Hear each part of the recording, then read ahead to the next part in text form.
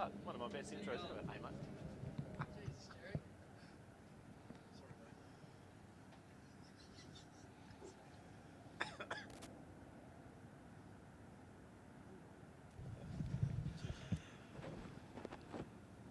Good morning, everybody, and welcome to the Southern Cricket Association Grand Final here in the northern suburbs of Hobart. My name's Aaron Roberts. Got Jon Anning joining us here on Duff TV. Looking forward to this big clash. It's Claremont versus New Norfolk, number 2 and number 3 throughout this season. And Jon Anning, welcome to today's game. I know you've been chatting all week about this. You're really excited by this contest. What are you expecting maybe as we see the umpires start to get ready for this big game? Thanks, Peach. I've been looking forward to this all week. I'm up and about. What I expect is a really close clash. The two teams, I think, have been fairly evenly matched all year. They've played 3 times and it's fairly even in all games. So I'm expecting a close encounter. Perennial finalists are New Norfolk. They've been led really well by their coach and captains over the years. And I reckon they're going to come in with a fair amount of confidence, particularly at the top of their order with Booth and Dance will take up the top.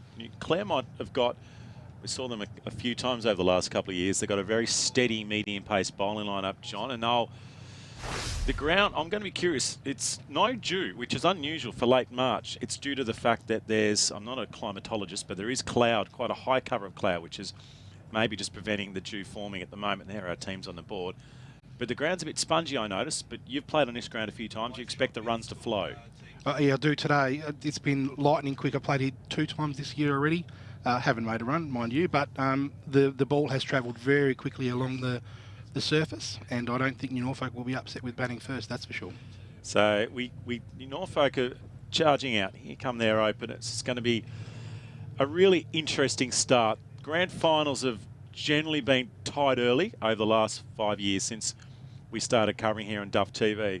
But it always takes, a Seb Wishart a couple of years ago with that phenomenal century. There was other players who have had a big display, but generally it's been the batters who have set good totals, who have had high scoring grand finals. Maybe today teams got to work out, Jon, exactly how to defend a big ground. Well, I'm not too sure it's such a big ground these days in a Claremont. The boundary line's in quite a few metres right around. It used to be a very big ground, but I think that you might see a few sixes here today. So Ricky Martin will open the bowling as traditionally does. He'll be coming slightly downhill to here at Abottsfield Park. You're on Duff TV, SCA Grand Final. We've got all the Duffettes out and about doing their stuff. We've got Jarrow, Pots and Pans. We've got Martin Duffy on top of the scissor lift. Hopefully he doesn't encounter any wind up there. And we have Jack Duffy scooting around and doing some odds and sod jobs. So thanks to all our sponsors. KFC is our main sponsor for today. Kookaburra, the Cricket Hub, Good Sports, and Clement Hire, who have allowed Duff to be elevated into the sky. And there's a few people in here. Jon, isn't there? Like, it feels like a grand final. We'd like to see a few more come in. They're just starting to bring their vehicles in. It is a little bit quiet here today so far. You think people would be up and about for the first ball of the day, but there would be a solid probably a few hundred just watching on at the moment. So Martin just getting himself warmed up. As New Norfolk openers are getting themselves ready. 2 players with a lot of confidence against a very decent medium pace attack from Claremont. Ball 1. And a little slightly nervously short delivery. And we're away. He's probably lucky to get away with that. Just a little bit shorter than where he would have wanted it, and I expect that Harry Booth won't be too happy with not putting that away. So Dance now comes a strike, so with a red helmet. It's very helpful for us from a distance to have Harry with the red helmet, because I can tell you the numbers on the New Norfolk outfits without my spectacles or binoculars are very lightly done, as he's warming the fingers up there. Rick? It's also good of him to be a left-hander, Peach. It's helps us a out. nice tell. So a couple of slips and a gully in play. The slips are very close as Dance gets set. So identical, but to the left-hander this time as a single off his hip.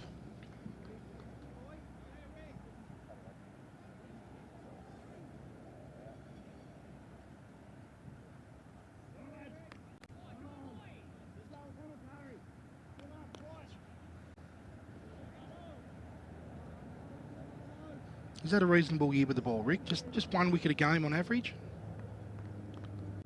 Just serviceable. Probably not as good as the last few years. Been a top level cricketer in the A grade division. Just a little bit of lift then. So it's a good wicket, isn't it, here at Abottsfield? Nice and wide. Some of the wickets are varied, aren't they? They are. And that delivery, to be fair, is probably a bit more where he wanted it than the first two. Good length. Just nipping back at the right-handed booth.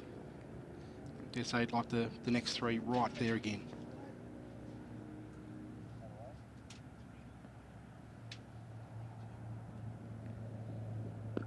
There's that back of the length delivery. So at the moment there's a ring field on the off. So we've got a kind of a standard, isn't it? The couple of grippers and then a gully and then a point, a cover and a mid-off. So there's a nice big gap.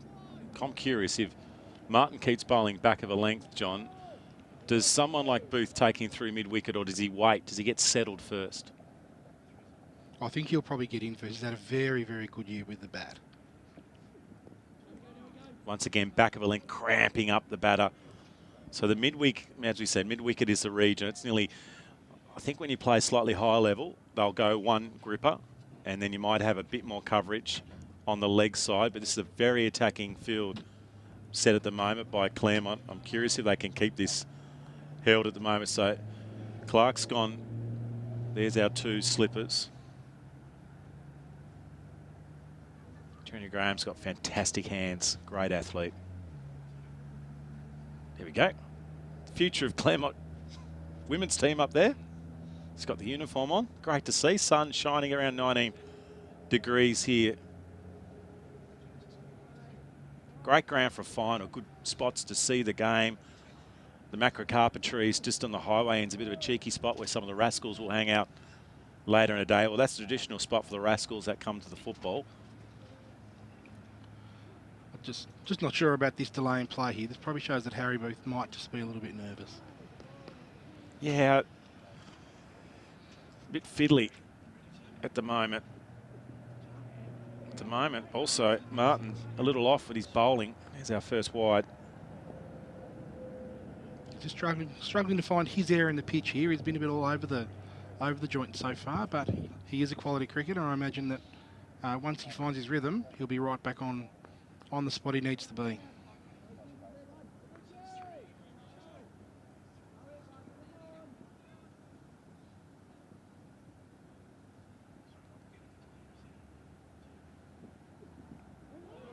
Once again, just a little straight, mostly full, so you wouldn't say a wasted over, and you could see him just trying to get his wrist position and practicing that release, but I think that could have been a little fuller, particularly with the attacking slip fieldings.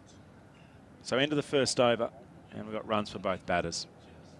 Indeed. Certainly what he doesn't want to be doing is straying onto that leg side with only the fine leg and the square leg in place. That leg peg is probably not the place he needs to be.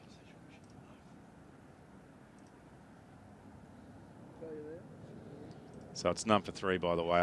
I'm doing the scoring commentary and also some stats here, and I've got a very complex little stream system here, and I've added 2 more runs, Jero. Can you take those off, mate? Off the score, but the batters are correct.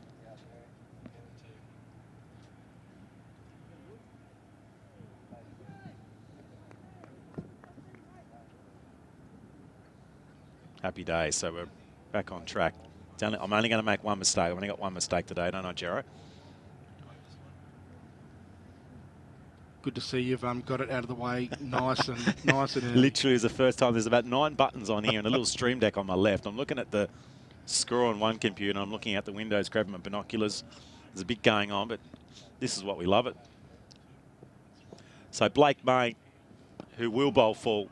Haven't seen Main bowl before, actually, John. I haven't actually witnessed him. He's fairly tall, isn't he? And straight away, he's getting it up. Good to see a tall young fella. Good full delivery. Swing back. I thought you said good to say batsman. tall young fella because you're a short young fella.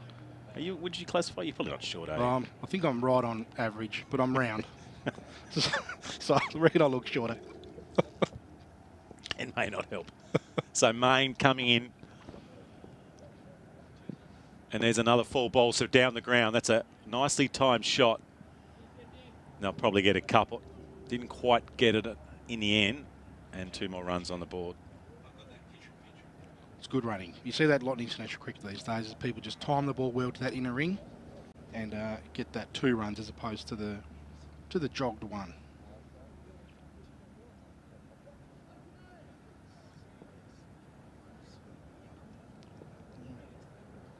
So still 2 slips and nearly a 4th slip as well. There's that drive again. This has been timed. It's running away, and this is just going to get to the line for the first boundary of the morning's play in the 2nd over. So maybe the back of the length is the better bowling, but the field's not set for that, is it, John? No, that's right. He overpitched there, and I dare say if he's going to keep the ball there, the mid-off will go in very, very quickly. It was just a really well-timed push, that. Let's just see it on the replay. I mean, I don't like to say it's in the slot, but you can see the gap with no mid-off, but they've got to work this one out. So now they've covered the mid-off. So this allows Blake to bowl up, and he's fraction wider there. In fact, it's quarter wide. And just a little bit quicker too. You always love when a bowler gets hit to the boundary, that next ball, the adrenaline gets pumping, and it's always just that little bit quicker. It's got a okay rhythm at the moment. There's a nice little bit of breeze, not really infecting him too much, just fluffing the shirts. Crouch stance. That one did go in, but swinging down leg. Half an appeal from the bowler. Probably missing the second set of stumps there, but good to see he's into the game. Up and about, excited. Conversations between the Trent Graham and the umpire there. Good to see them chatting.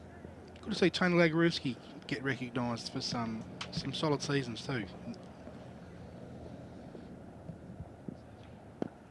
Another full ball finds a little gap, and there's a misfield. They'll get a couple.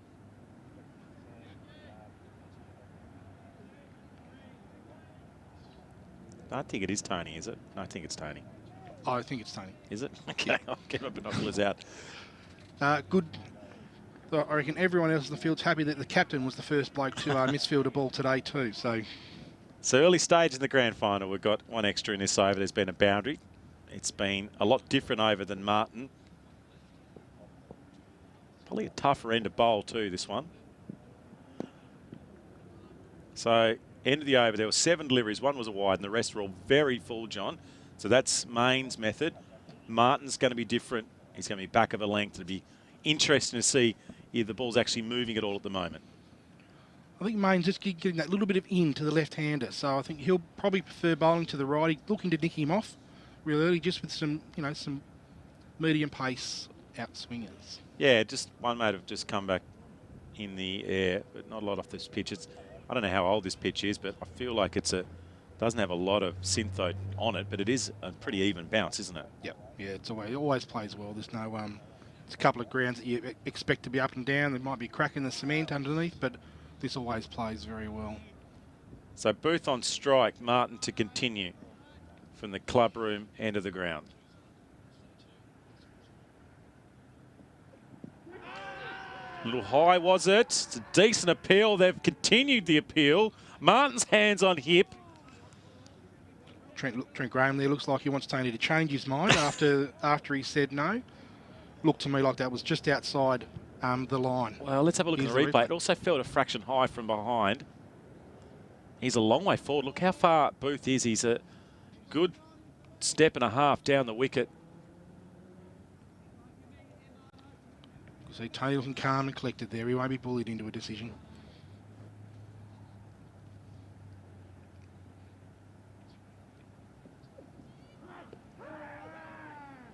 That didn't look like it. Might have just brushed the pants of Booth.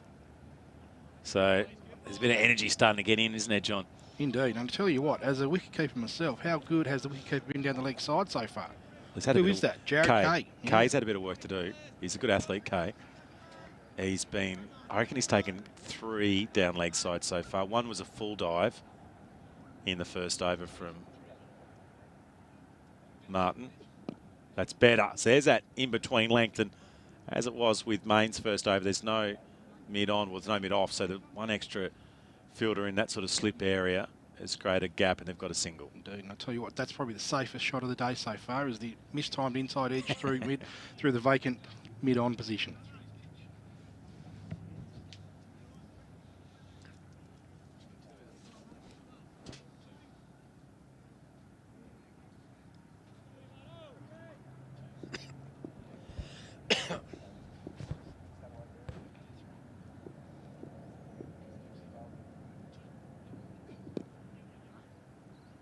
Good shot.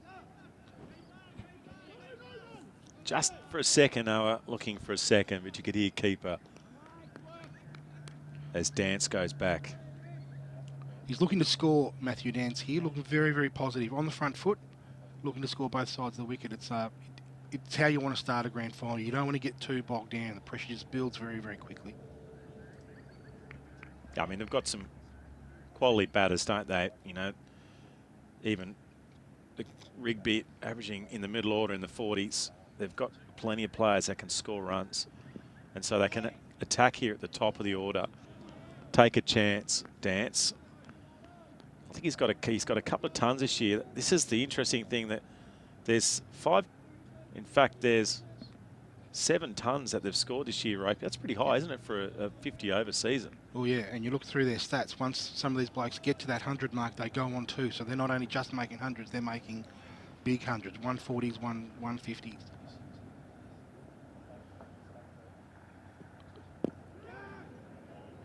Lofted shot down the ground. Let's see if this one can roll across that outfield. I reckon it's a fraction spongy. And a very comfortable 3 runs.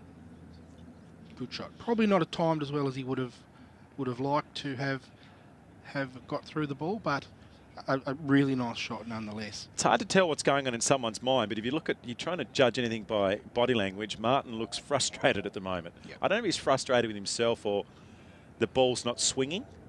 I can't quite tell. Hard to, but I can only assess he's not looking the most relaxed. Well, he's clearly struggling to find a length. He's been a little bit inconsistent with where he's pitching the ball, and that just opens up opportunities for both batsmen to find the gaps. Lovely shot of Kanani up there, Mount Wellington, and into the lower slopes here in Claremont. Popped into the Claremont shopping centre, one of my favourite shopping centres this morning, to grab some supplies for the lads here. Bustling shopping centre down at Claremont. There's a good little cafe there that just in the centre there I've been going through for a fair few years. And they make a nice macaron. Magnificent macaroons. Macarons. Macarons? Well, we'll go. They are very good. I think she's South American. I'm not 100% sure, but yeah. Maybe she's French. Don't know. It's early stages. We're already talking waffle here on Duff TV. SCA, you've got Aaron Robertson, Jon Anning covering today's grand final, as Main coming in for his second over. Now, I've got coverage here. I forgot to mention there's a sweeper on the offside fence for Main. So that tells me the captain's saying, bowl it up, get it up there, see if you can get one to swing away. I'd imagine that'll go to a defensive role once the left-hander comes back on strike. And there we go. So a traditional sort of deep backward or fine leg now, as it means he is getting a little bit of outswing. I think it's clearly a strength area, just in front of point there. They've had the sweeper out there from the get-go today, Claremont. Interesting, both batters have what I'd say an old style backlift, really big sort of backlift for that little cock of the wrist. Does sometimes mean if you can get it to swing back, your bat can come down at a bit of a funny, well, an angle which creates gap between bat and the pad. So if he gets one here, mate, he's in with a chance for a bold, I reckon. Not sure Brian Lara would agree with you, Peach, but, you know. That's whipped very effectively, and it will cover the distance and find the boundary. Lovely shot, that. Just lofted over to the largely vacant onside area and looked a boundary from the second he hit it. So this is interesting. Main's been pretty consistent all year. Batters haven't taken him on at the top of the order. He's played, I think, the 7 games, including the finals. And we'll just see this replay. No swing. That's an easy ball to hit. You still have to put it away. He's been really good at keeping the runs now. Will they keep these 2 slips in? I don't see the point at the moment with No real movement. There it is again. Well, how did he? I mentioned it at the start of the over. There could be a gap exposed. That might have been a little quicker. That is a cracking delivery. You can check out the pegs there. There's middle stump lying on the ground. That is a in-swing full delivery that has just cleaned up Matthew Dance altogether. Looks to play a very similar shot. Didn't he? But it was a fraction fuller, maybe another 3 or 4 degrees, so 3 or 4 kilometres an hour faster. But I did mention it. There is a gap being opened up when Dance was trying to push through the off. And also, we'll see the replay. There's that gap. No, that's actually gone under his bat. Yep. That's a beauty. That's a cracking delivery. Hasn't been a big wicket taker, the young fella, and isn't he up and a bit? Isn't he excited? Well, you would be. It's a grand final. I mean, this is what it's all about. You bowl one of the better batsmen in the competition, middle stump, gets crashed out of the ground, and after being dispatched for 4, you come back with that. You'd want to, and you need, how's this? Need 2 umpires to try and fix it. There is a bit of construction going on. It's the problem with the dirt they stuff in the wickets here at the various pitches. You do need to make sure it's nice and compact. The stumps fall out. There's all sorts of stuff going on. I think I find it's the problem with the lack of dirt. The lack, well, also all the style of dirt. But anyway, Main with the first wicket. And it's Seb Wishart now coming out to bat. A player who's got some good pedigree in finals. A century a couple of years ago at Tynwell Park. And it was one of the best tons I've seen in SCA first grade. And he'll have a role to play. Young Bailey Main here, just walking back to his mark. Here's the adrenaline will be pumping in the young fella here. This ball, this could be wide, to be fair, or it could be 140 clicks. So Dance is out. A couple of boundaries to him for 14. It was a bright and airy start from Matty Dance, and this is what caused him to have to wander off with his bat in hand and to pop his feet up for a little while until he has to field. Yeah. 2 slips remain, and we've got another right-hander. Wishart will, I think, John, be patient to start. And there you go. So same field, besides they've brought the sweeper on the offside back up. So protection on the offside for Main inside the ring with the 3 fielders there. And there's actually a little bit of protection also on the leg, so it kind of tells me he can err a little bit if he wants. He can bowl a little straight. Aim for those wickets, aim for the pads. That's a wonderful cover drive, and Wishart, second ball, is away. Really nice shot, really nice shot. Hasn't had a great season. Averaging 28, said Wishart this year. Average strike rate of 66, only the 150, and that is a great way to get into your innings. Oh, he held the bat held there the follow too, through. Yes. Yeah, that was a beauty.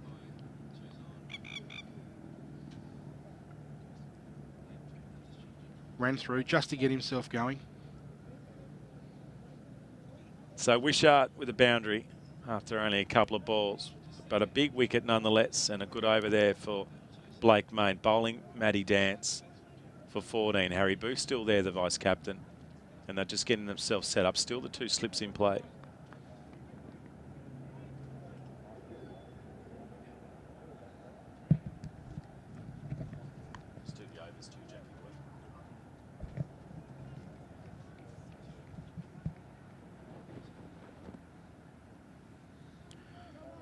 He's had a nice patient start, Harry Booth here. I think just trying to work into the game. Hasn't done anything silly. Hasn't been looking to score too much. Yeah, well, I'll be curious around what this over looks like. It's been mostly back of a length, and well, this is probably the role of Booth, isn't it? Just to keep things collected, and maybe it is for Wishart to come out and play some shots. It might be. He has a solid 785 run season to date. Plus what? 7. Do the maths.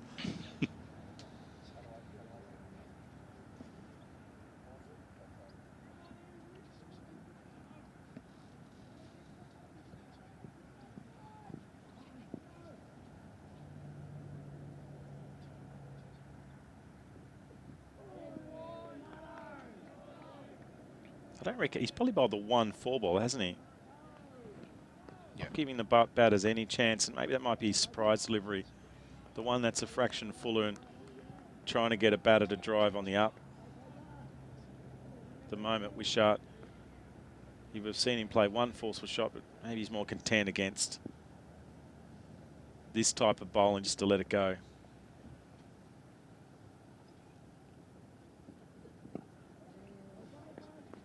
A little bit full of that one. He has been back of a length, just really sort of, and just nipping back at the right-handed batsman too. So he's just tightening people up, not giving them too much to score off. But I'm not sure he's looking too dangerous just yet either. There's a Norfolk crew undercover already. Obviously, to look relaxed. Very deep in there. Jason Rigby, the only one outside and getting a bit of sunlight. That was a tempter. I thought for a second that Wishart might have thrown the bat at that, but he did the right thing and just held back. 2 balls to go. 2 balls to go. The crowd is just slowly building now, Peach. I tell you what, no, New Norfolk, they'll get here. They've been good at travelling for the last 7 years when New Norfolk have been playing in grand finals. They've been the sort of the bigger crowd. They've only had the one home grand final during that period. They've generally had to be tasked to playing away, and that's more at the body. But they'll be hit.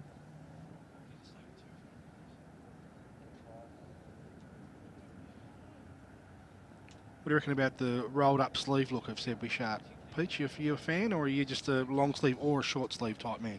No, I actually went out to a gig last night and I went with long sleeves, and there was some hipster bars with the short sleeve, hipster guys behind the bar. And I thought, I like a long sleeve rolled up just generally. I've even got the long sleeve rolled up at the moment, actually, you do John, too. So, no, it's a good look.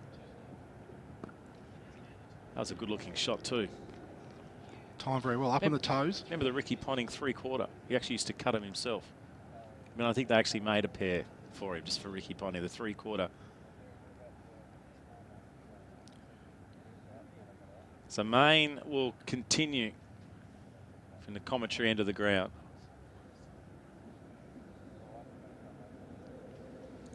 We always need to get some names, don't we, for the venues we go to. I feel like the commentary end of the ground is pretty boring. Maybe the Claremont Village end of the ground. John, what do we... A better description? Not sure. The river end? The Brett Carr end. The Brett Carr end, that's been spoken about as well. How many games has Brett Carr played? I think it would be, if I just go into my memory bank, 609. 600, unbelievable. Brett Carr end. I like it. Inside edge, and just making sure that one wasn't going to land back on the stumps. Harry Booth just looking to get settled here. He's nurdled a nudge, back of a length deliveries, and now he's going to... I don't think this might be the first time he's faced Main. I'd be interested in what he does with the fuller delivery. They've actually got the sweeper out there on the offside too. So a little bit of protection for Main. Ball is just dipping away too, so the slip cordon there will feel like they're in the game. The gully's gone as well. So they've actually put that fielder in. That's found a small gap. Well, I take it. Look at that run away. And I'll pick up a couple. So the outfield does look to be moving pretty well. It was reasonably well timed, but they've got a really interesting offside field to the right hander. They don't have it for Booth though. So they're saying, no, the fielder is still deep for Booth. So they've taken out the gully. They've got 2 slips. They've got 3, we'll say, kind of on the ring on the offside, and then also a fairly squarish mid-off, and then the cover, fence is covered. So there's only one style of delivery here from Main, and that is full on-off stump. He has looked to prefer the fuller length today. Seems natural to him, doesn't it? Yeah. Yep. Some people just have a more of a natural net length. No doubt Harry Booth is a little bit back of a length, and Main is a fraction fuller.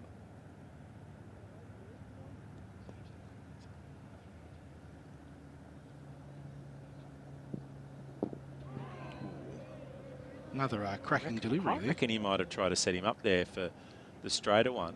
Might have just see what he did with his hands here. That's a decent. Yep. It's a good ball. Actually, that's a really similar length and pace to the wicket of Matty Dance, wasn't it? Just that very full delivery. So true Yorker.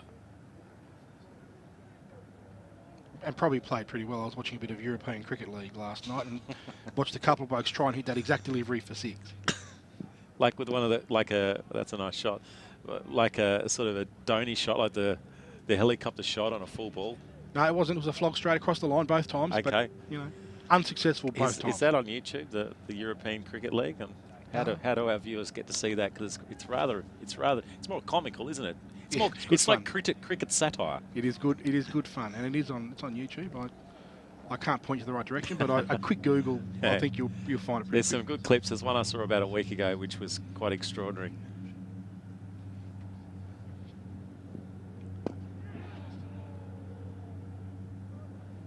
Just uppishly played, just enough to keep the bowler and the fielders interested. That from Seb.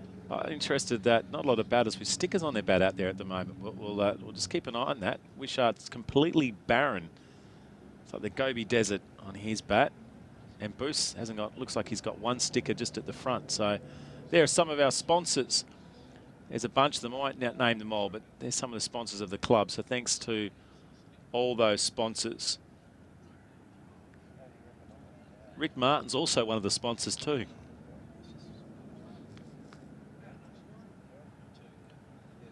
Maybe that's your pathway to open the bowling for Claremont. Chuck a couple of grand as a sponsor. By the way, can I play first grade and open with the new ball? Oh, he's got plenty of wickets. I reckon that one just held back. This is a good length, I think, to boot. He's starting to get into his game. Good contest. He's not going for many runs, is he, Rick? He had a... No. Wouldn't have been happy with his first over, but he's come back nicely after that. 9. He's put a few down leg, but he's only gone for 9 so far.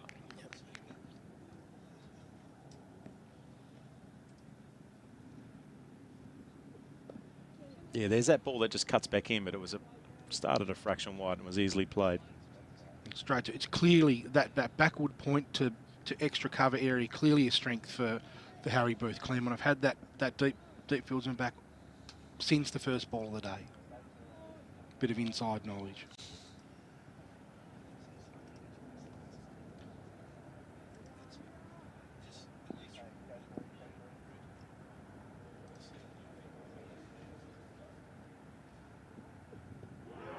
That looks full.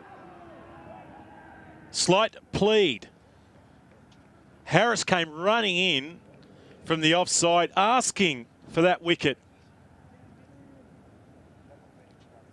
It certainly looked in line, didn't it? Don't think it got him outside. There you see Harris. Let's have another look at this one. Was it going down leg? There you go. Look at Jared Coe there, looking very confident. The umpire saying, no, that's sneaking down leg. Just nip too far, but that's a dangerous delivery. Wishart stuck on the crease.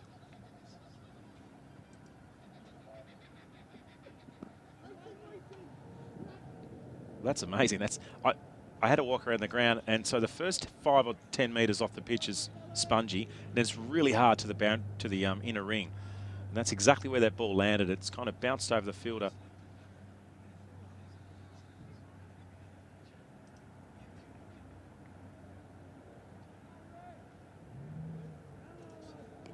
You don't see a lot of grounds get that type of bounce with, you know, it happens a lot in the international games where you've got those extension of the pitches, but here when you're hitting straight into the turf, you often don't see it ping straight up into particularly the air not like against, and no disrespect to the bowler, he's not the quickest, Martin, but he's quick enough.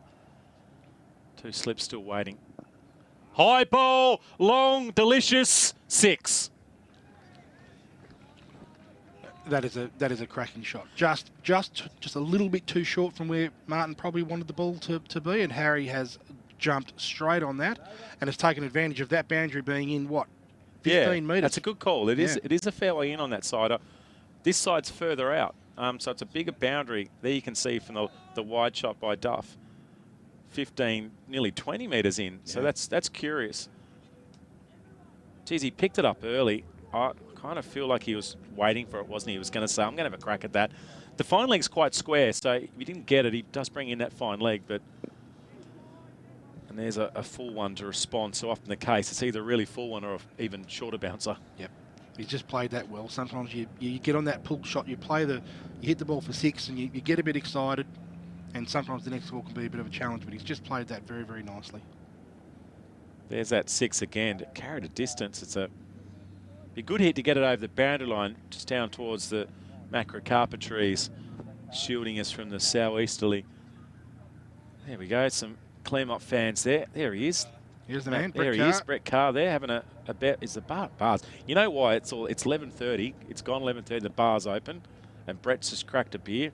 It doesn't like the camera though. He turns straight around when he 609 games. I'm not sure how many beers he's consumed in that time, but I'm sure they'll be polite and enjoy the day. That's a little outswinger. That one's a good delivery, and Wishart was in two minds on what his options were. In the end, he probably did the right thing and let it go. Yeah, we haven't seen too many balls left today. No. No, it's probably an indication the bowlers have had a really good line. The length is the only thing that, well, partly the length might not have been missed. It's up to the batter to make the length the wrong length. We've seen a couple of drives and a flick and a pull shot now, which resulted in boundaries. Really intriguing stage of this game. Wishart, you feel, wants to pounce on anything full. And after a boundary in his second ball, he's only got 1 run off his next 9. So he's gone into stability, you might say. I think it's probably his role is to get in, stay in, and tick that strike over.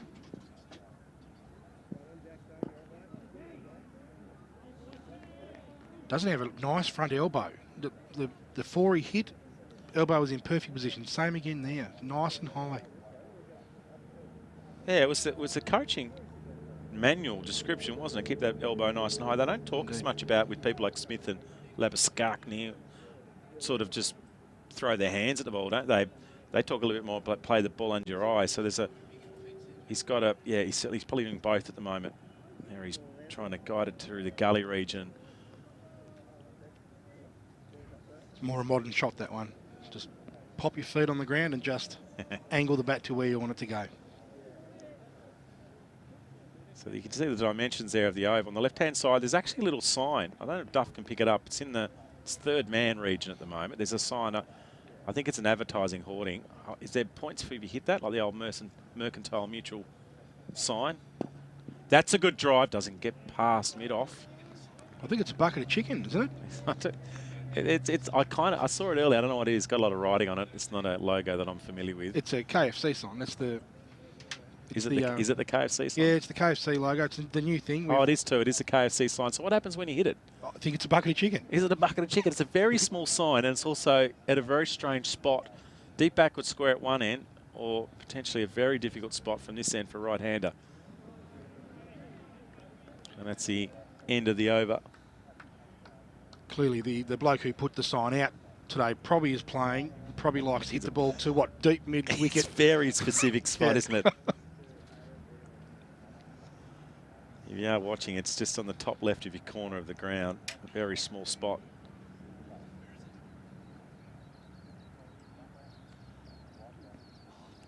There's another one over the other side. Oh, there is too. There is also in a weird, deep square leg for the right-hander at the top end. What is it, half a metre by maybe 1 metre? It's not a great...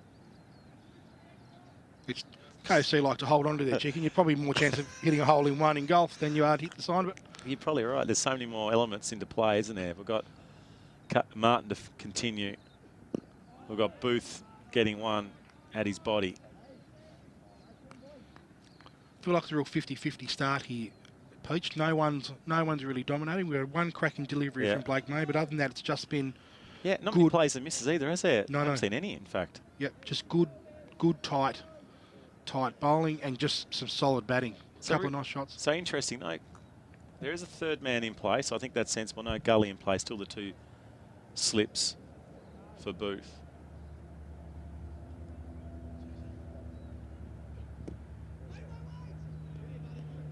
He does look like he likes it there.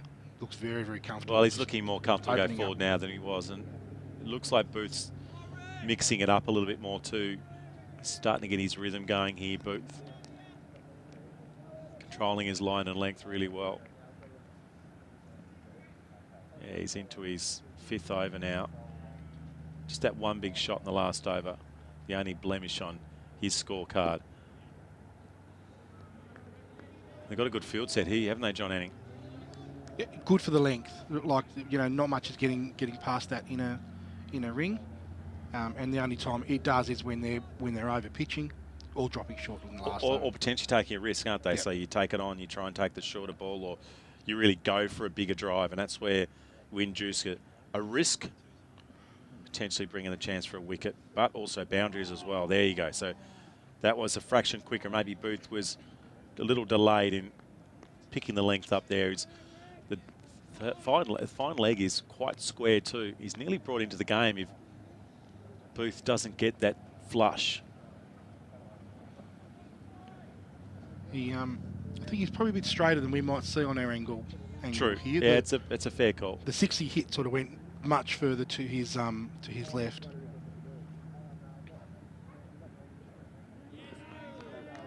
Hey, we've just seen a little bit of movement off the pitch. That went away. Nice leave that too. That's a real Ricky Ponting type leave. Bat in the air, solid. There it is. It's not a large sign, is it? What was that New Zealand years ago? You won a grand if you caught a ball if you're wearing a certain shirt with a certain logo on it. You had it was a purple shirt in domestic cricket. There's that gully region. They took the gully away. And they're coming back for two, so good running. Had to go around to his left a fair way.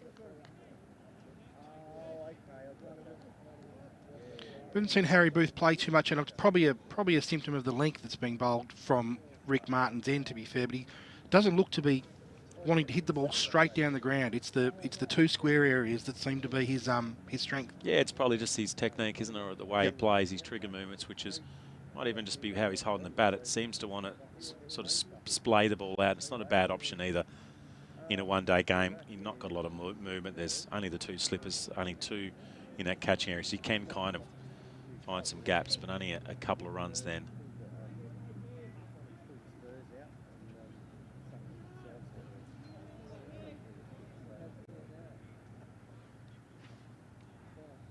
So Wishart, I won't say marooned on 5, but he's been stuck there for 14 deliveries. 13 deliveries now, in fact. So there's a gully coming back into play.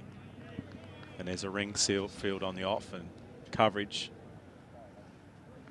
Just looks like he's digging in, doesn't he? Like he had that 4 off his first delivery, and just looking like just to get a feel of the ball on bat, not really looking to tick the strike over. Yeah, the singles, isn't it? Yep. Drop and run's not an option at the moment. The bowling's been good. The field's in tight. You can see him there trying to work his way.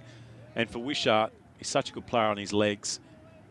He may have to take a little risk here, and if he's not going to force the ball through the offside, he may have to wait for the straight one and just turn it around the corner. There is some space behind square. There's our offside field in the slip region, but if Duff can pan to the leg side at any stage, you can see there are a few gaps.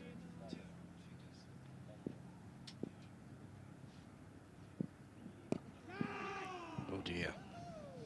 It's a strange one, wasn't it? I don't think he took any pace off that one, but Wishart just tried to hit it straight back at the bowler. Maybe he needed to try and swipe that one a bit more. No, actually, he lost his grip on his bat. I think he did try and whip that one through the leg. I think he probably would have wanted that for 6 had he had his time again, but next time.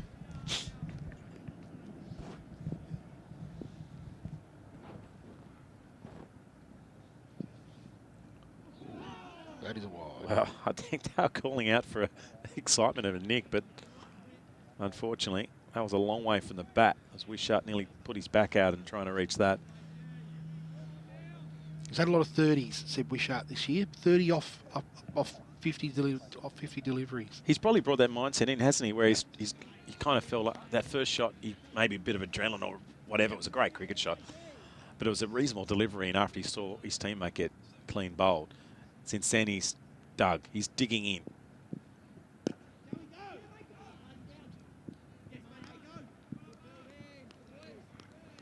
Nice picked up there by the captain. That might make up for the misfield earlier. He's had to chase a few to the fence. Clark, he chased one earlier. I'm not sure what his personality type is. A nice little artistic shot there.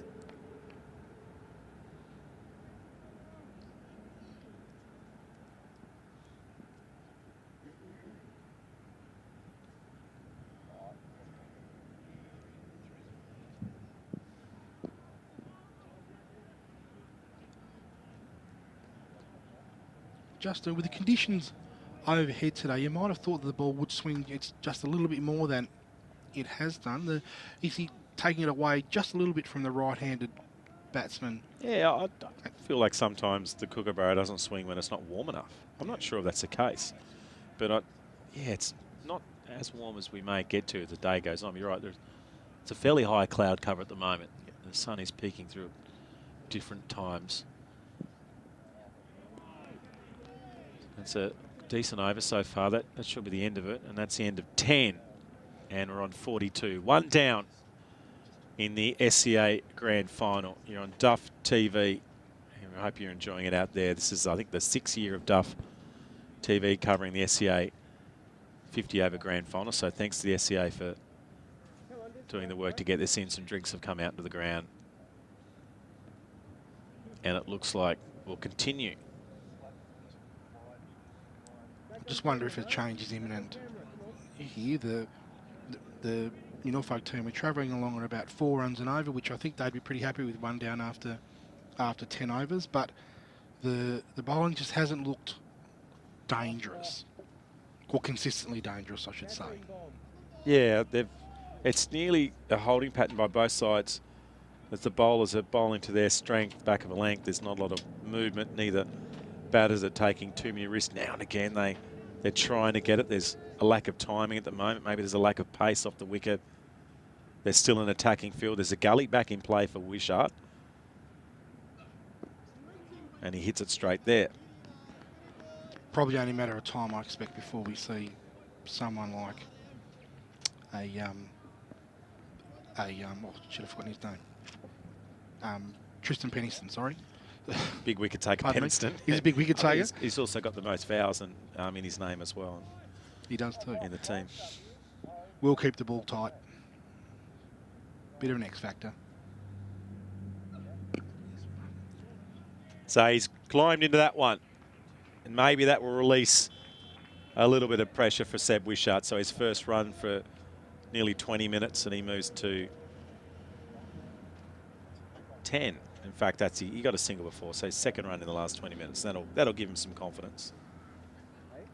Just looks like both batsmen here are just waiting on that slightly shorter one from Rick Martin. Sometimes when you do bowl that short of a length delivery, there's not a great deal of difference between the good length and the short length, which becomes much more hittable. It's a good point. And on a Syntho wicket, you can take a risk. You know it's not going to climb on you. Yep. Not at this pace. You can nearly set up for it like Booth did 3 overs ago and wait for the length and then just climb into it.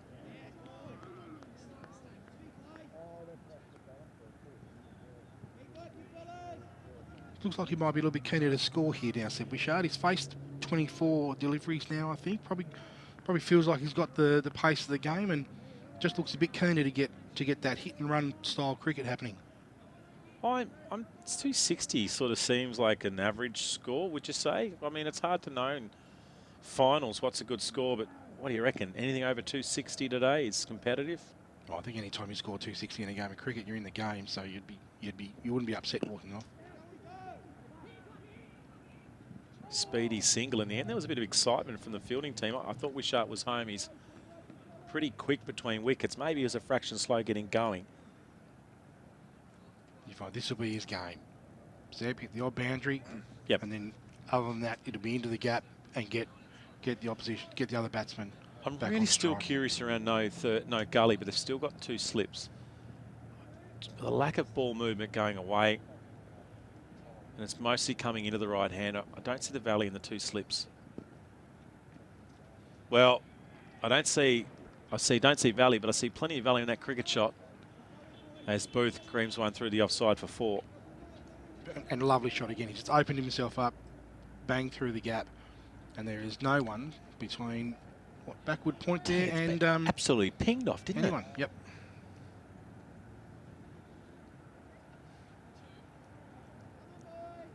So confident shot.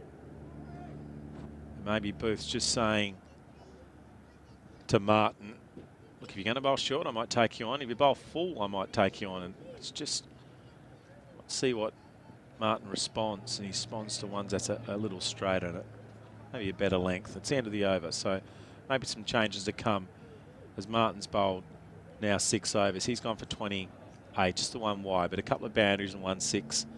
And we're reached the 50, 151 here after 11.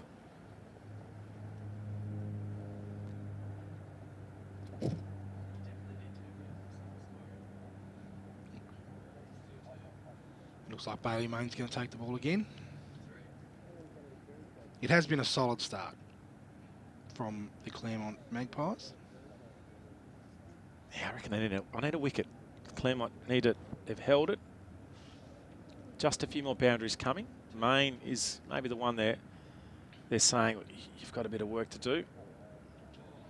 I think sometimes as a captain, as a fielding captain, when the batting side is going at that 4 runs and over, they're not necessarily on top, but neither are you. So it can be hard to make that decision. You've got to be proactive, though, don't you? Yep. You've got to look at what might be occurring the next couple of overs. Who are your bowlers? Where's the strength of this batting lineup for the Red Caps? It's in this top order. So if you can get a couple, then it moves into the middle where then not a solid. Rigby's been pretty good, but outside the sort of top 4 batters, this is where they want to make these runs. So if it's a 260 score, they need runs from the top 4. So therefore, Claremont need another wicket. That was a little bit of outswing there. Clearly likes the cover drive, Seb. With that nice high elbow, solid on the front foot, and clearly likes to play through that area. There's a good shot of the fielding. So that ring, those 3 fielders just on the off, reasonably tight. There's a little bit more of a gap, and now there's a player in a catching short extra cover. That's going to be an interesting field. So that's Harris in there. What that does mean, though, is there is certainly space in the leg now, but it would be a risky shot. But I'd be interested to know. Wishart can play very effective, well, let's call them swipes, but he's very effective at cracking the ball through that leg side when he's in and when he's going, when he's confident. Once he starts, it's very hard to stop him. He may be reluctant at the moment with Main bowling quite full. He'll also be hitting potentially against the swing of Main. What it also shows is that Main has been very consistent on the same spot. You know, he's let very little go down leg side. I think his 2 wides have both been to the offside. Yeah. And clearly Mark Clark is very confident that he's not at the moment, you know, drifting on to leg stump or dropping short. Yeah, probably hasn't bowled one on leg stump at all. Yep. Pretty much the straightest ball was the one that got the wicket of the left-hander, Matty Dance.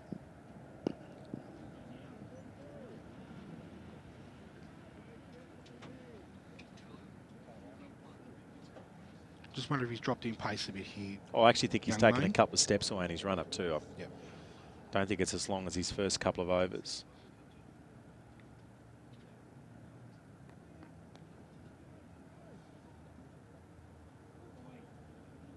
The all-black uniform, mostly of Claremont with that little V. It's a good uniform. Not sure black's always the colour you want to be playing in a cricket season when it's 30 degrees, but pretty fine today at 19. And the overdone. Another solid over from what is being a really good spell. So 6 overs apiece from both the openers here from Claremont. Martin 6 overs for 28, and the wicket taker Main 6 overs. But he's bowled 2 maidens, Main, and he's 1 for 23. And I think I'll get my binoculars out. I feel like we were thinking there's a change. Maybe there's not. No, still no change. So Rick Martin will continue from the club room's end of the ground. There's some water and whatnot came out in the ground. Umpires have to keep a close eye on that. It's a little frustrating when every few minutes. I know the rules changed about 6 or 7 years ago because people could ping out at any stage with a drink, and now it's a bit more structured. So we've only got the 1 slip, so we've had a first change in the attacking field for Claremont. So Clark is just maybe holding it. Protection on the offside. Still no gully. I don't mind that catching position to remain, but he's keeping it out for now.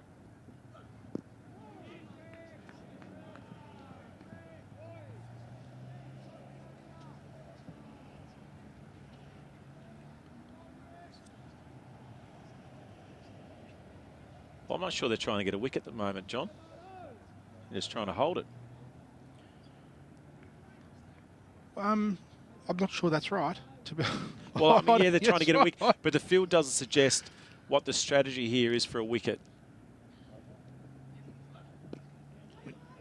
I think that might speak to what I'm saying. What I was saying earlier is that I don't think 4 and over is alarming. So I don't think they're panicking yet. But the risk is that one of these players, if they don't, so once again, their top 4 is their batters. They get 2 out in the first 15, then they can go into a more repetitive pattern. Yep. I think they need to keep trying to attack until the fielding restrictions are removed.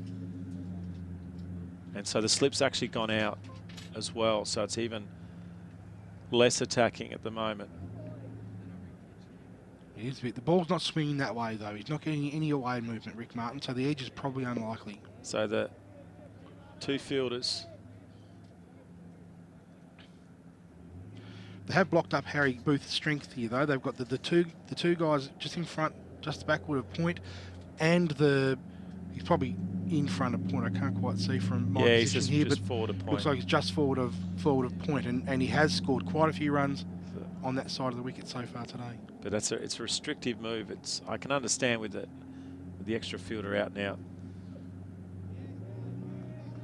But I wonder what Martin wants, though. I mean, imagine he's the one sitting in the field. What do you? I mean, working with the captain, but you'd hope that the fielder's got a good strategy on. He's the one bowling. He knows what he's doing. He's an experienced player. I'm interested in what his strategy is at the moment, other than just to tie things up. And they have kind of done it too. There's the odd explosion, the odd couple of boundaries, and then a lot of dot balls here in this innings so far. Delicate guide there from Harry Booth. I'm not quite sure. You might be right here about them just trying to hold him up, but I'm not. Harry's had a cracking season, averaging over 50 with the bat. He's made 200s, 450s. We need to get him out then. You're right. You need to get him out. There's no point just letting him settle right in. Yeah, and he's hit. I mean, that was obviously he may not have played that shot if there was a gully in there. I imagine he wouldn't have, but it means he needs to do something different. But Wishart on strike, and now they come in. So the gully comes in, and the slip comes in. I think this is a really good field, and I think that's the field you need for Wishart. You can still have that field with no gully. Keep the gully, I should say. Get rid of the slip. Still have the coverage deep, and maybe even take Thurman out and say, well, you have a go at it. Down leg, only the players behind the wicket appealed, and Martin could easily see that was drifting down leg. He's gone now 7 down for himself. And we're 13 down here in the grand final. So early-ish stages. Just wonder if it's a bit muggy out there just at the moment. It's not too hot. It's only 19, 20 degrees. It's muggy here in the commentary box. We're in a van with 4 people. 4 very lovely people here in the van, but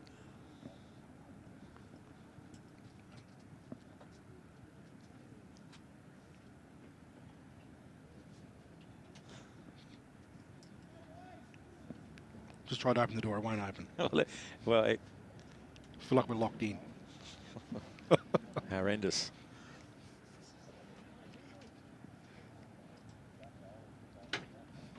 So Main to continue on. Good shot through the gap. There's a fielder out there. Is he going to cut it off? No. And Booth with a great shot through point.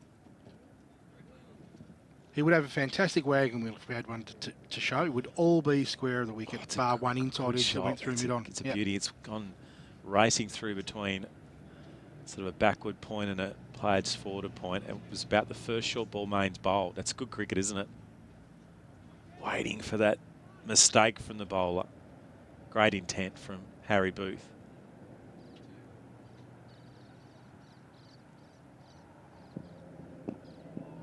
There's that full ball. It certainly worries. You'd nearly say, wouldn't Main be handy at the back end? Just a couple of overs, maybe 2 to 3 overs. This might be his last. He looks a little fatigued too from that image there as he's walking back.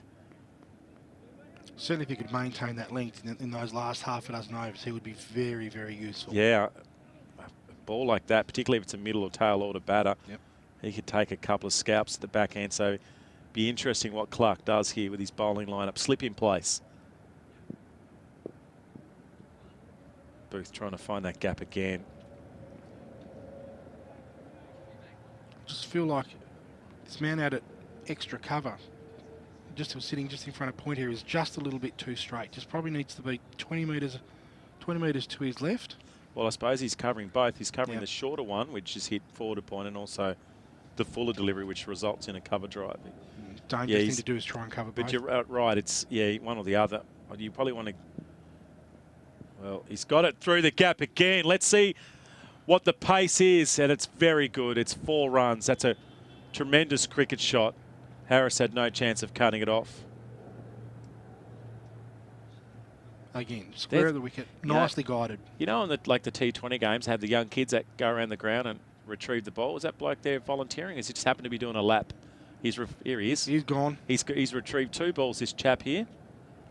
Lovely. Look at that. Magnificent. Thank you very much. I think he's done, though. He's done his stint. It's up to someone else now. All about, what, 5 minutes of fame. He's done. So Booth into the 30s. There you go. There's that sweeper. He's in the action.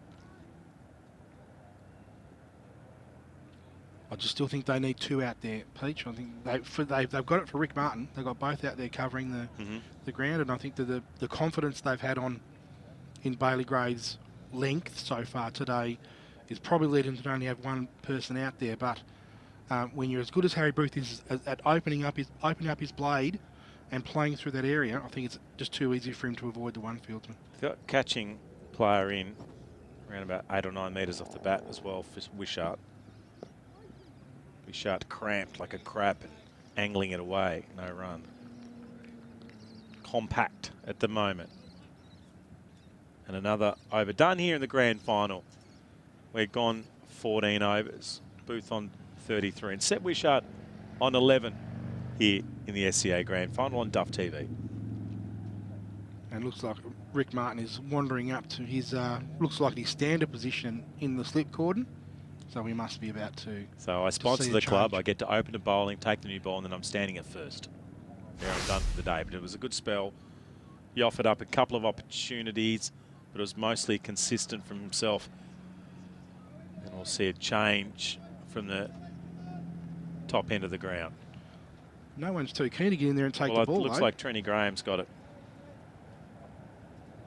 It's been a good pickup this year, Trent, after a few years playing for the mighty Levendale Bushrangers. He's a ripping footballer too, Trent. Indeed.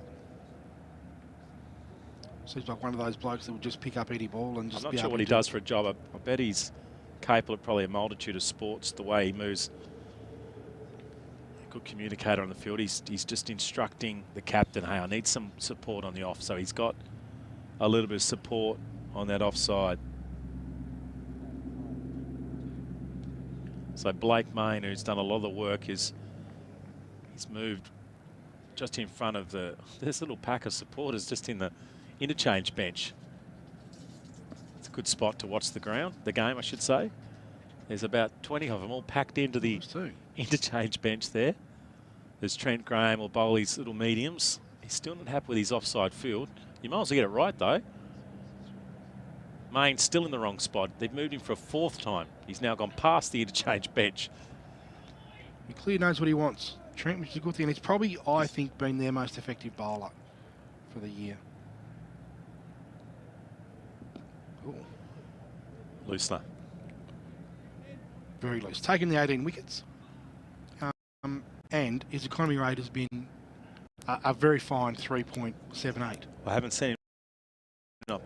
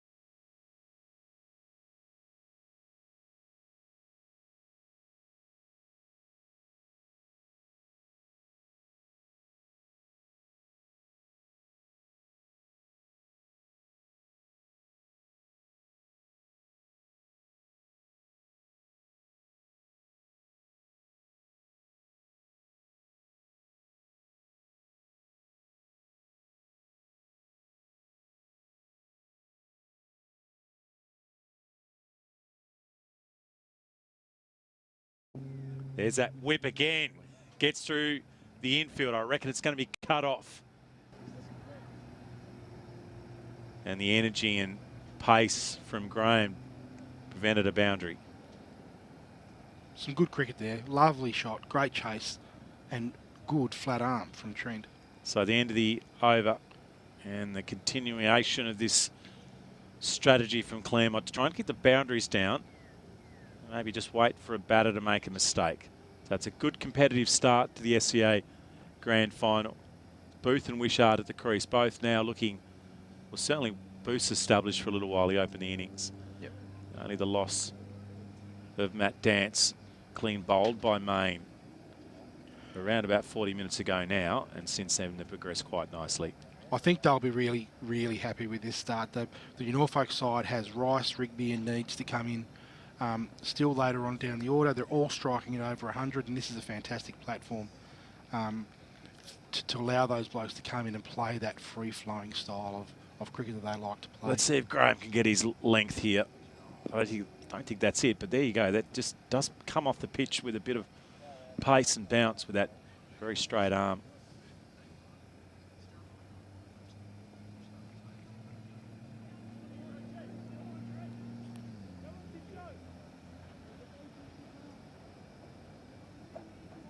Plenty of cars coming into the ground here at Claremont, the northern suburbs of the southern capital. The final game of cricket in the SCA. And there's I'd say it's a slow ball, but he's bowled it with a slower arm action.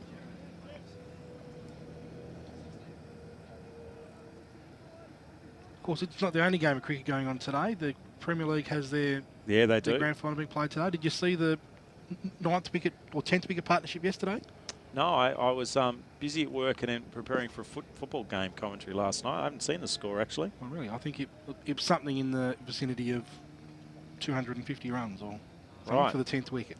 Wowzers. Yeah, incredible. Charlie Wackham put on 200 and... Joaquin, yep. Probably unlucky not to play a bit of first-class cricket after a good year 2 years ago. That's right. And whoever their number 11 is, put on 50 off of just 200 deliveries. Wow. Yeah.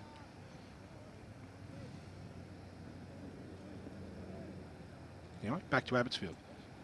Well, might just keep an eye on that grand final. Up to 74, 1 down. We're in the 17th over.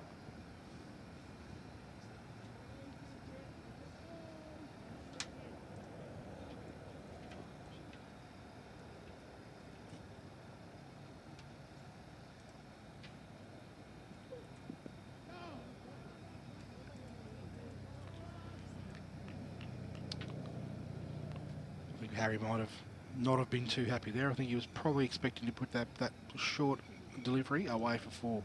Just guided it straight to that backward point.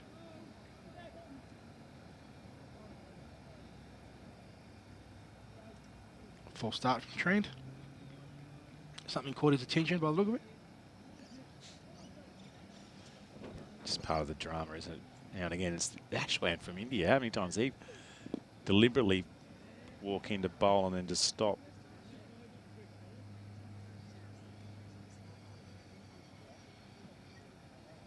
And that looks like it's Strings Peach.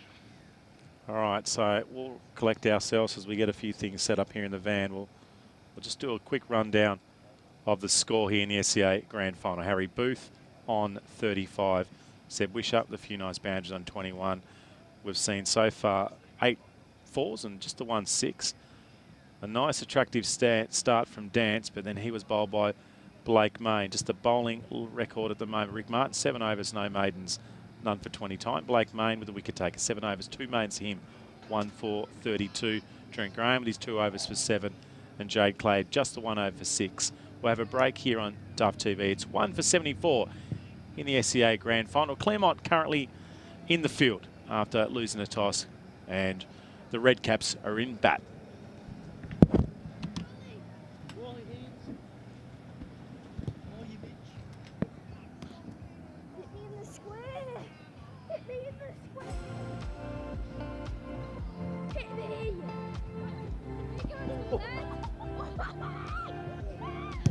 I've had my ankles broken.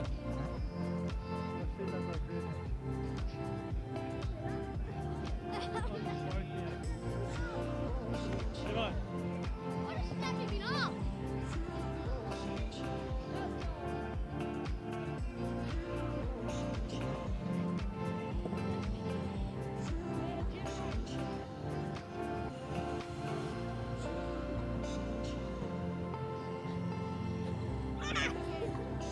bounce, mate, come on. You nearly got murdered. Hey, you see, he broke my ankle. Oh, surely you can hear that on Duff TV. Oh, I hope not.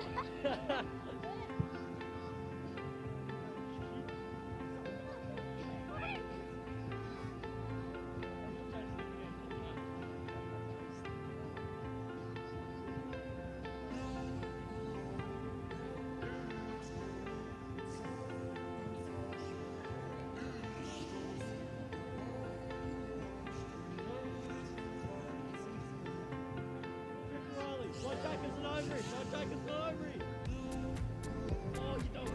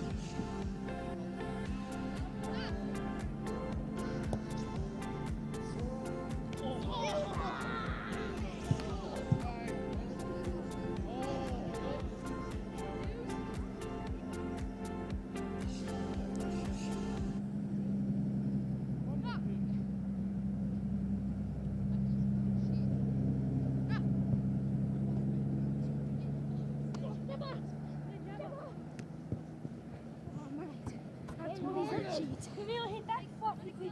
Yeah. Hands. We can. I just want to feel it. Oh, that's warm as. You just call it a handball. Handball.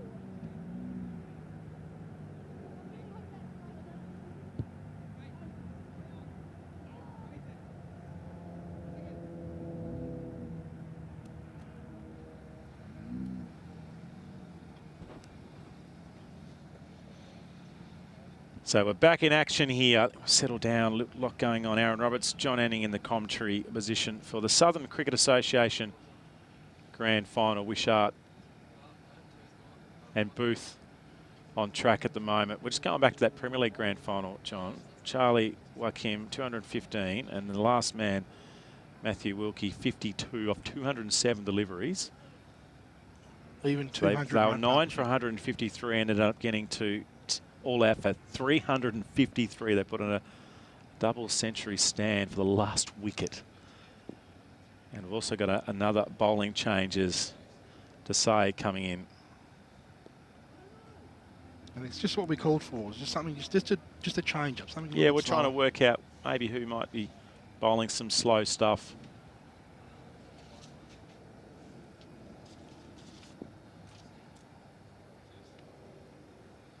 It's a pretty standard field. Mid-off and mid-on are currently up, so it's going to help bowl potentially little back of a length, and the rest with 3 on the off inside, and some protection on the deep cover fence and some protection on the leg side as well. Hasn't taken a lot of wickets to side this year, only the 6, but has only gone at 4 runs and over. So expecting they're just again, just trying to keep it nice and tight.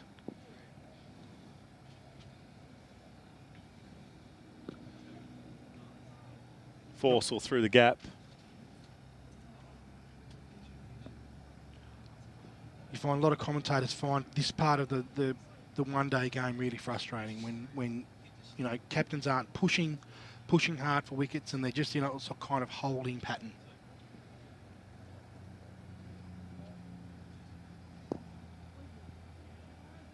That's all about the rhythm, isn't it? Yep. I think there's a lot of strategy at this time of the game where you try and maybe work a wicket at the same stage. You're trying to keep boundaries down and also maybe happy with singles.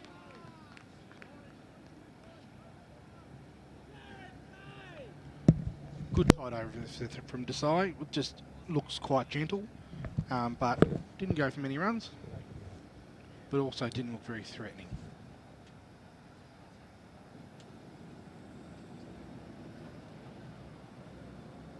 And it looks like a double change after drinks with Corey Whitbread coming on from the other end. Do you reckon Mark Clark was listening into our conversation before the drinks break? It's worth a try, isn't it? Spin from both ends.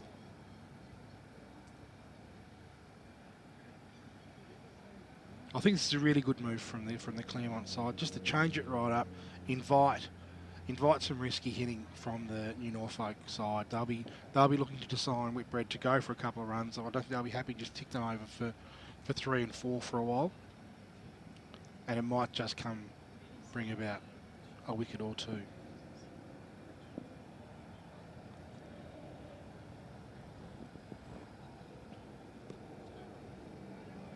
So at the moment, they've struggled to find some singles.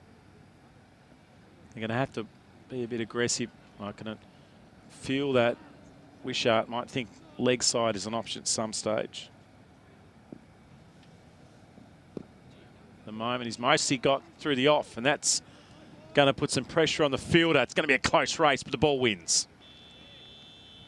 It's good batting from Seb Wishart. Got to the pitch of the ball and just about pierced those 2 fieldsmen just about exactly through the middle.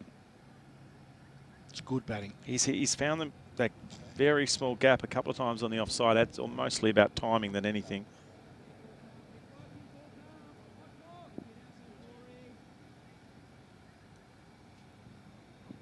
Here's a faster and straighter one. He turns it around the corner. So good cricket from Seb Wishart.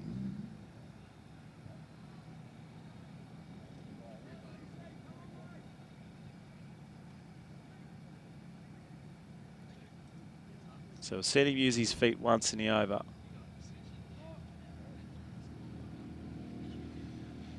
Just the one out in the offside for Harry Booth here. That's a good length. Got that covered as well. It was well timed from Harry Booth. Might have gone straight to that fieldsman, but it certainly pinged off his blade.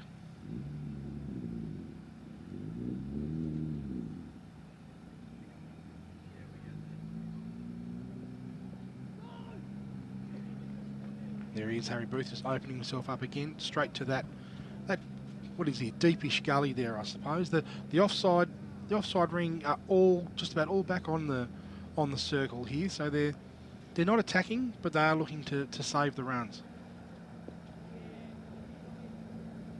And that is a good run. Just held back nicely. Nice soft hands right into the gap, and because those fieldsmen are all back on the ring, it allows them to scamper through a quick single, especially someone who's as light on their feet as Seb Wishart is.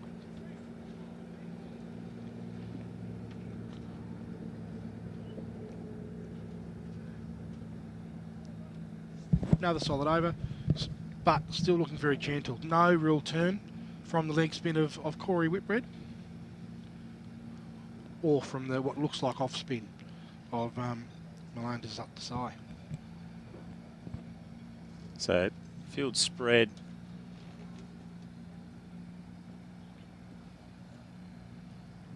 things have settled down at the moment. Offside looks like the game for Wishart. You can get it. There's a lofted option here too, straight over. Yeah.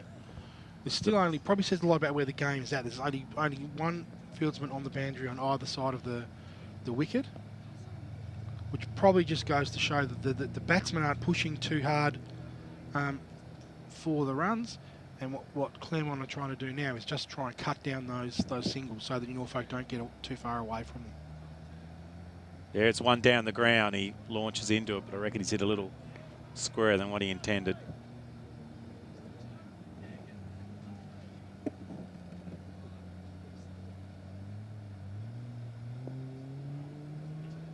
Good economical stuff though at the moment. So far, Harry Booth just looks a little keener to get after Mark Desai here, and as I say that, Mark Clark has put himself back onto the offside boundary, which is that area where Harry is looking to currently hit the ball. Well, that was a very full delivery. That's gone high on the bat and hasn't been dispatched. He'll be frustrated with that. Is that the third full toss that hasn't been put away today? Yeah, no, I think he's had a couple of them to himself. Graham bowled a full one. That's a better one. That's a difficult ball, but a quick single. That's good running. Probably knew that Rick Martin was probably going to be a little bit slower off the mark than some of the other Claremont lads, so that's good awareness from Harry. So another over done. We've gone 19, and we're into the 80s. Still just sitting on 4 and over here, so it kind of makes me feel like the New Norfolk do have that 260 type target in mind. If that means they can cruise along 4 and over up until that 30 over mark, and then really push in the last 20 to hit that 260, 270 mark, which in any grand final in anywhere in the world will be a competitive score. Yeah, it's been fairly high scoring games. I mean, they relatively high scoring so far.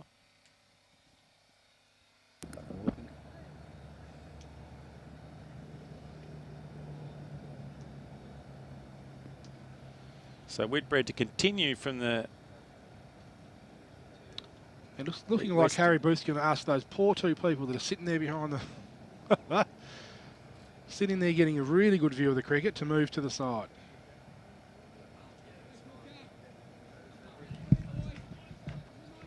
It's a bit of a shame because that piece of cement up there is probably prime viewing on the ground today.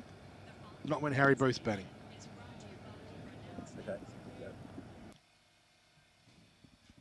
That's just solidly hit through the offside. One said Wishart's doing a good job here, Peach. He's just snuck up to 27 after what was a really slow start. Yeah, that little period just after he got into his innings where he was stuck a little on his score.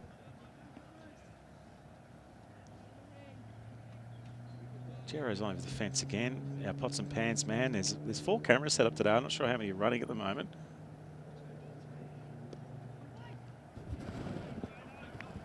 The effects mic's being moved. There's a bit going on.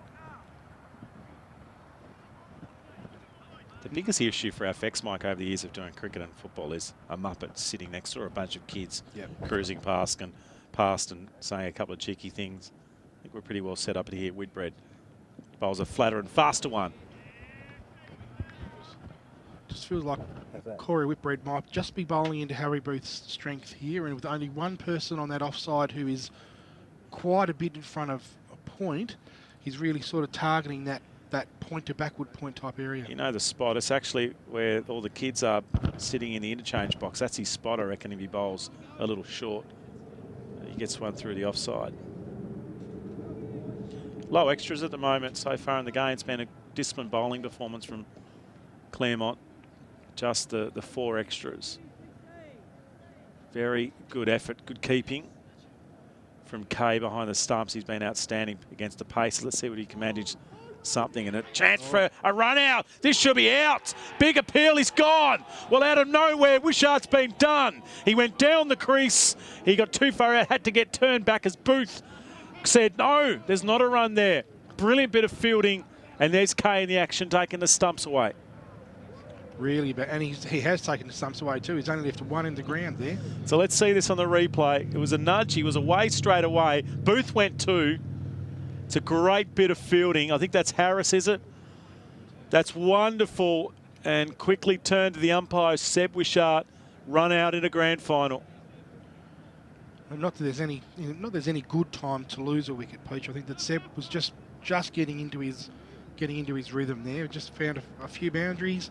Was starting to tick the score, behind the stumps. He's been outstanding against the pace. Let's see what he can manage. Probably just something ill-timed wicket. A run out. This should be out. Great big fielding though, isn't it? I mean, Kay had to take it, and Harris full length after he retrieved the ball. So he picked it up quickly, Harris, and he was able to release the ball with an underarm throw with both hands right next to the stumps. Perfect. He was probably even aiming for it either way. And a big moment in this match as the wicket of Seb Wishart, who was starting to look pretty comfortable out there. And this is the thing, I suppose, about grand finals, where we've sort of been saying, where's the wicket coming for Claremont? But they've created with some good, stable cricket.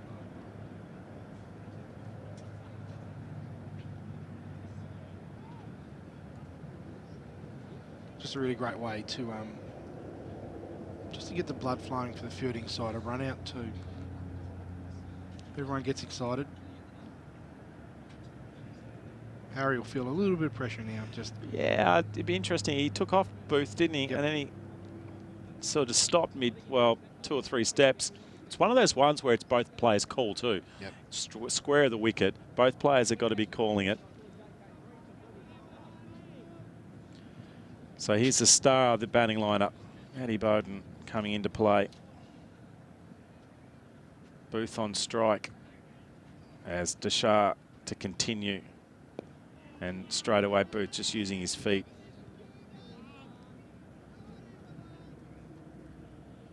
I think it's Deshar. I'm not 100% sure. I actually tried to quick look for the right pronunciation. I found 2 different versions, so we might just double check. We hope he's getting it right. I think it's Deshar. Down the wicket.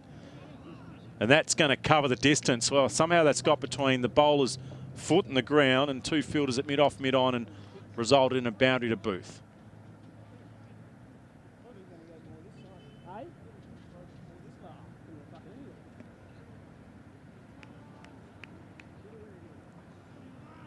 Some risk in the shot too. You can see the disappointment on the bowler's face, but it was good positive cricket. And he's gone again. This time it's gone to the left-hand side of mid-off and a 4. Just one of those things. Sometimes when you're involved in a run out, regardless of whether it's your fault or not, you might feel a bit of something.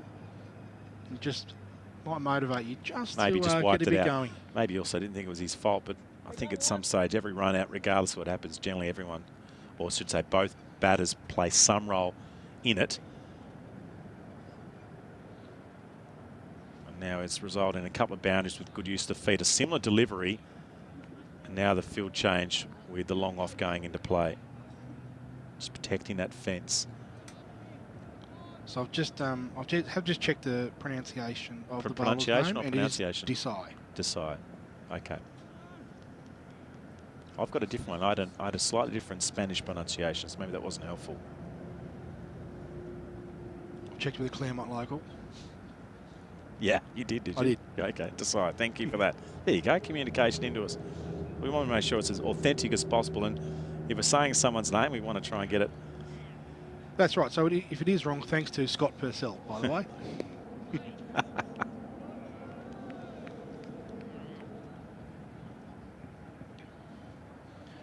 Matty Bowden on strike. He has had a good year. Another batsman with 200s. Another player where you can mix his pronunciation up.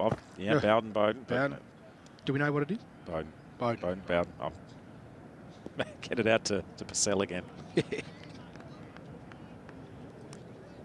End of the over from Desai. He's been good, but a couple of boundaries then. So Booth set the tone of his clash against a spinner. It'll be interesting how he combats that in his next over. He's looking very solid now, Harry Booth, up to 47, just off the 66 deliveries. He's just kept his momentum going, hasn't he, Booth? Just shy of a half century here. another half century, it should be said. He's averaging 50 this year, 52. I think took out the Player of the Year, I think, during the week.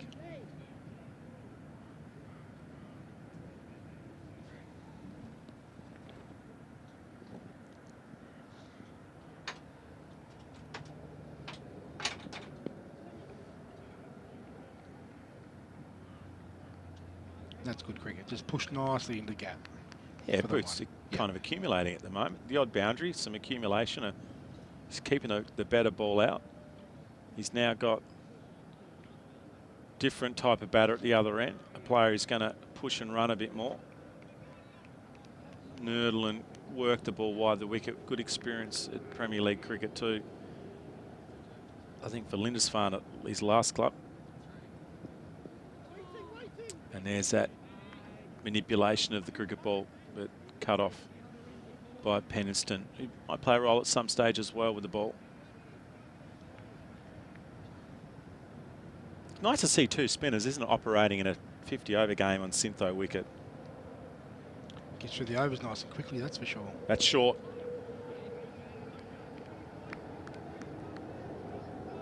I'm surprised we haven't seen Tristan Penniston with the ball yet. He is Claremont leading wicket taker. He could be back. He could be next over, maybe at this end. That's wide, and he's in the action. Harris, he's having a good day in the field.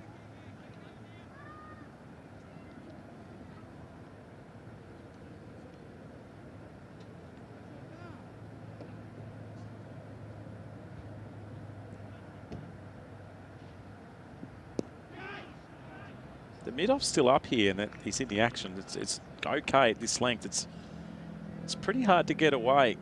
It's a good little battle at the moment. Players are going to have to take a little risk against Corey Whitbread and find a way to get him under some pressure. There's that faster one again, and there's the little Nurdle, and Bowden's off the mark.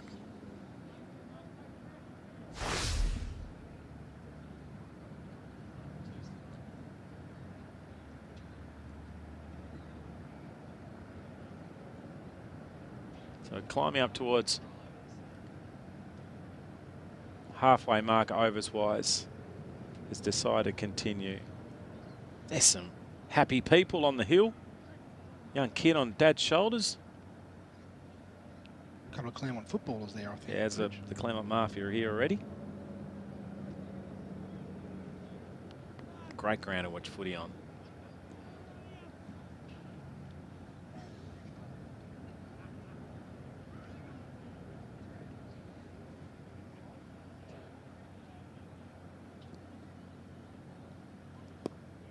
So Bowden just compact, playing a middle order game, which is working his way in and then start to find singles. Can't bowl short. I'd be interested if he does bowl up, will he use his feet? There he goes. He does use his feet effectively. Didn't get all of it. No, he only just got to it, didn't he? That was great cricket from both the bowler and the batter. I was interested if he threw one up, what he was going to do. It was great cricket from Clark to keep the mid-off up because, geez, that's good cricket to reach that, isn't it? Yep. Just that speed to the air from the side, just a fraction slow. It allowed the footwork, but also allowed the drop on the ball too. And an easier one off the back foot. Looks like he's looking to score. Is that one of those years, Matty Bowden, where when he's got in, he's gone big, but has had a few low scores in between as well. So you do have the opportunity to get him out early. Yeah, and these are their two best batters. They'll go for two here. You could probably even hear in the effects Mike Booth is saying two.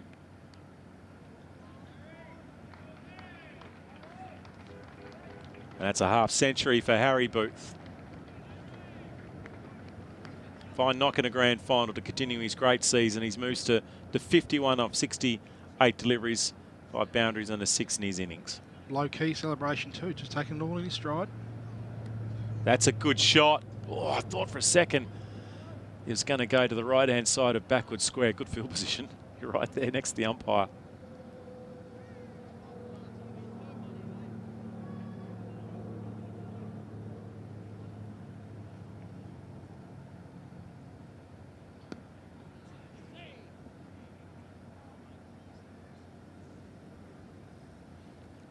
Still, sorry. Still just ticking over it, just over the 4-run mark. Here we've seen no real increase in intent or scoring prowess. We're just travelling just through the motions a bit. Yeah, we'll just recap the game so far. So rugby finished on top. They went out straight sets. The Red Caps from the Valley won the toss and batted first. It was a nice start from Matt Dance till he was bowled by Blake Main. Clean bowled, middle stump disappearing. And then there was a good partnership from Booth and Wishart. It was hard work at times, but they started to settle in. There were some boundaries, but it was a really compact position that they were in until Wishart was run out by Harris and Kay, the keeper, brilliantly at square leg. There's a bit of a mix-up between the two batters and then 2 down. But since then, they're starting to settle again. They've reached 100.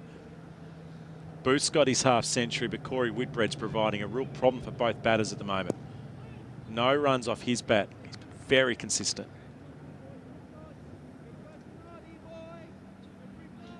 Just bowling a nice, consistent area here, Corey Whitbread. They've got the field set nicely. He's not making too many mistakes. Well, that was a slog. Well, they had to take a risk, and the risks resulted in a reward of 4. I like it. That is a good old-fashioned flay over mid-on. Yeah, it's good cricket. Calculated stuff, isn't it? There's a flatter ball outside off. It's a predominantly offside field. There's only one player deep in the league, and he's very wide. He's there for, not really the sweep shot, but there for the flick. And with mid-on and mid-off in the ring, a lot of opportunity there from, and now he tries to nudge it through the gully region. He does bowl a flatter trajectory leg spinner, Corey. He doesn't throw the ball up above the eye line. It's a lot flatter trajectory, and I think it makes it easier that those ones too just hit that ball over the mid-wicket area. Yeah, probably not a lot of overspin at the moment. That one might have had a bit more overspin. Still a lot of dot balls, isn't it? I mean, it's pretty traditional SCA, this sort of standard cricket where you've got the field up a little bit. You do see a lot more dot balls.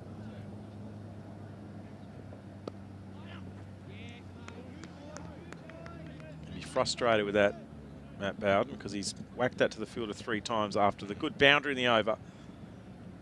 Probably goes to show that I think Matt Clark does probably have the field set bang on where it needs to be just at the moment. The amount of balls in the last 15 overs that have gone directly to a bloke sitting on the ring is significant. Well, so we've got to change. So Desai's going to have a break for a while, and Graham's coming back on from our end.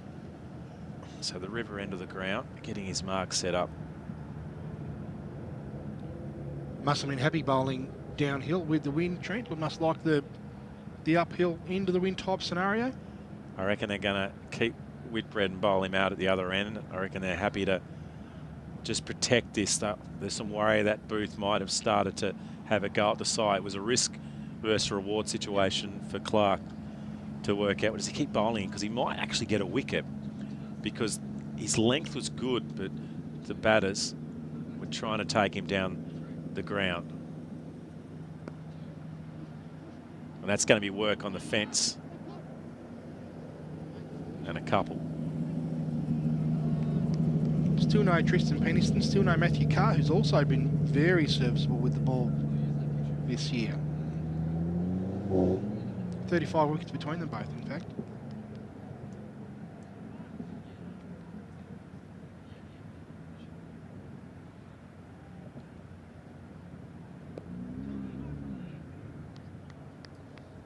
So at the moment, the field is a player on the leg side, deep square, right in front of the other interchange. Is another fielder on the offside in a similar role, antipode to him.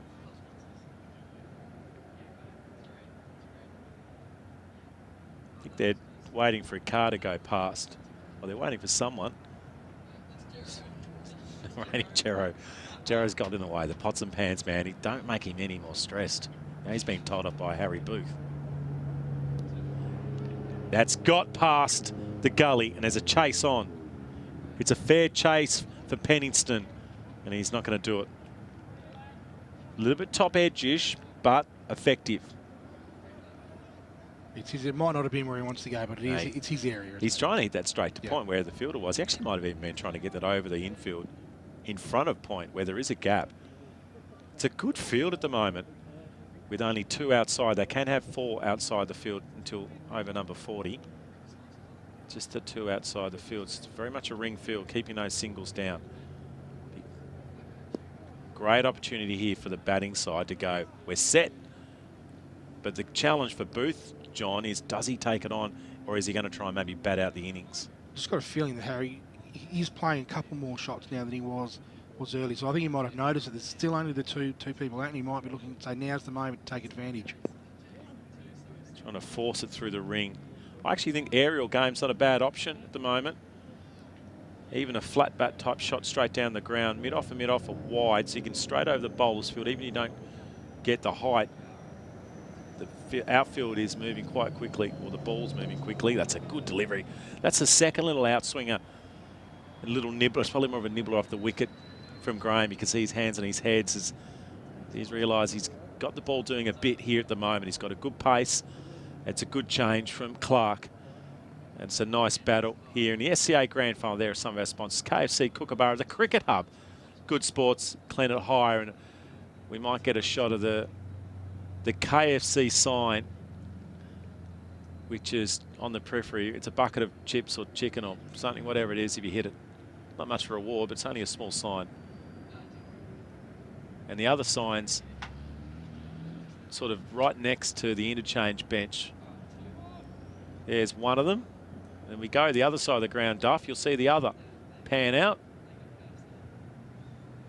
We're saying it's a bucket of chicken. Could be more than that. There's a wide. It's the first one we've had for a while. It's been very disciplined bowling.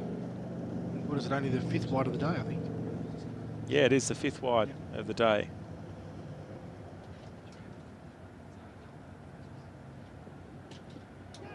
Oh, oopsie doozy. I think we find that one just had a little bit more flight too, and Matty Bowden looked to hit that across to the leg side again. There's a fair swipe. That's his first real risk.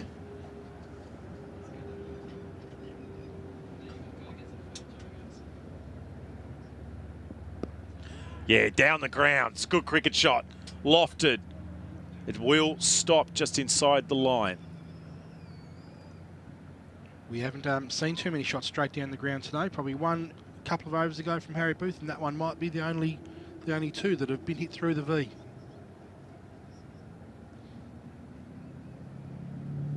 Yeah, it was a beauty from Booth. Still didn't get it though, did he? Whitbread's still bowling that flatter line. And now through the off. No change of the field though, is there, John? They've kept that field, although now mid-on is going back to the fence. I think I reckon Matt Clark's noticed here that Harry Booth is just looking to open a little bit more. The mid-off's gone back, the mid-on's gone back. They've now got their full complement out on the boundary. Yeah, so they've got 4 out now, so the 2 in the ring. So they're just trying to hold him. And that's good fielding. And pings it back at the batter. All good stuff. He's got the shirt tucked out now, Booth, so he means business. He's been out there from the start of the innings. Just gone 2 hours. I should say nearly gone 2 hours. He's continuing his good form in 22-23. That's one to be hit. He's got it through the gap. Right. Glorious placement. And that finds the line. And you wouldn't believe it. Another boundary for Harry Booth, square of the wicket. It's a real flick, isn't it? It's a great cricket shot. It's full delivery too, like not the ball you'd expect to go through that area.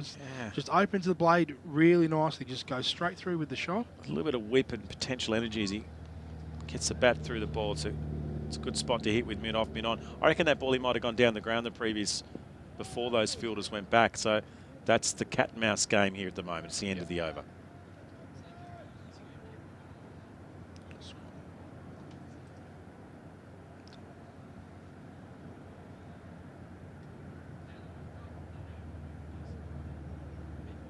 So 121 on the board. We've got 27 overs gone. Booth 61 and Matty Bowden on 13. 2 boundaries to him. Boost moved from the low 70s up to nearly 80 with his runs per 100 balls. Carr trying to get his field right. A couple of young Claremont footballers enjoying your day at the cricket. Good to see. Yeah, there's a couple of good setups at the moment. There's a few little dogs around in the back of the utes. Great thing is, we're miles from the bar and the barbecue or whatever is going on, but they've actually popped a toilet behind the van here, a little portable toilet. That's going to be 4. It was a loose ball from Graham, and he's whipped it behind square effectively, and he adds to the total. Tell you what, just a slight change in attitude from your Norfolk here since the run out. Matty Bowden's come out and is looking to score, and they've pushed this run rate from 4 to nearly 5 very, very quickly. Yeah, it's been a good tempo change. Graham, his first probably loose delivery at the moment. Still no change of the field on the leg side, and he goes down. Is that going to be out? Yes! Well, out of all that, Bowden tried to take on mid-off and he couldn't, and the captain has taken the catch. I think that's the advantage, Peach, of keeping the fielders up. You might give away a couple of boundaries here and there, but it only takes one hit in the air, fields him up inside the circle. It's a good catch too. That was travelling. Yep. Absolutely travelling. So it feels level pegging at the moment as Rice will be out to bat and take on. Booth still there holding the innings together. Bowden wanders off in a grand final. Nice little cameo. Came out looking to score. I reckon he got Matty Booth Bowden going as well, Yep. didn't he? Yep. Good energy from both, but Rice can certainly nudge it along as well. Coming off a cracking 100 last week too, Nathan Rice. 125 off, I think 101 deliveries. Yeah, and he can strike it. He can move it along too, striking, I think, well over 100. 112 even. Yeah, that's useful in the middle overs. He's got a little bit of time to get in, so it might be a good stage for Rice. He's got Booth, who's in control, hitting a boundary probably every 6 or 7 deliveries at the moment, Booth. Getting the odd run, so it's ticking over about 5 and over. He can settle into the innings, Rice, get himself set, and then he's nearly got 20 overs just to show what he can do. Could be exciting stuff here in the next little while. The middle period, they do say it does slow down the tempo, but I think we could be in for something exciting. And like we're at plus 250 at the moment, aren't we, for New Norfolk? They continue at this. It kind of depends on what they're aiming for. They've still got some bats. They might be 3 down now, but they've still got some batsmen in the shed. Cody needs a very good young cricketer.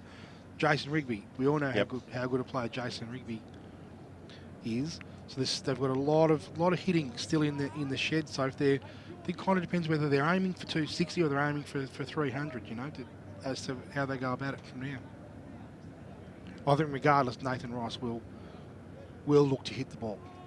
Won't be looking to hang around. Yeah, Rigby going at 130 plus this season strike rate, so that's very useful. That catcher coming in to Rice.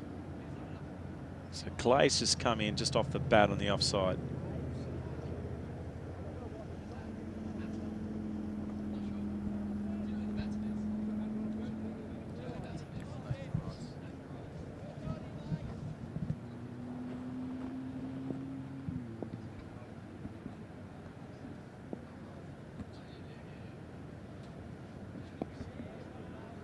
Very gentle Graham at the moment, isn't it? You can see Rice just waiting on it, getting back in his crease deep, ensuring he doesn't give his wicket away. He's got a reasonably simple action, Trent Graham, and just watching him from behind, it just looks like the type of bowler that could really put in a quicker one if he decided that he wanted to get his arm right over. It just looks like he's going through the motion here. It's all shoulder, all muscle.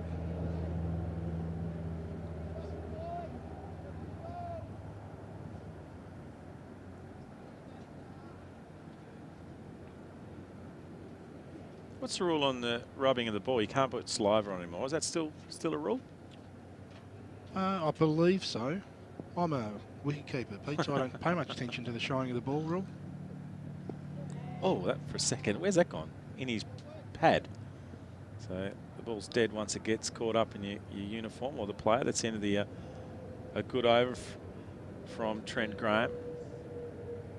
Rice happy to see most of those deliveries out, just getting himself settled. Needs most likely, and probably Rigby. Maybe Rigby could come in depending on if there's where the wicket falls. He likes kind of 10 overs, Rigby.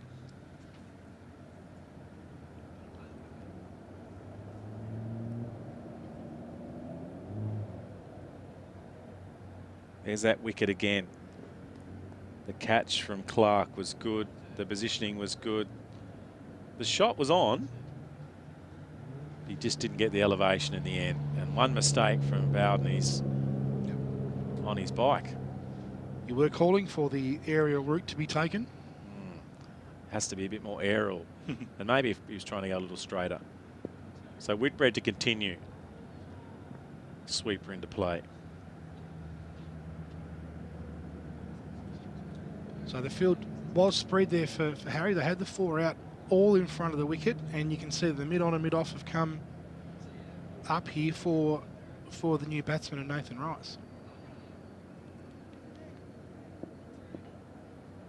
Looks like a strong lad, Nathan Rice, doesn't he?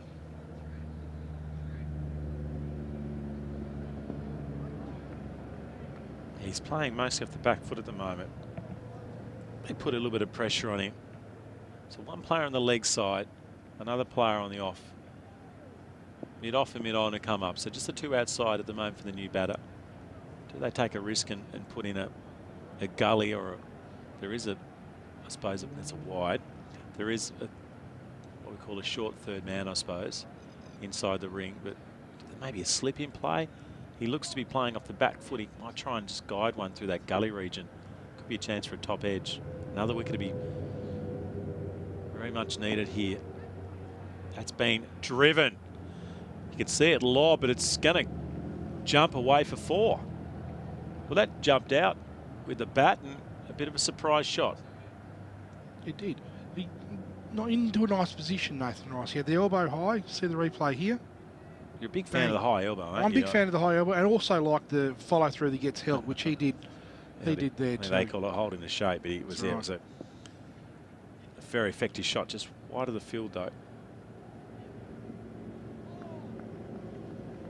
Corey, we're right back on his mark there. He has been very, very consistent through his overs Not today. too many wrong things with what he's done.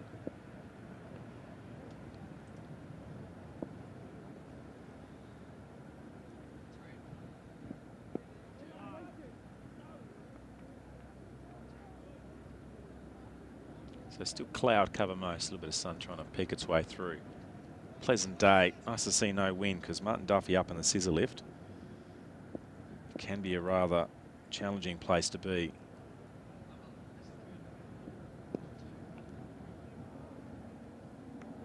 Looking nice and solid here, Nathan Rice.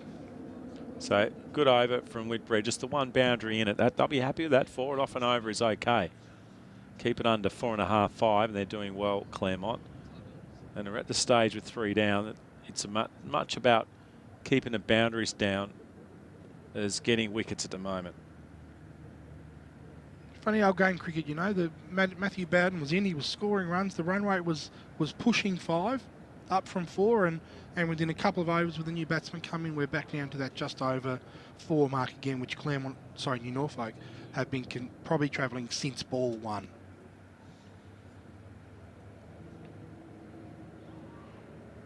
Yeah, Booth hasn't had much of the strike in the last 15 minutes, so the run out happened.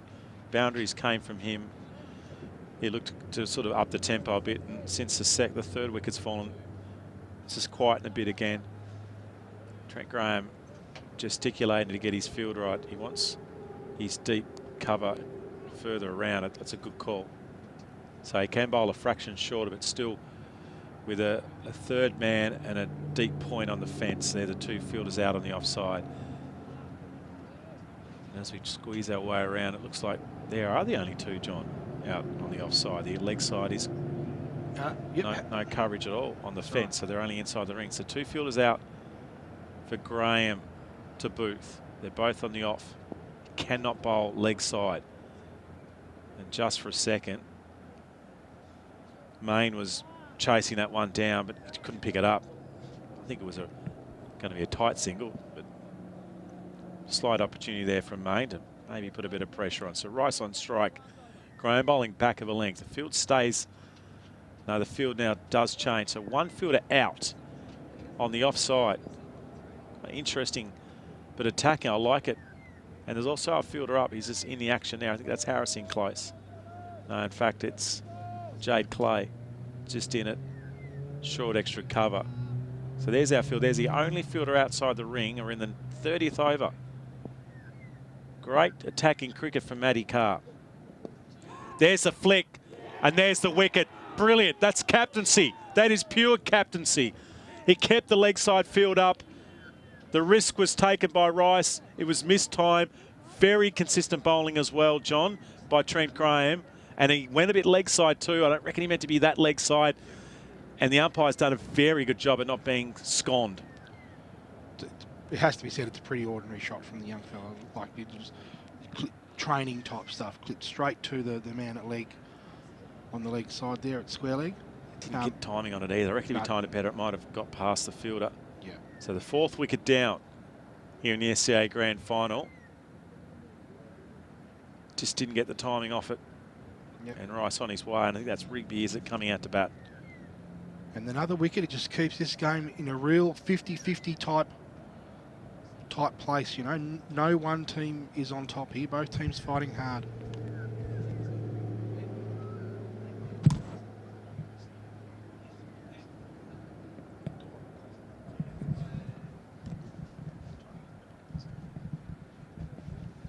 Here's a flick again. And the wicket from Trent Graham. Great job from Tony Langareski too, just to duck his head. True tone, no offence to you, mate, but you are one of the shorter chaps.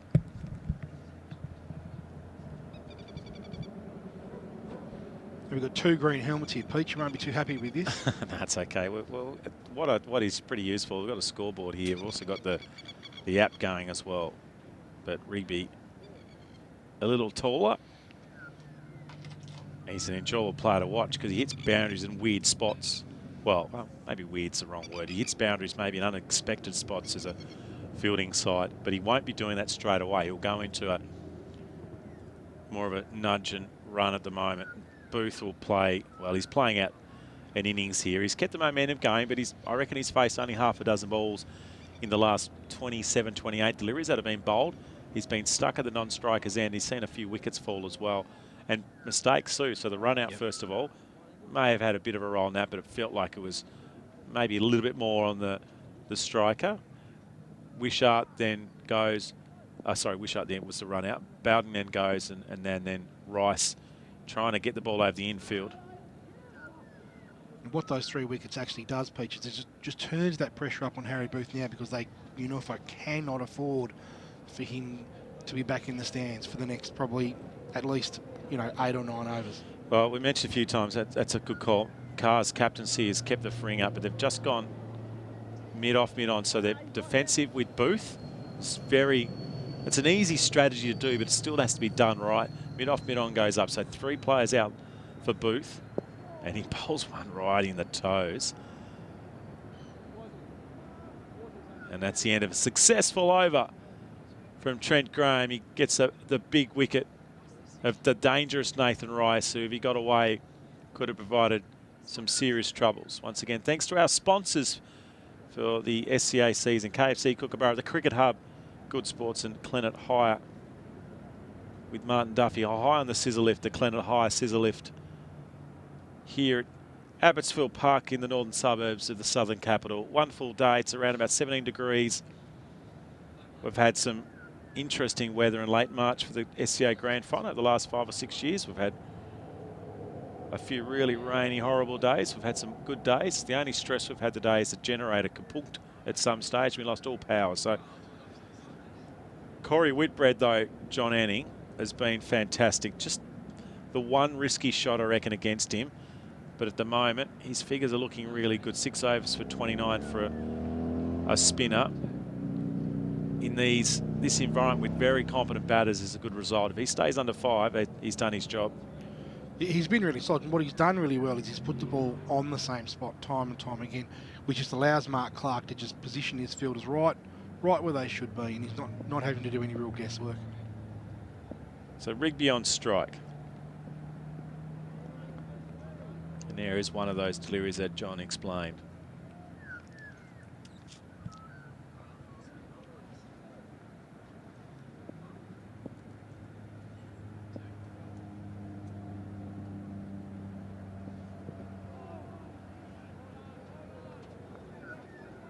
Just a little nervous at the moment. Rigby's had a few balls on his legs, he's been able to get contact on it. Everyone's feeling a little nervous, aren't they, when they go out to bat? And anxiety creeps up as you walk out to the crease, you face a couple of deliveries. It probably stays in that way until you score. And the difference with a spinner is that there's not a lot of time for you to unwind between deliveries. You might walk quickly, but Whitbread's getting through his deliveries rather quickly, not a lot of waiting time. Only played the 8 games. 2 months.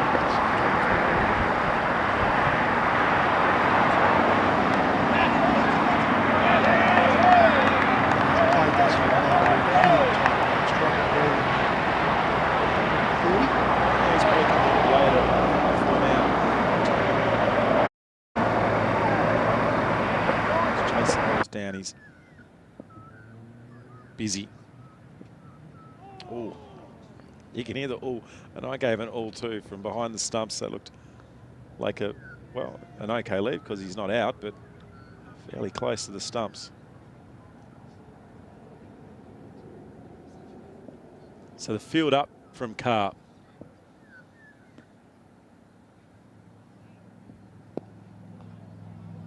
Down the ground, and one of the protectors on that offside. I should say onside, and just a single. So good again. Another over where Harry Booth didn't face any of the strike, and the single on the last ball of the over means he's, sitting in the non-strikers end yet again.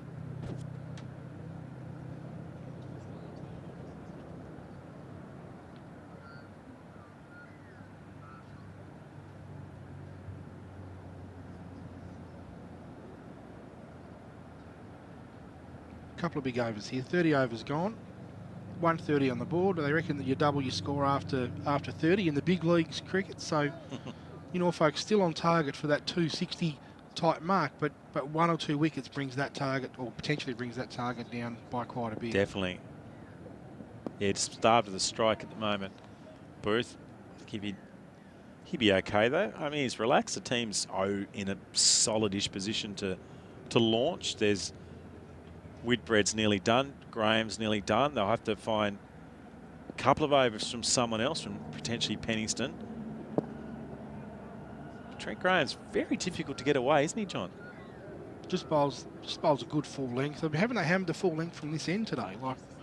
Like Main opened the bowling, just hammered that full length, and Trent's come on here and has done a very similar thing. Yeah, not too many that have been dry balls, so not many half volleys. No. It's been a sort of 3.5 metres from the bat type pitch map, I'd say. And that's good. A slight inside edge, but still well played as Rigby was on the move. And he'll get 3.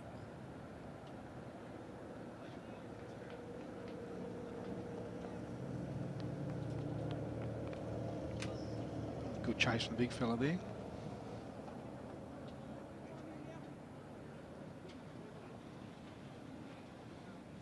I think one of Rick's sons is a fine cricketer. Might have made his first century in the juniors this year, just a few weeks ago. Yeah, we'll check that out. Great footballer too.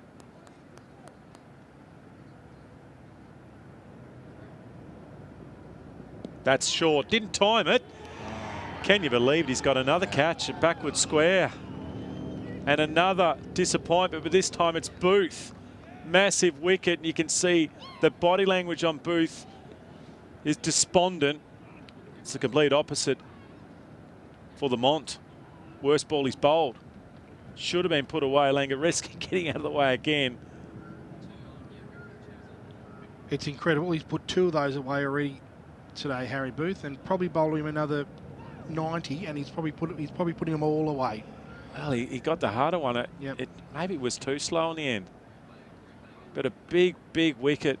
So Trent Graham, the bowler. You just have to wonder, Peach, that he has been starved of the strike Yeah. a little bit over the last few overs, and that can just affect your flow of the game and the pace of the ball, you know. And what he's done is essentially just mishit one straight to. So there's 3 mistakes from the Rick batting group. And in many ways, all 3 batters, well, certainly Booth and Wishart was set, and Bowden to some degree was also set. So 3 mistakes, a run out, 2 catches. The other one was Rice, who was early on in his innings. So there's that catch, pretty easy. And then the next one, doesn't get much easy for that for backward square. It does, this one. Yeah, okay, it's a little easier. So having a good day. He's got the magnet on, Rick Martin. He's hardly had to move to collect those 2. Well, he's had a steady day with the ball, and now he's gobbling some catches up and enjoying his time here in the SCA Grand Final at Abottsfield Park. Claremont, you'd say now, John, just on top. I think with 20 overs to go, I think that they're absolutely on top now. The run rate's still just over 4. And I think these two are probably the last of Norfolk's reliable batsmen. So Clay just with the 1 over. I think Penniston might be next on. I'd say you'd bowl Graham out. He's into his 6th over at the moment. He's just found his rhythm now, so I think there's no need to panic. There's no need to make too many changes now. To be fair, the batters have really struggled to attack him, haven't they? They've not been able to find a way to get him through the infield, and that's partly his line and his consistency, but he's just one of those bowlers that just seems difficult to get away. Even there, that full toss, it's not timed. I know the batter's new to the crease. He's done it all year. Like his economy rate with the ball has been he's 3.7 this year, so there's not too many games where he's been taken to. So Corey Needs is a new batter to the crease. He's just faced a couple of deliveries. It's the end of the over. So we're 31 gone. 30, I think it should be 32. So 32 gone here. So 18 left. We're thinking a score 250. That's still a fair way off. 120 away from probably, I think, a par score. Cody Needs is a really good cricketer. Played the 17 games this year. Bats down the order in a very strong New Norfolk side, but I think you'll find that if he played in a lot of the other first grade sides, you might find him up the order a bit. So, average of 20 in A grade is solid, but I think you'll find that with opportunity, moving into the future, that average will be a bit higher. Oh, that was a loosener. Where's that come from? It's about time. About time that we've seen a full toss put away, to be fair. Down on one knee in a crash, and a bam and a wallop. And Rigby will give him some confidence. Good to see he hasn't tried to hit it too hard. It's early in his innings. New Norfolk can't afford to lose a wicket, and he hasn't tried to hit that blue ute on the windscreen, over the back of the ground. He's just made sure that he's put the ball away. And then gets a single down the ground. So Carr's got a few fielders out now to Whitbready. Long on and long off we're back for Rigby, and there's a now change for the left-hander.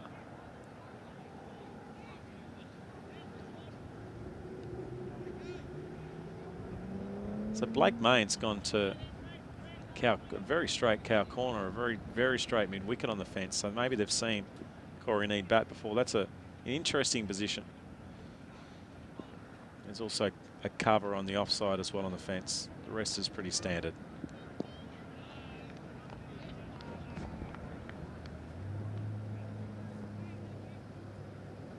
Interesting to see how Corey goes here with the left-hander coming in.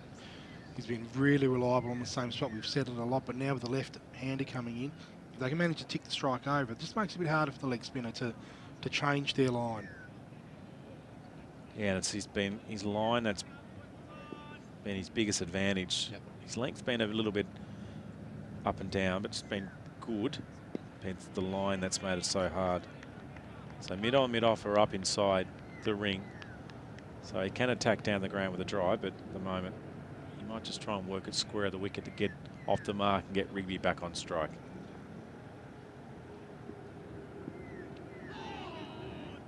Little bit of excitement from the bowler and keeper as I thought for a moment there was an edge. well, I heard an edge there, but there was, it didn't seem to be the desperation that an edge, that a dropped edge brings.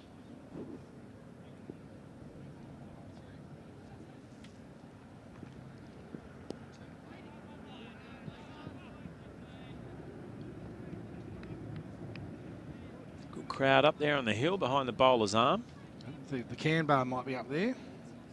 Yeah, they've got the little bar inside the Claremont club rooms as well, I reckon, running. Plenty of good vantage spots just situated different parts. The local celebrities. Brett Carr still there. Love and life, long-term president of the cricket club. He's moved further back too. Yeah, there's Gary Seaborn behind the bar. A couple of legends up there. Hold on. He's got to be out. You've got to be out. You've got to be out.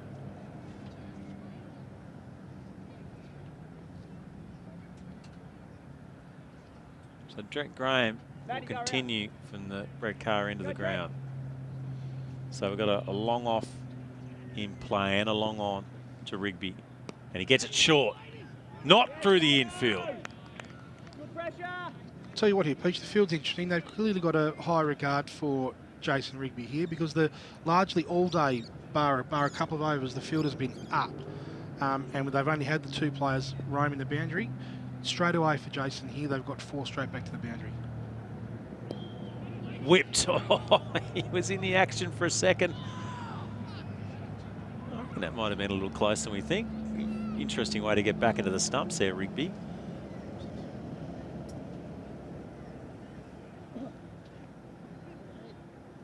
Rick Martin's just saying, I think I was on then. He's certainly in the game. He's up and about. That's better from Rigby, more controlled in that one. So now those mid-off and mid-off will come up inside the ring to put some pressure on Corey Need to keep him on strike. And poor old Tony Langareski at the last minute realised, crikey, I've got to get across the other side. I have to do a quick sprint of 15 metres. It's in his home territory. He lives around here somewhere. I think he's a life member out at Richmond Football Club. He is indeed. I think he's in that little scoring booth out there. He's done many a year. Scoring.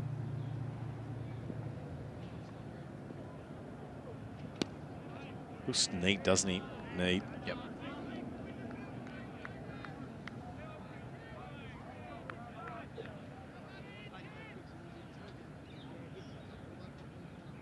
Good compact left-handed batsman.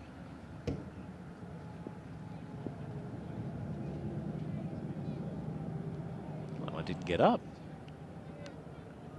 Probably the first bit of variation we've seen for the day. It's not natural variation. We're on a syntho pitch sitting on top of a cement slab. There's not a lot of science behind it. I think they do a bit more science these days when they put the slabs down, but literally it's maybe a rid of rubber and then a bit of fake grass on top. It's that ring field's providing some protection for the bowler. Graham rush throughing another over.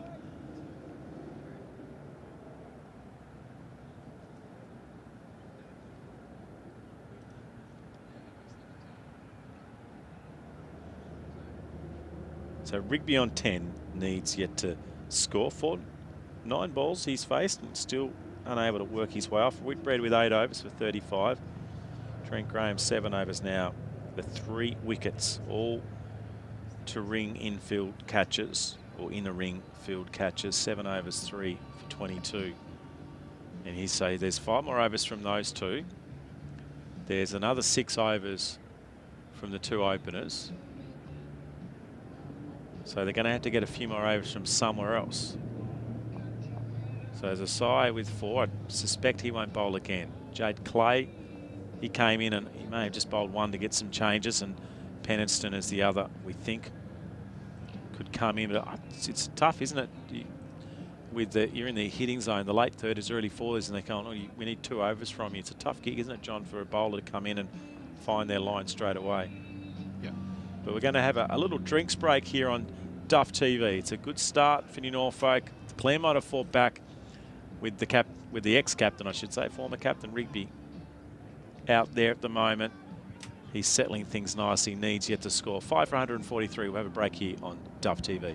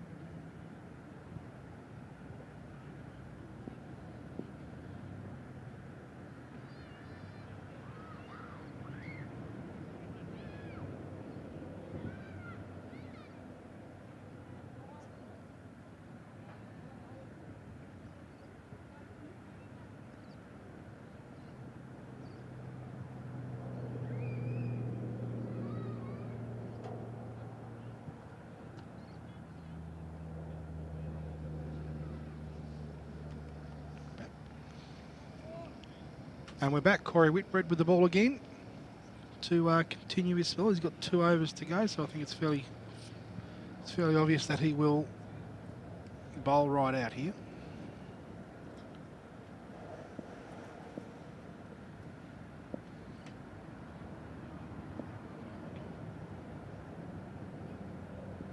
Ooh. And that is very wide. In fact, that's nearly a no ball off a very wide synthetic wicket. That might just be 43 mils too much water at the drinks break, maybe. And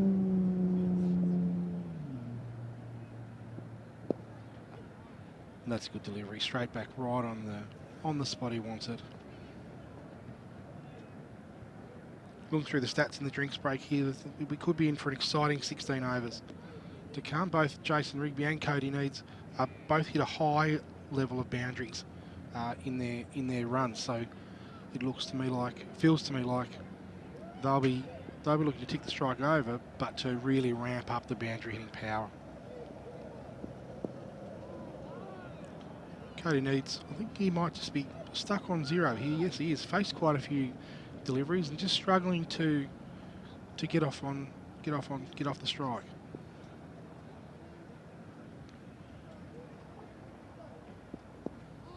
Another solid delivery from Whitbread here. Not a lot of spin today, but he really has been bowling a solid, tight line, only going for the 4 or so runs and over.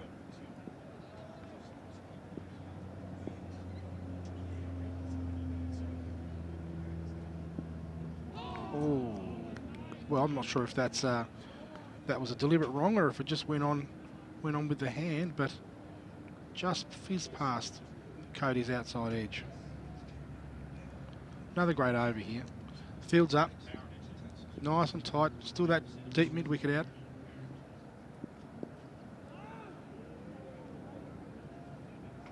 Just very, very circumspect.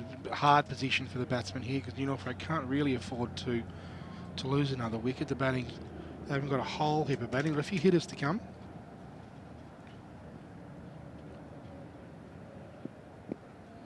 Another great delivery.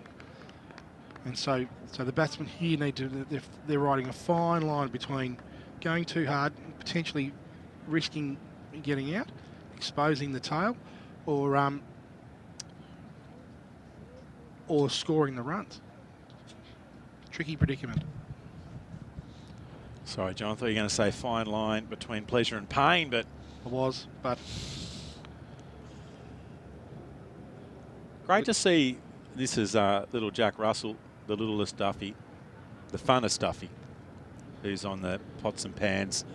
He's even added Needs that he's a wicketkeeper while he's batting in the stats. I like this. This is covering all bases. It's just letting people know for he will be wicket-keeping later. Time.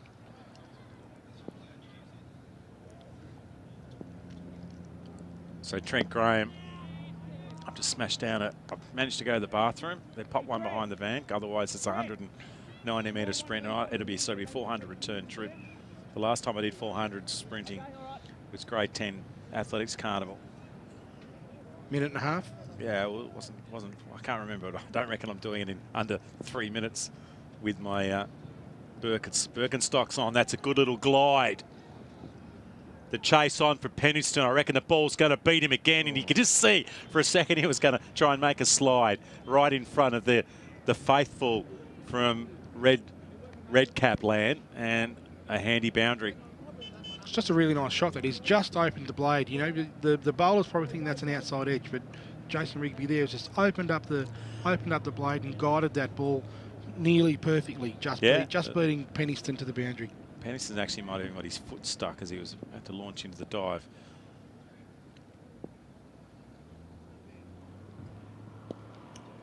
Leg side whip and another boundary. I think it's a chase on, and it's not enough.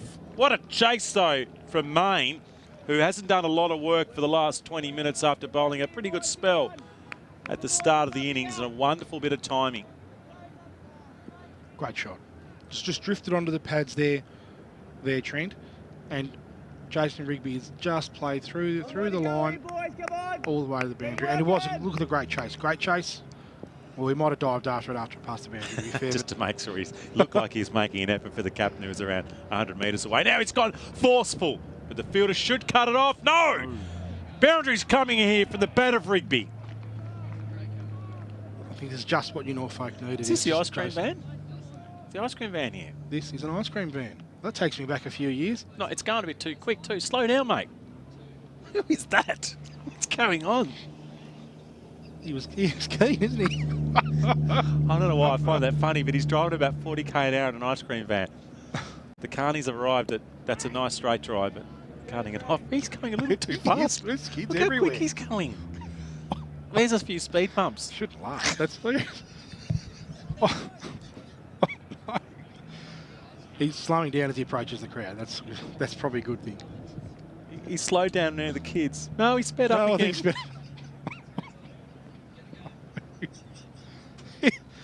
think he might have been due in at 11:30 to be fair. Like, What's weird, he's gone all the way around the ground. What's he doing? Oh, he's going to park there. Oh. well, what he's done is just form a distraction for what was a very good over for the Norfolk Cricket Club. It was just what they needed. I don't know why I found that more funny than what it was. It potentially shouldn't have been funny. That's the first boundary for Rigby, the flick through the leg side, and then he went a little straighter with the pull shot. Good crowd has actually built up here to be a few hundred people in here at Abottsfield Park. Great local spot for sport. They love their sport up the valley, and they love it in Claremont as well. I'm fascinated here. We've got Corey Whitbread coming in for his last over, Peach, and Cody Needs his 0 off 14 deliveries. Really struggling to get off the mark. He's going to get off the mark now. Bang. Well, there you go. You're on cue. Boundary for Needs. And this is the way Cody likes to bat. He's a boundary hitter.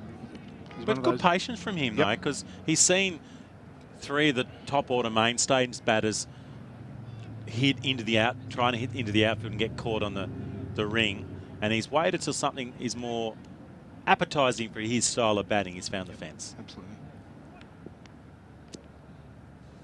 I'm going to get the binoculars on the guy getting out of the van. Get him in the commentary box. There's a few.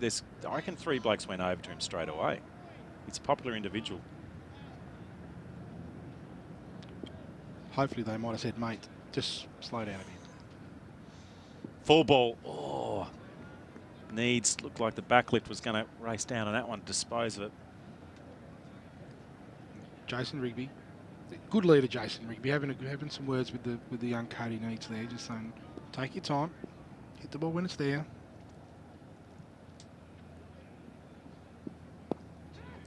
That's gone high and long, and that'll pitch and go for 4.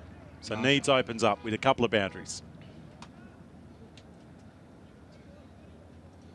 It's a nice shot. There's a big open space out there over mid-on.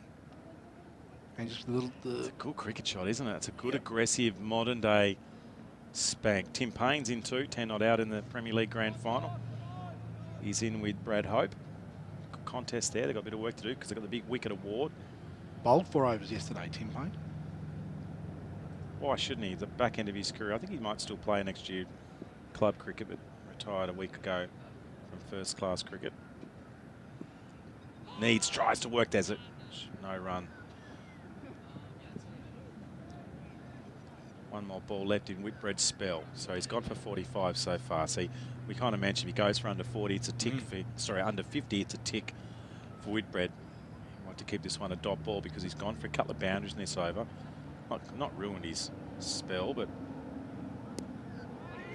it's been good. So his 10 overs are done. 45 off that. 4.5, that's an easy one to work out. So Martin with 3, Main with 3 to go. Trent Graham still with 2 overs to go. It's a really good spell. They've got a big decision now to make about who to bring on from the far end from us there. I just wonder that with the slow bowling of Corey Whitbread working so well, if they just give Milan Desai just a few overs just to see if they can get through a couple quickly. Or ideally even just sneak a quick wicket. So they've got to find 5 overs from someone else at the back end of the innings. I mentioned a couple of overs ago before the excitement with the ice cream van that it's tough for a bowler to be able to come in a grand final and find his line and length. If it's over number 41, I think it's going to be a challenge. But someone's going to have to do it, or otherwise they bring on Main earlier and they bowl right at the back end. That's short and given a good old whack to the sweeper. The obvious choice for those 4 overs is Tristan Peniston. I'm not sure if he's got an injury problem or why he hasn't been bowling, but he would seem to be the obvious choice.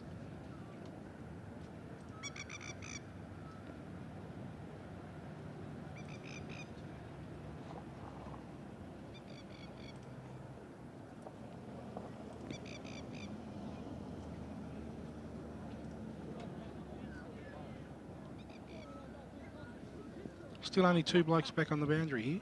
It's amazing, isn't it? He's kept his calm car.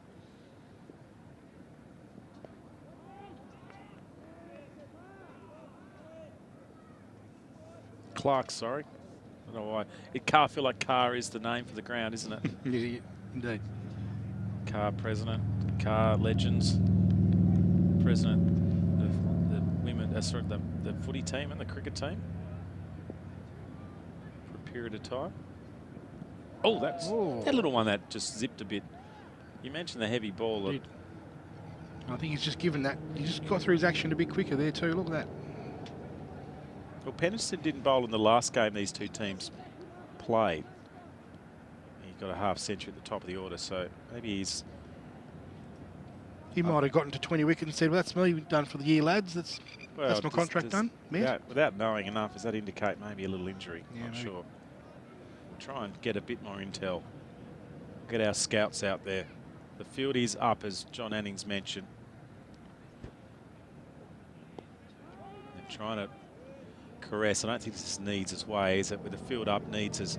I think he's still trying to wait, isn't he? He's going to wait for the maybe 8 overs to go and really launch and aim for maybe 80 off the last 8 or even 70 off the last 8. It's a risky way to bat though, Peach, because if you get out having played that way, you really have sort of let your side down. You've run your race a little too late. But it's a frustrating spell that he's receiving from Graham. He's very accurate on that offside line. No short deliveries as mid-off and mid-on go back, so they're going to give him a single. Just recognising the value of Jason Rigby there. Yeah, that's it. Give him a single, maybe last ball. No, he decides to defend, so good bit of cricket there from Clark as he's just manipulating the minds of the batter. We're gone 38.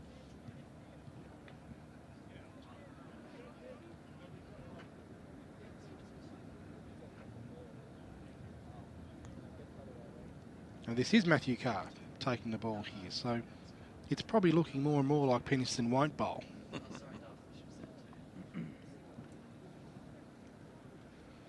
I said earlier, he's been very good with the ball this year, Matthew Carr. 15 wickets from the 17 games. Economy rate of 5. Well, he's a little similar to Graham. I'll get this field right. He's going to bowl probably a little fuller with a bit more loop on it, if you like. And I imagine the keeper's going to come up, yes. So K up at the stumps, the fielding, so protection on the leg side of deep mid wicket and also on the offside mid-off and mid-on and back. So 4 out at the moment. Rigby, who's been at the other end for a little while, is on strike and tries to force it through the ring, can't get it there.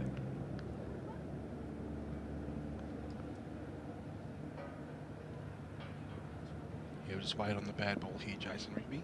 8 off 25 for Needs at the other end. 2 boundaries, so 2 scoring shots out of 25 deliveries. So 23 dot balls Needs his face.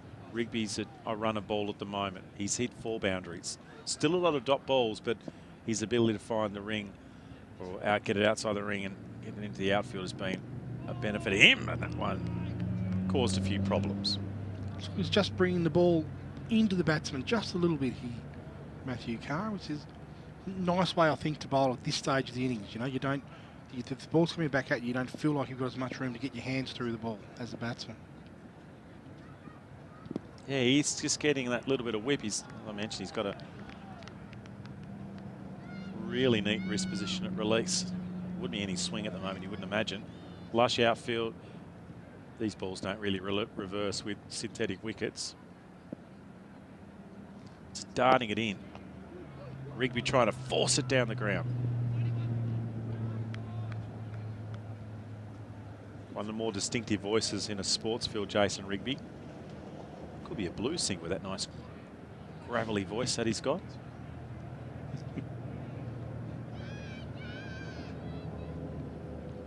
It'll be fascinating here to see how Cody Needs handles Matthew Carr. Well, we're seeing what Clark thinks. He's got the field out again, so they've kept that field, those 4 outside the circle.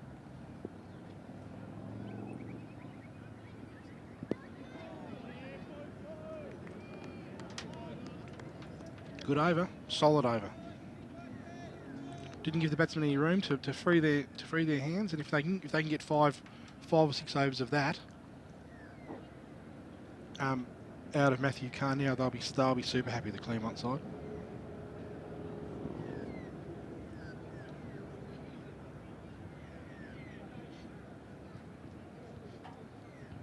Mark Clark's made some good decisions so far today. He's brought Corey Whitbread right on at the right time to switch Trent Graham to the other end, which has proven to be a fine decision, having taken 3 wickets from down here. Well, he's got his field right. I mean, yeah, he's got his bowlers right, but I think it's his field place. The fact he's been brave to keep the field up inside the ring for most of the innings, and now it can protect. And with the change of the restrictive rules, with one more over to go, you can actually stick a 5th player out. And if the score's under, say, 180, then there's 5 fielders out in the ring on a biggish ground with competent bowlers. He's hoping to keep that to maybe a run and bowl for the last 10 overs, John. And that is so the acceleration from cricketers these days is between overs 30 to 40. Yep.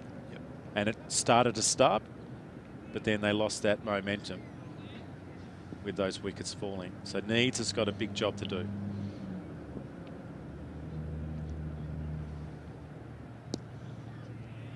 Just still looks happy to just dig in here, Cody. Yeah, it's once again tough to drive that. You can't cut it. You've got to play an audacious shot to get that through the offside and potentially risk your wicket. Only one man out on the sorry, Pete. And you're not going to do that, is he? Now that's timed. I reckon that's a mix-up then from Trent Graham. I reckon he meant to bowl it there. Tired delivery maybe from him. That's a fine cricket shot though. So he does dispose of the bad ball well, John. So when he's getting it, he's making the most of it. It could be an exciting last 10 because we know Rigby loves to go down the ground. We'll play square of the wicket. We could be in for some fun. Yeah, real left-hander shot that. You don't see too many quality left-hander batsmen who can't play a decent pull shot. Just for a second, it was whipped in the air, not far from Carr. Just doesn't look interested in scoring a single, does he? To be honest, I'm not sure how many singles we could probably go through it, but I don't reckon there's been more than, say, 20-odd singles, I feel like today. A lot of boundaries, reasonably high in that snake. Just the 1-6, though. That may change before the end of the innings. It's been a good amount of 2s, a couple of 3s. Yeah, the singles, it's nearly a nudge and run a bit as well, particularly on the leg side. If you get the ball just in front of you, square of the wicket, that's a single. It's one of those things at this stage of the game makes the difference between us being on 172 and being on 200. So that ball there, it's potentially, you can see him trying to work it to leg to that gap. It's the end of a fine over again from Graham. And he's got 1. Now that's him done. So 40 runs off his 10 overs to Trent Graham. 3 wickets in that piece. Shaking his head. I don't know what he's disappointed about. He's been fine. He's got a bit of a limp up. He looks a little sore, but he's been fantastic. And it's going to be up to Rigby and Needs for the last 10 overs to get this score up to around 240, 245 at the moment.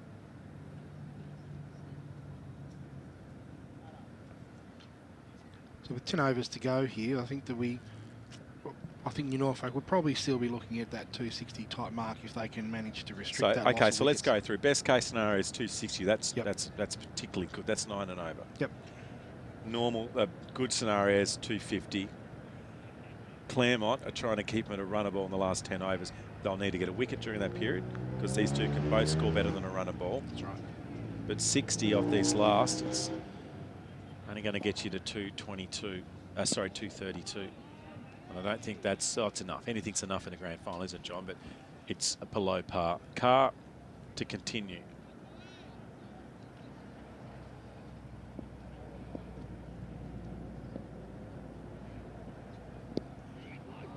A little quicker from Carr. It's worked that one nicely, though. Just the 1. They do have some hitting power late in their order, Norfolk. So I think the 8 and 9 runs and over here isn't out of the question. So who can we look forward to, John, to step it up? I think big Tom Briscoe won't be hanging around. Loves it through the leg. Briscoe will hit straight down the ground with force. We'll take a few risks, though. He will. Jai Lester can score a run. That passed, yes. And that'll make it. Well, we might see those if Norfolk can not lose a wicket for the next 5 overs. It's a cricket shot. Just sorry to cut Yep, you off. sorry, It's a clever little whip, isn't it? With fine leg inside the ring. He knew that, twisted his body. So he's hit 4 boundaries now. Cody needs. He's on 16. So that's 28 deliveries where he hasn't scored off. That might hurt New Norfolk. But at the moment, if he can start whacking some boundaries, he can catch up. He can definitely play catch up. There's his first single. Hello.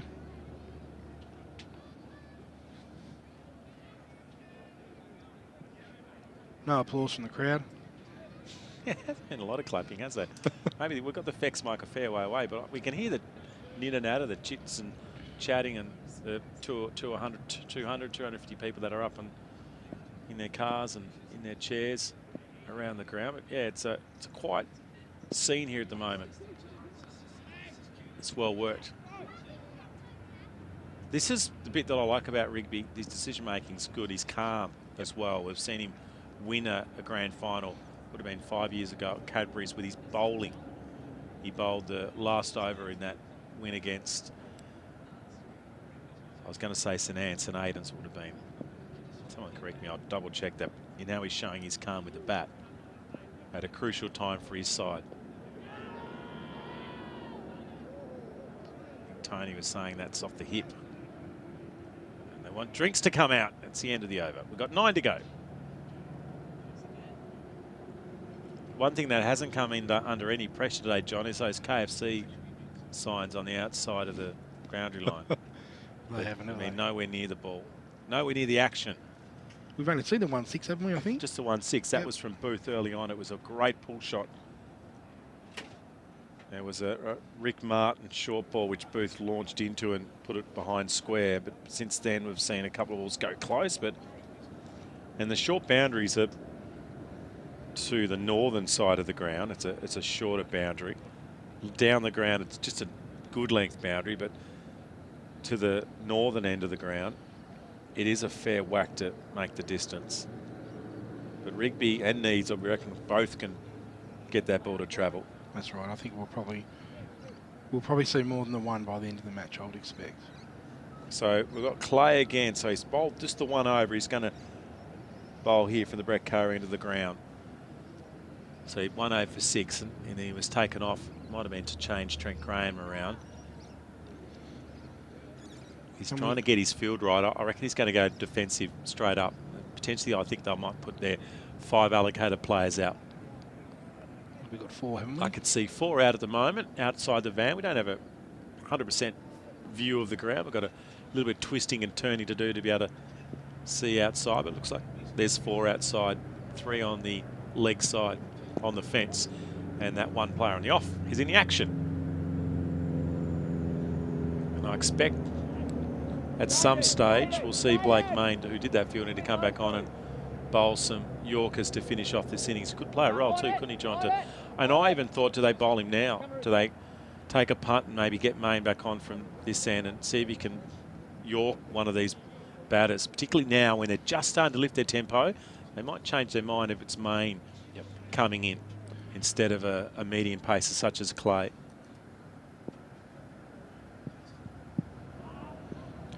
I think the safe option though, Peach, is to get through Clay here for what 2 or 3 overs, I think, and then finish off from this end. But he hasn't been shy though, Clark, of being aggressive. True. He's certainly been aggressive with his batting, his field placements, but maybe just staying in that conservative mindset. So 3 players in the leg for Rigby. Down the ground's a reasonable option for him. He gets a ball that's on his legs and he's worked it fine. A lot of room down there today. So just a missed ball. This is the challenge, isn't it?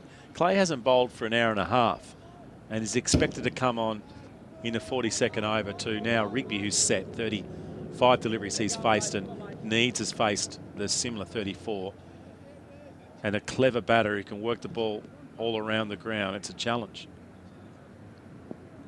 Not only is he set, Peach, but he's looking on. He's looking good.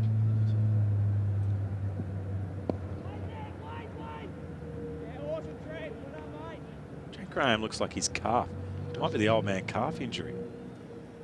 I'll have to look at the scores to see if he's playing football this year, Trent, but he looks a little sore. Might make for some fireworks type batting when he opens the batting. Shortly. Well, I imagine he will open. It could be just a little niggle. Might not. He's still in the infield here. He looks to be walking okay, but every time he gets up a bit of speed, he doesn't look as smooth.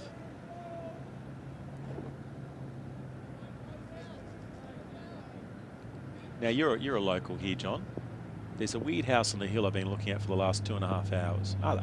Besides when the cricket's going, when there's a bit of a lull in play, I look up at this odd house on top of the hill right above the water tower. Is that abandoned? What's going on there? Duff might even get a zoom in at some stage. There's always urban myths in every suburb, isn't there, around weird houses. Weird houses up the hill. It's yellow, Duff, if you're trying to find it. What's going on with that, John? Well, no idea, to be fair. It's probably just a house on a hill. I don't know. It's a car. Look at that. There's a bloke there. Is there a bloke there? Okay. Hanging the washing out. Or a person. Nothing nefarious happening up there. It just might be a nice house. Might be lovely people. Great view from up there. Great view over the water tower. Might even be a straw bale home by the look of it. Looks a little rounded there. Look, let's not get too caught up. We'll go back to the cricket. We've got 6 hours of this, so we've got to keep ourselves entertained. But I hope you're enjoying it on Duff TV. It's SCA 50 over grand final for 2022-23, and Corey Needs is on strike. He's got some mediums to deal with, and he lobs it gently into the infield. That was great. And an underarm roll from the fielder. And that is a real modern cricket shot. That was cool. Modern cricket shot with a very old style bit of fielding by Carr, I think it is. No, it might not be Carr. I think Carr's the bowler. No, it's Martin. Sorry, Martin, I should say. Martin down there. This cinematic camera here, great angle there, Duff. Forceful this time, might be 2 on. I reckon after, no. Just the 1. So intent starting to lift. 43rd over, we're at climbing up towards 200 with 240, 250 the target. He's come in and done a great job here, Matthew Carr. In fact, all the bowlers have done a great job today. They've really sort of held their line and length really well. Wow, that's in the air. There's a fielder coming around. He's got it. Great catch. Wonderful hands in the end from the opener. Blake Main takes it and Carr gets it, and the massive wicket of Corey Needs. There was the risk you mentioned, John, and if he went too early and gets out after all those dot balls, he'd be frustrated, and Needs goes for 19. It's a length, wasn't it? It looked good initially. I thought he had more on it. It's a good catch from Main. It was a risky shot. I think he was looking for the maximum there because there was a fieldsman down at mid-on, and it looked like he was trying to go clean over his head and just made a real meal of it. I reckon there's a slight sign of frustration there as well. He wanted to get a boundary to get his confidence going. He knew he'd wasted a few deliveries between over 35 and over 40. Yeah. The pressure's on the scoreboard too now. They haven't 6 dropped, wickets down. And look, the fielding's been great too. So the field placements have been great. He's held his nerve. It was a great catch. It can be hard to run backwards with those and hang on to the ball. And he wasn't quite in a great position, but he's a tall lad. Yeah, he kind of got tangled, didn't he? I think he thought it was probably going over his head as well. There's a fielder coming in from long on who wasn't. I thought initially he was going to be in the action. In the end, it was Blake Main. He turned his body around and took a fine catch and a big wicket. It's so important for the bowling side to disrupt the chase of a high total at the back end by getting a wicket early in those last few overs, and that's what's happened. But Rigby's still there, and now it looks like it's Briscoe's come out to bat.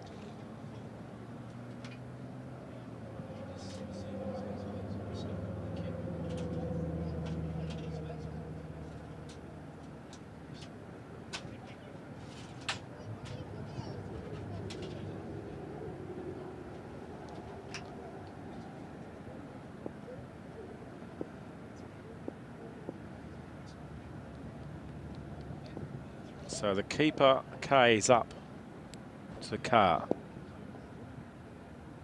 And Briscoe away. That's good intent from Tom Briscoe. Hitting straight down the ground. single off the first ball his face. It hasn't happened too often. No, they've been slow starts from all the batters, maybe besides Rigby. They've all struggled to come in and get momentum. It's as much the bowling, I think. Very high number on Briscoe's back, 296.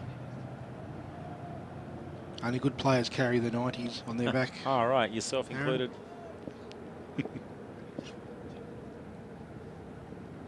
It's a good addition for the scorers. That's whipped fine. That's going to be a very handy boundary. Yeah, handy addition for the scorers more than anything. You know, sitting there over 20 years of playing cricket and yelling out bowler's name, or you can just look at the number. Great example there of Jason Rigby, just waiting on the ball that he can get away. He just isn't panicking at the moment. Scored 38 runs, sorry, at about a run a ball. And I think he's just positioning himself to be there at the 50th over, ideally on about 80. You know, the two hardest parts to protect late in the day. Who we got down there, Jero? We got someone important. Duff's been on him for a little while. Looks like a new Norfolk hat. Oh, the Clinton Hyatt toilet as well, which I went to one before. Lovely.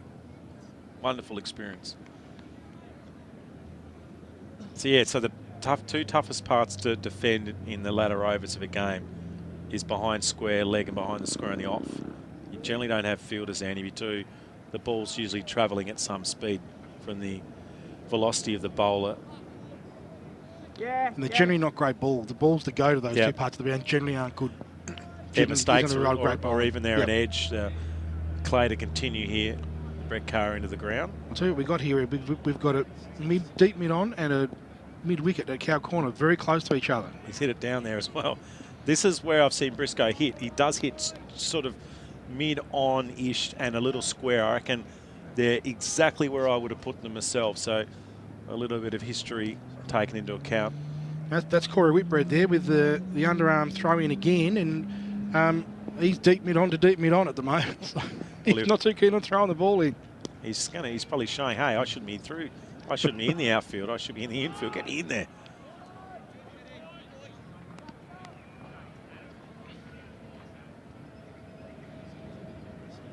Yeah, Trent Graham's a little bit further around from him. He's got a super arm. Yep. In fact, we've got three over here. We've got deep mid on, we've got cow corner and deep mid wicket. Clearly, Tom Briscoe has an area he likes to hit. He does have an area. He's not going to hit square of the wicket. They could probably bowl a bit back of a length to Briscoe and take him, say, well, you've got to play a square of the wicket horizontal bat shot. See all the cars there. Great to see all the cars in at a community cricket game. They're still coming in.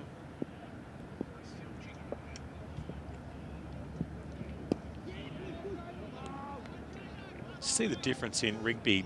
Very few deliveries of dots, aren't they? Yep. He finds ways of scoring. Yeah, they've got the field back when he's in strike, so it makes life a little easy for him because they kept that field up against needs. And as we mentioned, 19 off 36 isn't terrible, but 4 boundaries, so it was a lot of dot balls, a lot of balls into the infield.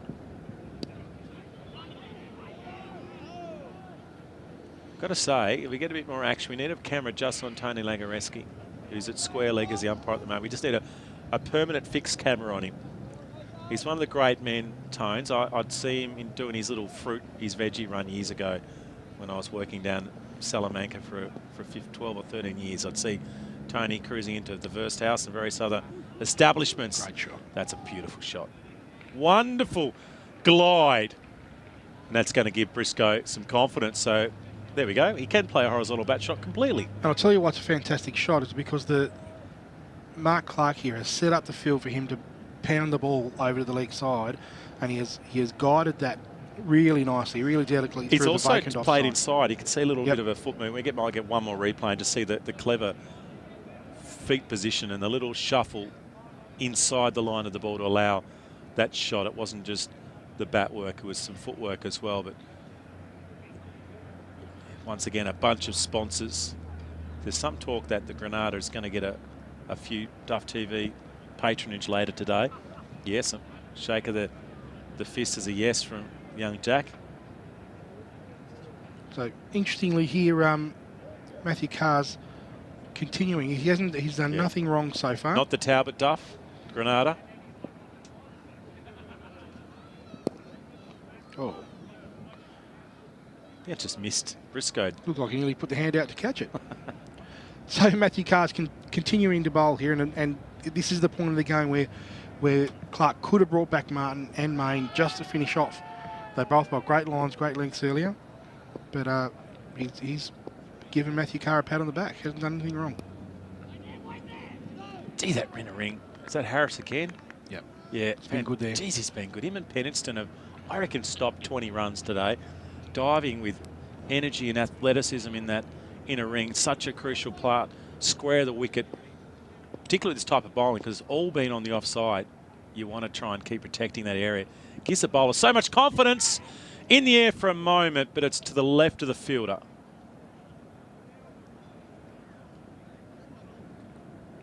I think Rigby's got to face as much of the bowling as possible here. That was a fair full toss too. It's good batting from Tom Briscoe. There's no point Tom Briscoe now coming in and getting and settling in. So we've got a free hit here. So that was a no ball. Wow. It did look a little high. I assume it was a square leg no ball. That's a good follow-up delivery from Kay. I'll be a little frustrated. It's the first. We don't think it was an overstep. It looked like full. We might just get one more look at that one, Jerry. I think it was close. Initially, I didn't think it, but then when you saw it on the replay, it didn't look like a bad call. Maybe we'll see it at the end of the over. Rigby to 42. Yeah, that looks well over the waist. A good call from the umpire.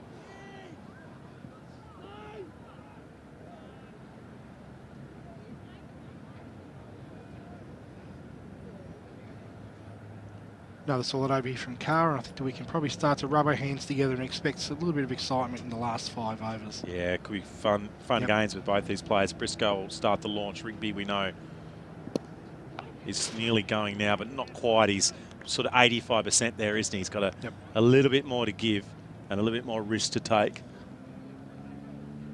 Sun shining beautifully here, about 18 degrees. Pleasant day in the sun.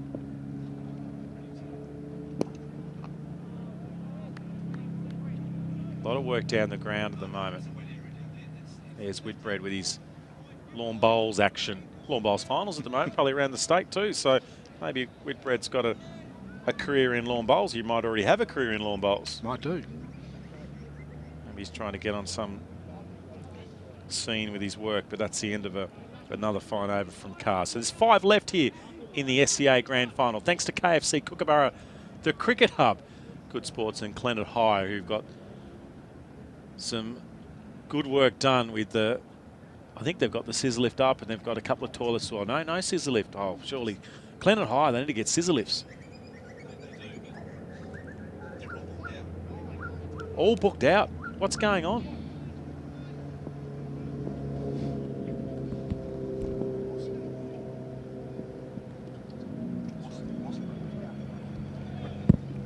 Okay, so we had the, out of all of that, we're actually trying to dodge a wasp inside the commentary van. I think we missed the boundary, have we? We did miss the boundary off Rigby.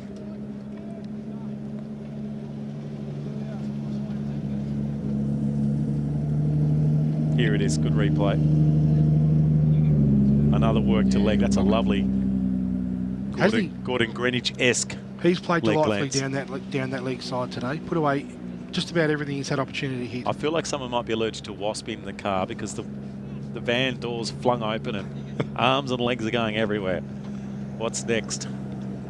So we've got 4 and a bit overs left, mid on and mid off at back. And they're going to be in the action. So the delicate stuff at the moment, John's working for Rigby, isn't it? It's the nudges and nurdles through behind the wicket is where most of his boundaries have come so far. They've got on past the 200 and Rigby's now shy of a half century by 2 runs.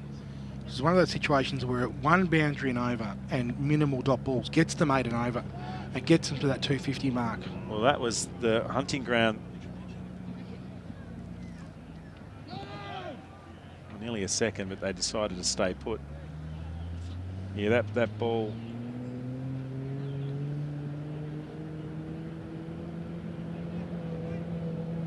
Towards Rick Martin's area where he gobbled 2 catches off Trent Graham. Briscoe on strike.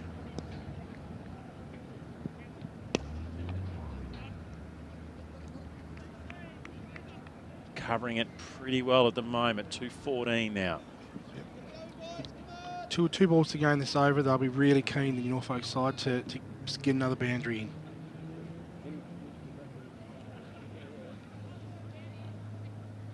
Really put the pressure right back on Jade Clay here.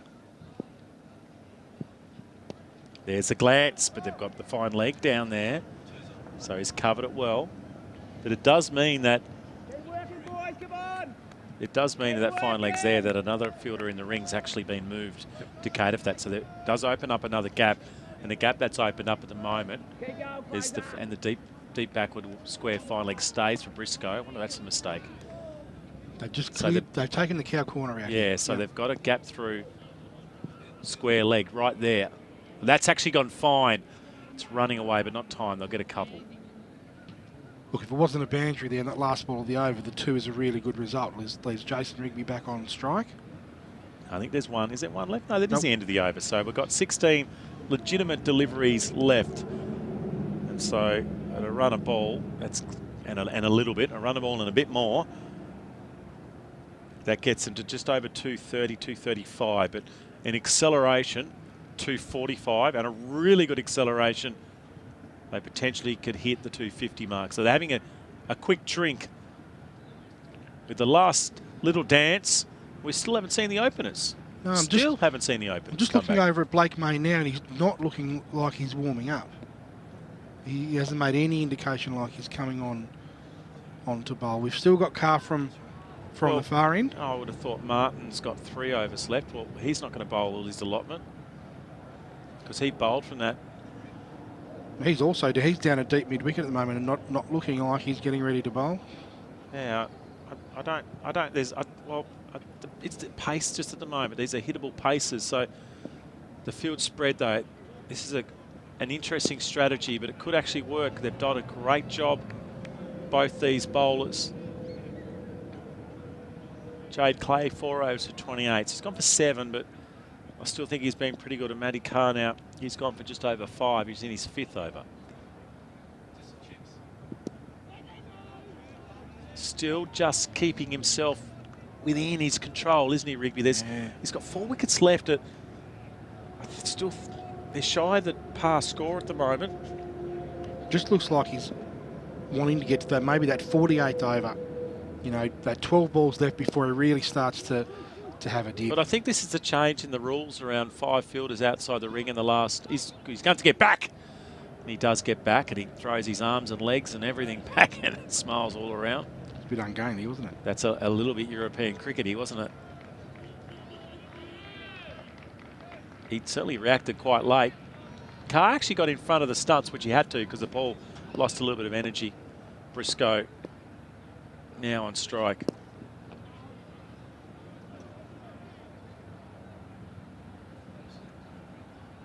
I think he's looking leg side, Rigby. That's my take. He's going to try and take a risk. And that's his, we actually missed Rigby's half century too. Delivery go off. All the action with the Wasp. We missed his half century. He's gone down the ground into the gap. There should only be 1 though. So Rigby to 51. So 2 half centuries in this grand final. Apologies, we missed the milestone. We're taking care of our heads with the Wasp cruising around the commentary van. Briscoe into the ground. I think they've got to take it all on. They've got to hit a couple of boundaries and over at the moment, and they're not getting it. A fine over again from Carr. 5 overs, 1 for 25 from him. I actually think you might be right. Clay and Carr may just bowl out. They'll just go, well, they're doing the job now, aren't they, John? So why not continue them? I think so. It looks to me like the Norfolk side are just a little bit worried about their tail. I'm just not sure that they're overly confident in their tail getting the 7 and 8 runs and over they need now to put on that 245, 250 score that I think is probably what they're now aiming for. I'll partly counter that and say the fielding positions, so the actual positioning of the fielders has been phenomenal. Yep. So one, they're defending the powerful areas that Briscoe and Rigby want to score in. And secondly, the bowlers have been up to the task too, haven't they? The medium pacers who have come in and bowled late in a difficult time in the match have been really effective. Yep. They've been very good. Very few extras.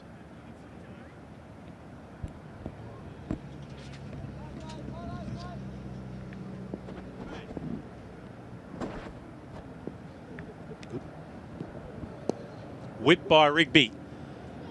Good protection in the deep. Harris is there.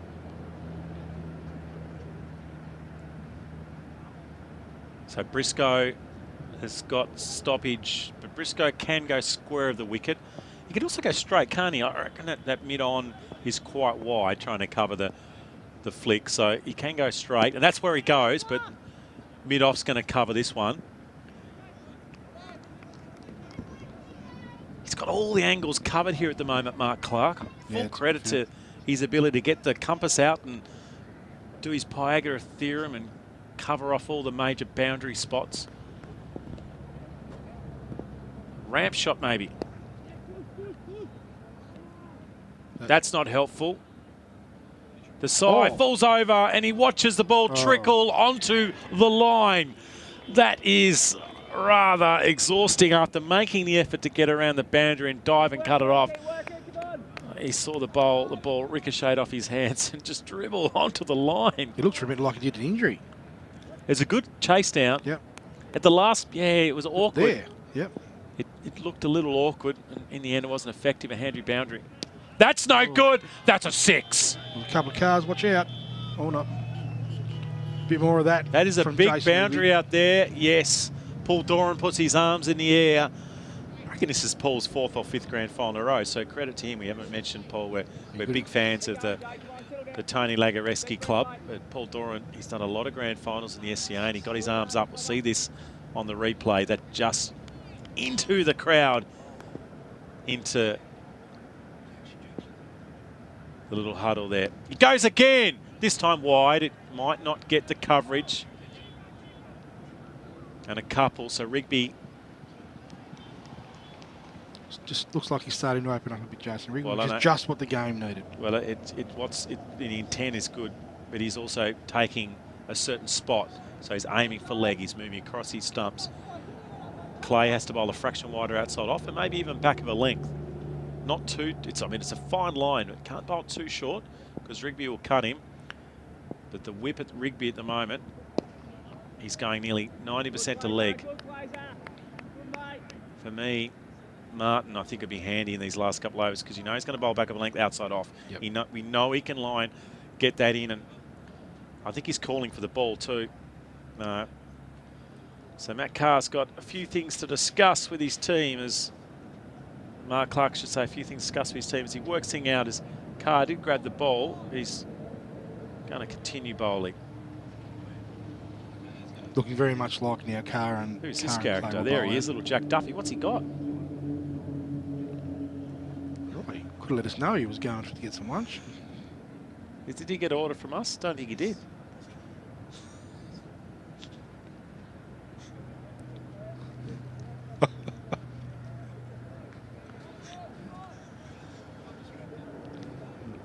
It'd be mostly chips, wouldn't it? He loves a chip.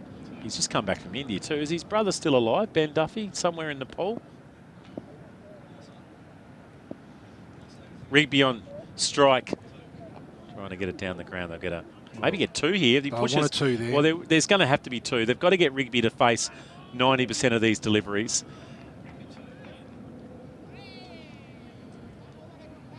So with 11 deliveries to go and on 237. 2 a ball. Two a ball is what? Well, my maths is no good. That's 251. So I think 250 is probably the score they're aiming for. Yeah, well, I said if they really accelerate, 250 is what they'll get, a good acceleration. And at the moment, it's been a good acceleration. They might get 2 again. Well, they've got to go for 2. They've got to go for 1 on the arm. Martin has got an okay arm, but I reckon they've got to take it on. They've got to get Rigby. Maybe he's starting to tire a little bit. He does look like he's fatiguing a bit. Bent over at the moment.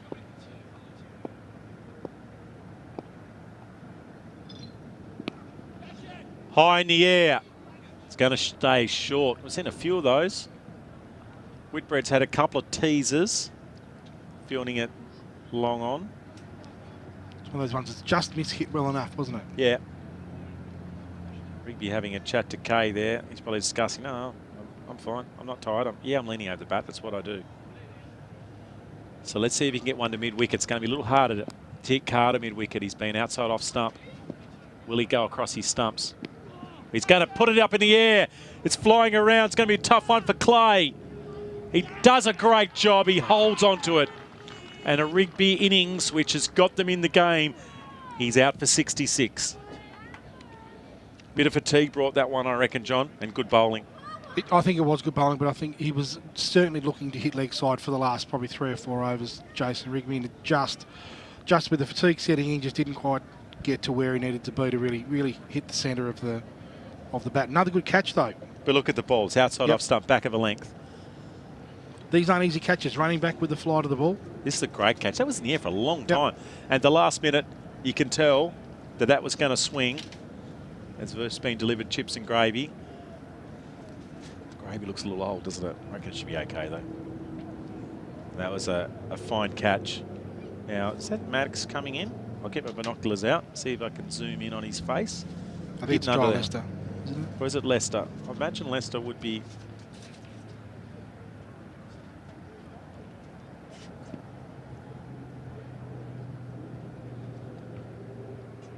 If he'd just turn around for us, we'd be right. Well, I don't have any more zoom on my...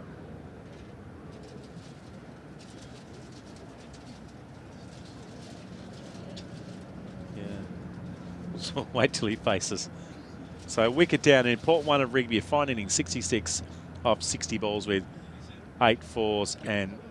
It is Jamie Maddox. The one boundary, the 1-6. So Maddox is out with a shirt tucked out. He means business.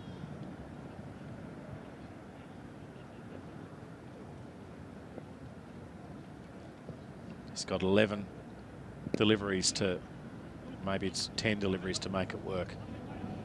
That's good batting from the tail. Yeah, that's good. Yep. Get a single, get Briscoe back on strike. Tommy back on strike. Tom just needs to hold his shape. He's actually batted really, done a really great job in the situation, Tom Briscoe, feeding the strike to Rigby, getting a few runs of his own. It's not a bad way to hit. Straight down the ground, the chase will be on, should cut it off. Still reckon there should be 2, 1 on the arm. And Maddox, good running. Good running.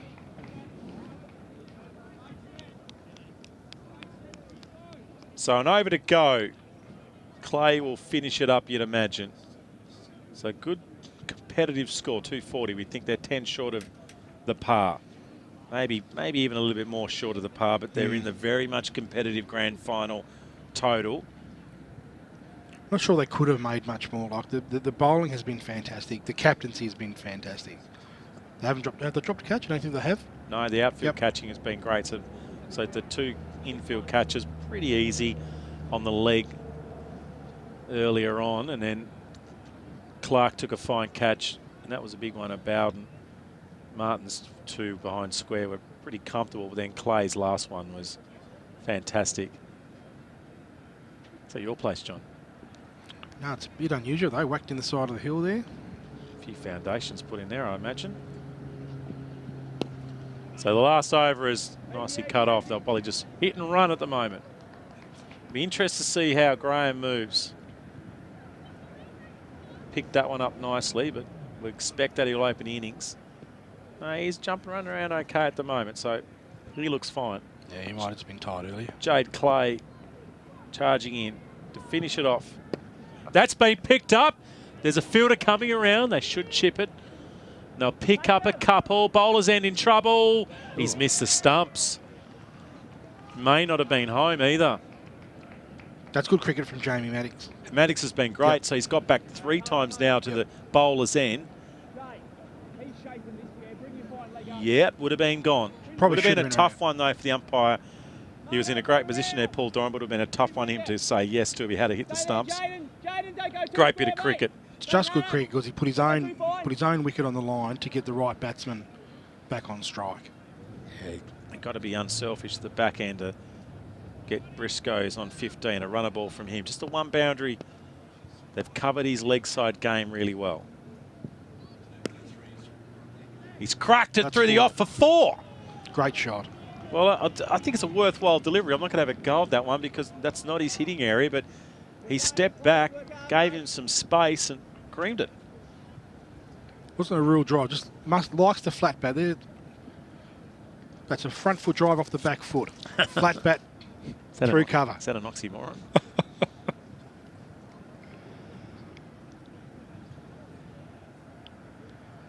Couple of moves here for the last couple of balls.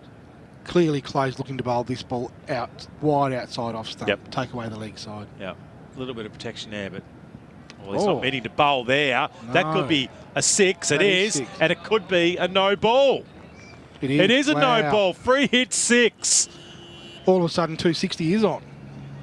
Well, this could change the dimensions of the chase. Could also change just the feeling. It was well disposed of. That's not an easy ball to hit away effectively. It's a decent boundary. He's got the distance. Briscoe suddenly turning it on. He's gone to 29. 29 off 19. He's done a fantastic job, Tom Briscoe here. Well, he's a runner ball a minute ago. With 10 runs off 2 ball, he's really jumped out. So free hit. It's going to go down the ground. Wait for it to bounce. Try 2. They're going to go for 2. He's coming back to the bowler's end, and he's going to make it. Maddox, brilliant. Is this the last delivery? We've got 2 to go. There's 2 to go. And all the excitement. Wow. This is the type of batting that just switches the momentum of the game too. Yeah, so penultimate delivery of the innings. Our mate's on the run again. He's driving at a better speed. Back crack in the infield through. That's 4-2. Through Graham. Tom Briscoe. What an innings. What a fantastic inning into grand final. He came in, the pressure was on. Jason Rigby took the responsibility. Jason Rigby got out, and with 10 balls to go, Tom Briscoe said, just leave it to me, guys. Well, he's gone from 19 or 18 in a hurry.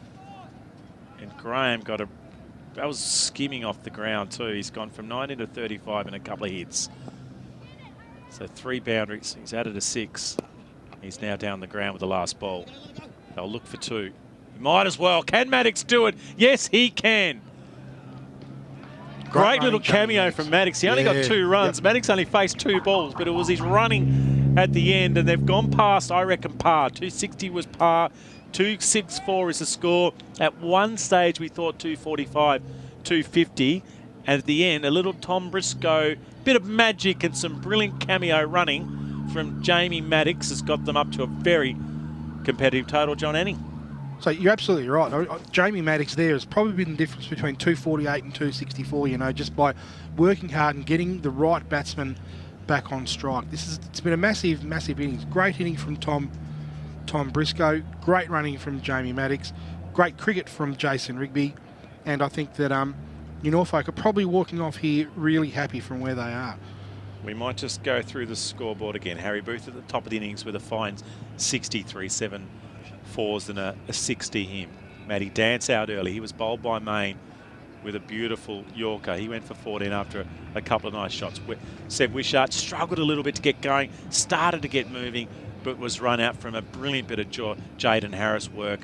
Matty Bowden scooped one straight to Clark. He hit it firmly, but was just looking to get moving. That was a big wicket. Rice came and went. He got out to Martin behind square.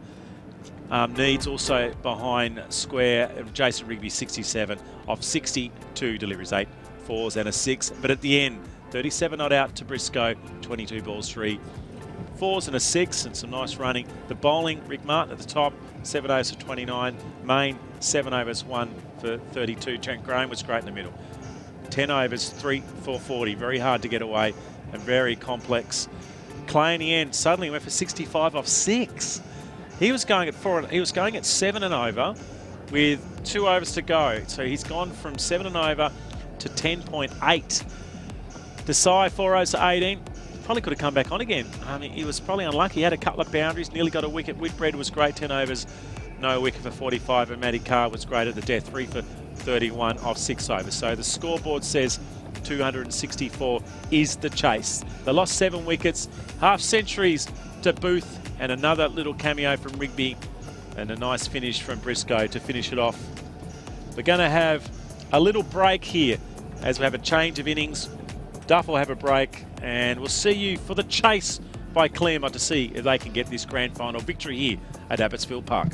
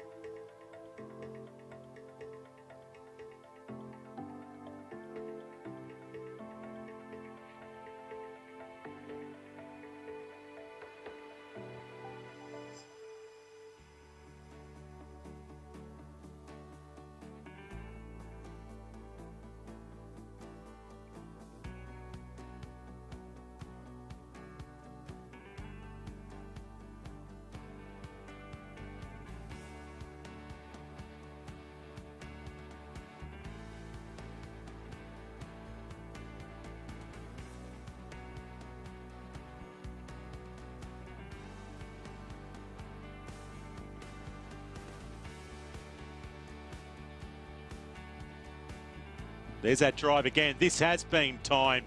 It's running away, and this is just going to get to the line for the first boundary of the morning's play in the second over. So maybe the back of the length is the better bowling, but the field's not set.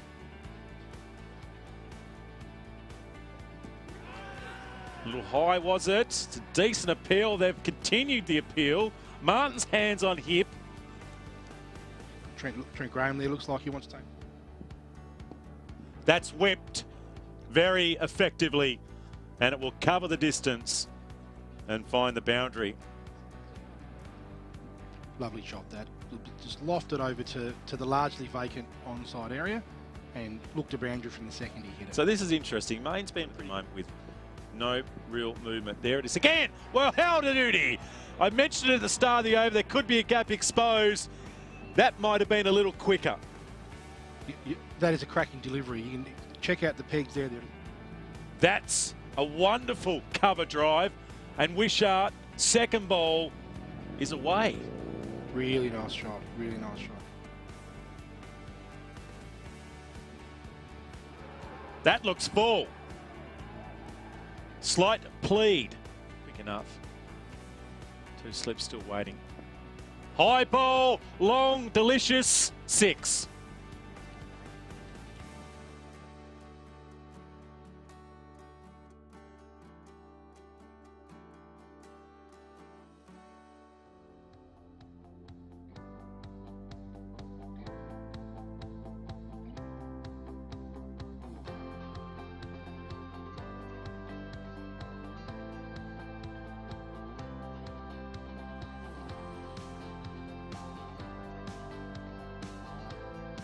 Quick enough. Two slips still waiting. High ball, long, delicious, 6.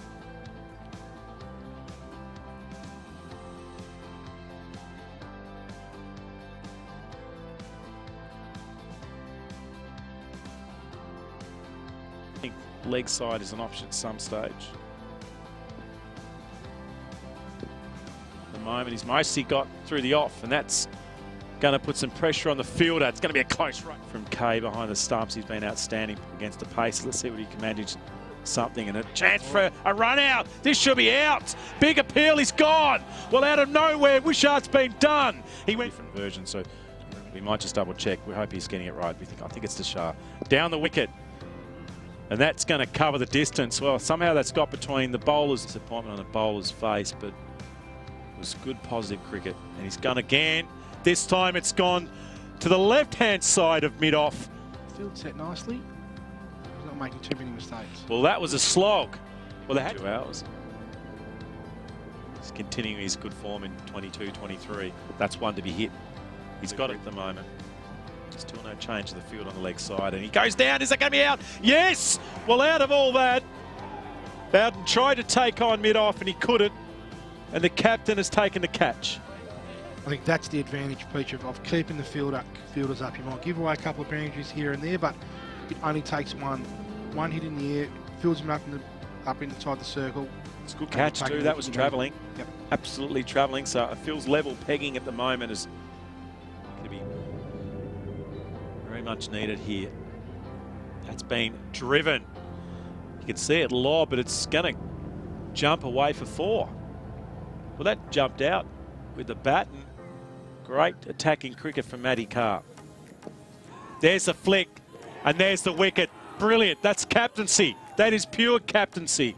He kept the leg side field up. The risk was taken by Rice. It was missed. That's short. Didn't time it. Can you believe it? He's got another catch at backward square. And another. Rate is solid, but I think you'll find that with opportunity, moving into the future, that average will be a bit higher. Oh, that was a loosener. Where's that come from? It's about time. About time that we've had seen a full toss put away, to be fair. Down on one knee in a crash, and a bam and a wallop. Leg side whip, and another boundary. I think it's a chase on, and it's not enough. What a chase. 0 off 14 deliveries, really struggling to get off the mark. He's going to get off the mark now. Bang. Well, there you go. You're on cue. Boundary for needs. And this is the way Cody likes to bat. He's a boundary hitter.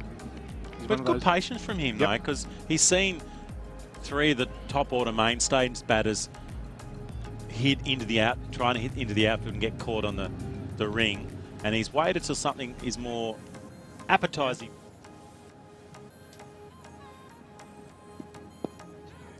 That's gone high and long, and that'll pitch and go for 4. So Needs opens up with a couple of boundaries. Wicket. Only one man out on the... Oh, sorry, Pete.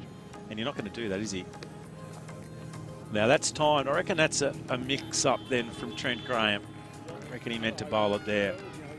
Tired delivery maybe from him. That's a fine cricket shot though, so he does dispose of the bad ball well. Done a great job today. They've really sort of held their line and length really well.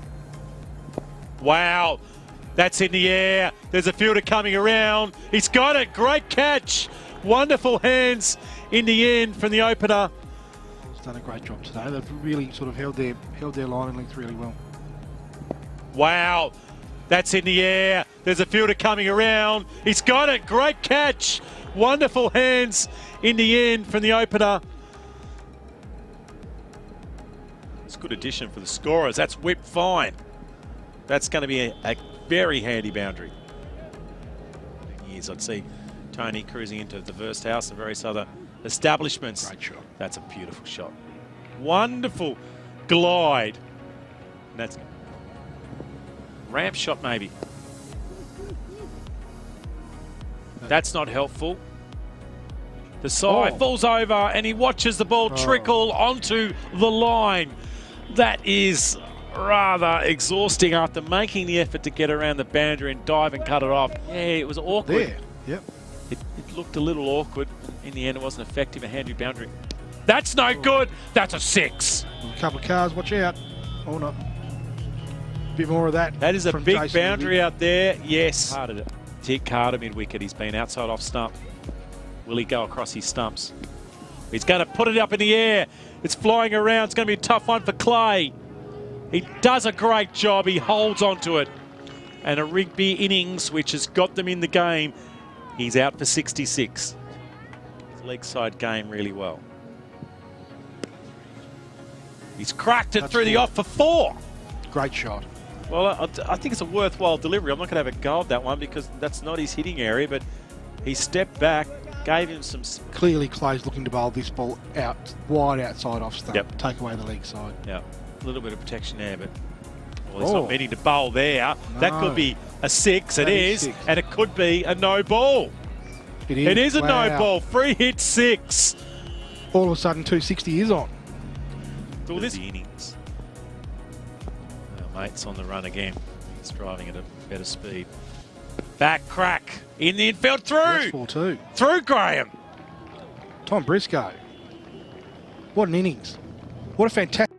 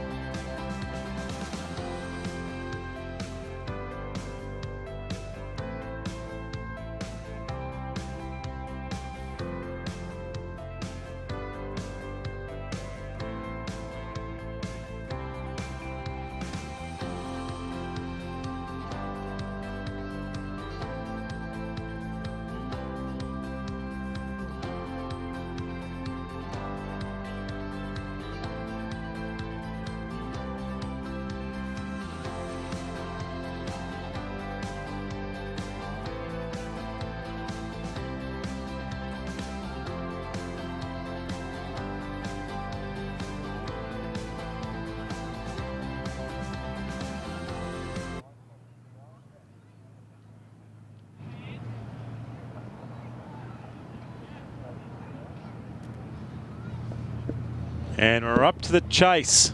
264 is the mark for Claremont, with Penniston and Graham, with Penniston to face the first ball. Aaron Roberts, Jon Anning here in the van, looking out on a sunny Abottsfield Park. And Jon Anning, I'm really curious around what are we going to see from these two aggressive openers. Well, hopefully, for the game's sake, we'll see a few fireworks and a couple of early boundaries just to really set themselves up. In Norfolk May, they've set the framework for the day, though. They just ticked along at 4 runs and over for probably a good 25 or more overs, I think, and ended up being able to sort of go bang at the end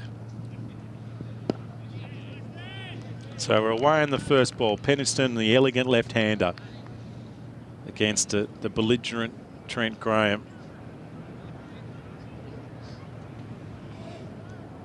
Plenty of bowling options too for New Norfolk.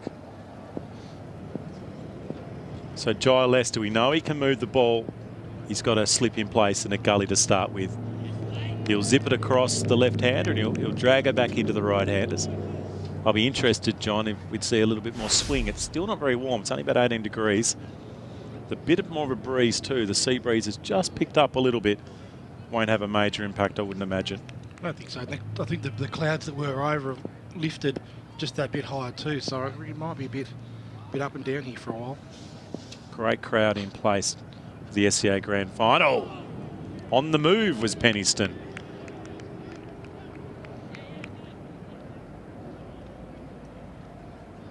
Just the angle from Jai Lester.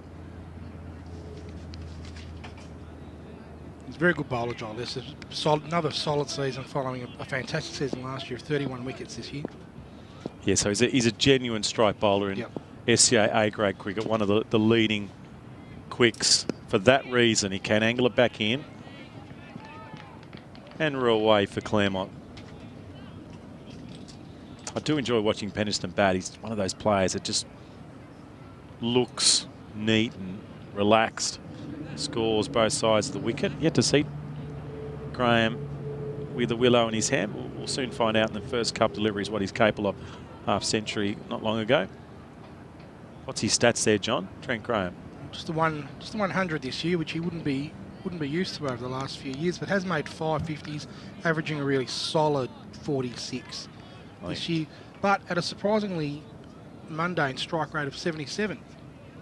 And 60 or 70 off that. That's sort of a Harry Booth run rate, which was certainly fine with runners doing some work around him.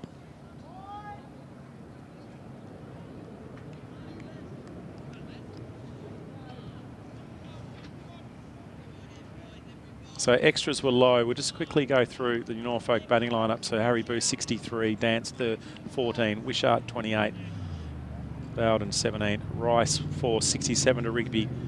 Needs was 19. 37 not out Briscoe, that little cameo at the end from 22 deliveries, and Jamie Maddox only got the 2, but his running between wickets was a real catalyst at the back end. Martin 7 overs, none for 29. Blake Main got the big wicket early of Dance, 1 for 32 of his 7. Trent Graham, the pick of the bowlers, 3 for 40 off 10. Jay Clay was great early, but then got taken down his last 12 deliveries, or last 13, because he bowled a no ball. It's a good first over here from Lester. He finishes it up. And the last couple, to say, 4 overs for 18, did well, but they took him off at a key time. Corey Whitbread was great, 10 overs for 45, and Matty Carr picked up a couple of late wickets, 6 overs for 31, but it's an aggressive Mark Clark in the field, which I think partly kept some of those runs down. And now the job is of Bowden to do the same for New Norfolk. So Briscoe will continue, or should not continue, will start off as his customary position of the left armour. Very, very consistent bowler, and did get a bit more pace in his youth, but very steady.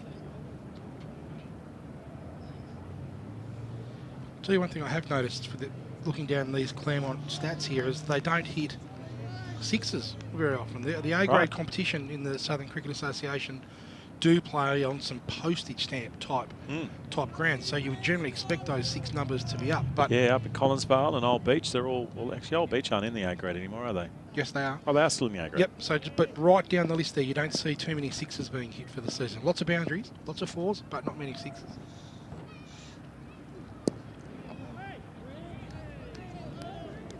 So Briscoe bowling from the western end of the ground here at Claremont. It's home of cricket.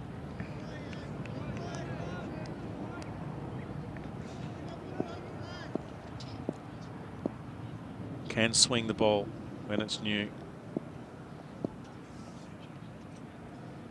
There it is. A little gentle outswing. We didn't see much from Claremont's bowling innings. They tended to use good line and length and excellent field position to get a lot of swing.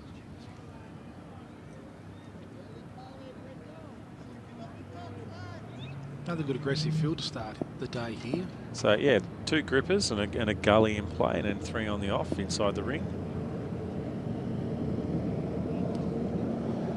It's nice to see a gully in place. I think we've spent most of the new Norfolk innings without one in place. Yeah, we cried out for one a few times. They got a few runs through there, but it was probably the right call in the end from the captain.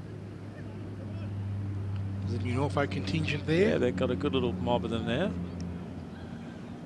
All with the uniform on. They don't look too excited though, do they? Oh, they're just steady. You've got another couple of hours of cricket yet.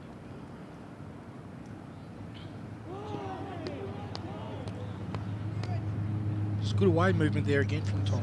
Yeah, Briscoe, probably swung too far, Yep. so maybe he's getting some assistance from the breeze. It has just lifted a little bit. I don't reckon it's coming from the west though, which might, or the northwest, which might help his outswinger.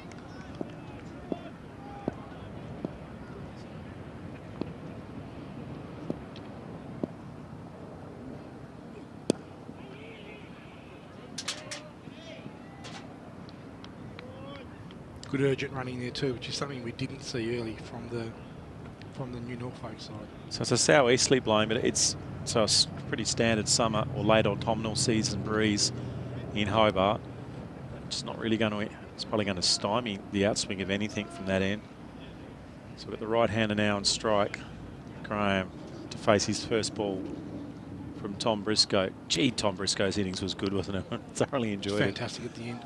It was real hit and run and lots of action at both ends. And we mentioned Jamie Maddox a few times. I mentioned him again. His running ability to get back to the non-striker's end was a big catalyst. I think possibly the most important part of his innings is I think it gave you Norfolk the momentum heading off the ground into the half-time What did he break. face? Like the last 12 or the last 14 balls, I think, Briscoe, because of Maddox's effort to run 2 and keep him on strike. That's right.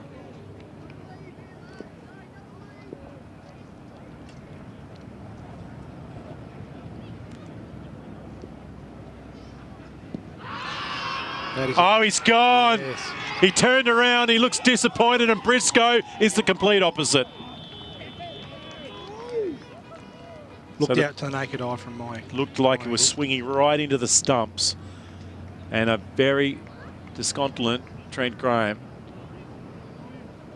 It's pitched on middle and leg. He had no interest, did he, Graham? No. I think he thought, oh, I'll try and con my way out of this. The only risk from Graham was it might be sneaking down leg, but it got him in front. I reckon that got him in front of middle. We're obviously behind the bowlers, I should say behind the batters. So we're going a little bit also on the enthusiasm of the appeal, but it was very quick from Tony with his arm up. He doesn't get too many wrong, so I reckon that was out. Just a disappointed Trent Graham. He's a very disappointed Trent Graham. He's very slow to get off the field. So I reckon it's... Oh, he's gone! Yes. He turned around. It It was quite full too, and he wasn't forward. So that would indicate it's hitting a few of the criteria to be given out. So pitching in line, straightening, full, batter, stuck on the crease. Yep. Tick, tick, tick, and potentially the only decision that had to be made is it going down leg. Yep. Tony's gone, no, I think it's okay. So big wicket, Trent Graham in his way. And I reckon Whitbread is our new man. He'll have a few nerves early. The other wonderful thing about community cricket, and I've mentioned this a few times on the air, is the chalk. The use of the chalk on the pitch. The thing is, surely they should, I think you mentioned before, John, why don't they just paint very thin little lines, middle, off and leg, and maybe you work it out from there. I know it's part of the ritual. I think that's why we do it. It's like by the time 18 blokes have been out there facing a cricket ball, you've marked centre about 15 times. Yeah, with the same bit of chalk. Yep. The thing is, it's also the fattest chalk possible. That's right. It's these big chunks of chalk, but it's a big wicket from Briscoe. He's got the early one. Penniston still at the non-striker's end. Watched the disappointed Trent Graham wander off the ground. It isn't great to see Corey Whitbread really taking his time here. He's out of the crease too. He's got the open stance, which is curious because he's facing a left-hander. We might talk a little bit about this stance. That is very dangerous. I reckon that's a fraction high. A lot of noise behind the stumps, and Briscoe comes all the way down, and a successful over for the Red Caps. Look at his feet movement. He's very well. He's wanted across. So I'd be interested when he faces a right-hander. Does he keep that? Does he go even more open with his stance? Because he's not going to bring his right shoulder into line. He can do what he wants, I suppose. It's not up to me to try and coach him, but it does provide some challenges with the footwork if you're going to be that open to a left-arm bowler. Indeed. Bowling over the wicket. So a wicket there, 1 for 5. His trigger movement there was just his front foot went straight to cover. Just didn't go anywhere near where the ball was coming from. Went straight across the cover. Just put him in a really, really awkward position.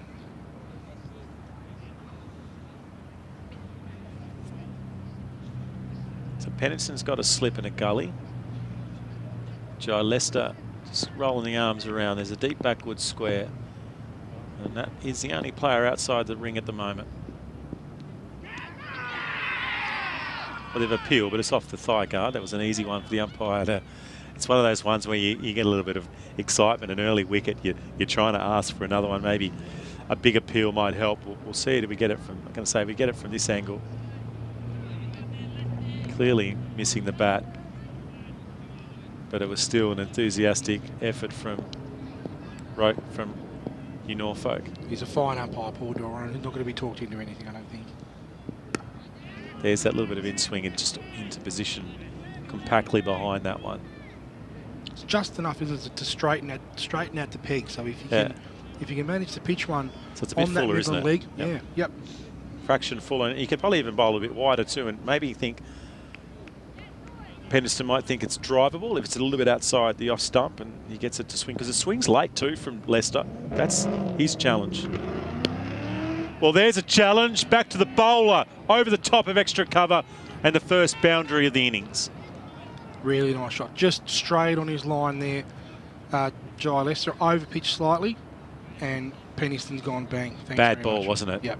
May have been the one he's trying to throw across. He lost the angle of his wrist as he released it, but that's a cracking, aggressive, entertaining cricket shot from Penniston, and that's why I love watching him bat.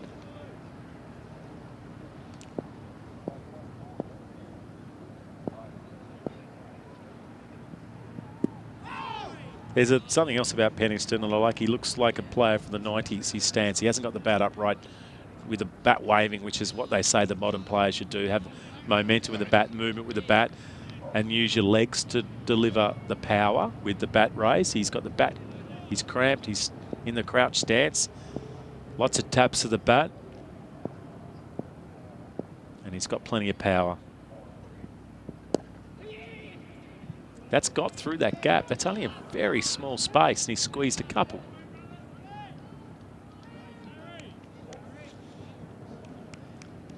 It's good batting. He was a very small gap there and just pushed it. Didn't try and overhit it. Didn't try and smash the ball all the way to the boundary. Just threw the gap and accepted the 2. I suppose the risk if he makes a big drive and it does swing back in, he opens up the bold, which we saw with Matty Dance in his innings for New Norfolk. It's gone again, just wide of the fielder, 4. Gave that one a little bit more than the ball previous, but it was probably there again to hit. Just a bit wider, just over pitched. Jai just hasn't quite found the line length that he had in his first over. He's trying to hit that over the field too, isn't he? He's not trying to hit that along the ground, I don't think. He's throwing everything out at the moment, and a couple of boundaries. I don't think there needs to be any change though, does there? Well, not at this stage. We're only 2 overs in. Like the score's not out of control. It might be that just Jai probably needs to try just a little bit less and just to get into his rhythm here before he starts to try too much. Yeah, I think he does what he does best, and that's swing the ball. Yep. With good pace. And he will probably bowl a few loose, well, I shouldn't say loose balls, but full deliveries to try and encourage the swing, and that might result in balls at a drivable length. But extra slip in here now. Yeah, that's interesting. Yep. 3 slips. That's a good call. Briscoe getting it to move away from the left-hander. And there's the complete opposite stance. We've got a very open stance with the bat raised, cocked in that wrist position. Does bring in those offside fielders behind. If you don't quite time it, just naturally the ball's going to run off the face. So it's going to be a good little battle here.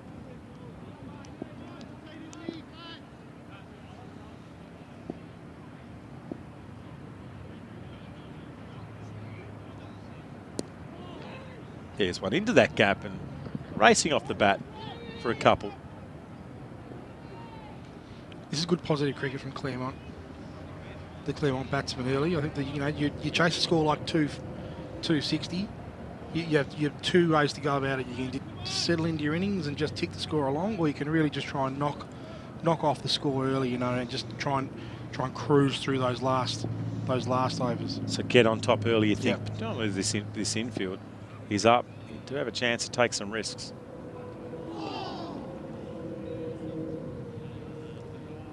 Just didn't quite play that with any authority, Corey Whitbread there. Just looked a bit stuck, didn't he? Yep.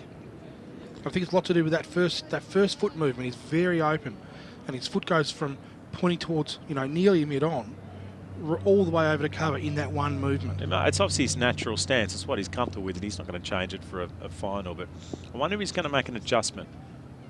If it's such an open stance to the right-hander, and he's coming across the stumps, it's nicely worked for a couple down the ground. I'd imagine every time Briscoe bowls, though, he thinks he's in the game, though, against Corey Whitbread. Well, Corey's giving a look at all three pegs here as he's running in. He's very wide, very, very open. So second innings action here, the SCA 50 over grand final for 22-23. Hope you're enjoying the live stream. Thanks to the SCA and a bunch of great sponsors. So 264 is the total. That's going to be chased here by Claremont. And with an early wicket in the second over, with the Briscoe getting a big wicket of Trent Graham, LBW. He walked off unhappy, but it certainly looked to us that it was out. And it did look to the umpire even more so that it was out. I'll tell you what there is with this stance, it's just a little bit of baseball. Yeah, a little bit. Yeah. If you can hit it as well as a baseball, the club rooms is in a bit of trouble. The right outfield. 2 gullies in now too, so we've got 3 slips, 2 gullies and a point. It probably just shows that there really is opening the face of the bat, and you can see it there, perfect angle. Well, why wouldn't you with those sort of deliveries from Briscoe and a rattled, not a rattle, but a nervous Corey Whitbread at the moment. He's faced 7 deliveries for his 4 runs. Penniston at the other end's looked a little bit more accomplished and a bit more settled at 12 with a couple of boundaries in his last over. So the score's ticking along okay, but that loss of the early wickets just sent a few little nerves through the Claremont batting lineup. I think it would do. Corey Whitbread's the only other Claremont batsman other than Trent Graham to score a century this year. Couple of 80s and a 90 from the other batsman. What do we got for Penniston there, John? Penniston. What's his average for the year? His average is 36. Okay. High score of 93. Striking at a lovely 86. So they're steady numbers, aren't they? And a good strike rate. Just 450s for the year. So just the gully in play now. They're protecting that offside with a ring field. The leg side's interesting. So we've got the deep backward on the fence roaming around there to stop maybe the flick or even the pull shot. I'd imagine Briscoe. Briscoe does bowl an okay, sorry, not Briscoe, Lester bowls an okay bouncer. But he hasn't looked at one yet while the ball's still moving. Other than that, we've got a mid-on. So a big gap through that onside with the protection currently on the offside, which is where it's been bowled and it's where he's looking to play his shots. It's a real cat and mouse game at the moment. I'll tell you what this is. This is a real strategy that we use in the lower grades. If you have the ball, just swing a little bit, and you can sort of open up that one side of the wicket to try and motivate a batsman to maybe just play in front of around the front of his pad a bit. It's something we do very regularly. It brings in a couple of moments dismissal, certainly. And he's also got the one going across him at the moment. So he's getting his line nicely and into his rhythm here, Jai Lester. good to see that he's come back in the first couple of balls of this over and really got back right on his length. You know, he did throw out a couple of presents in the last over to Peniston, who took full advantage. But this over is back right on the money again. Quality bowler. There's the one that ducks in, so he maybe set him up with a couple that went across, and then the one that just swings back in.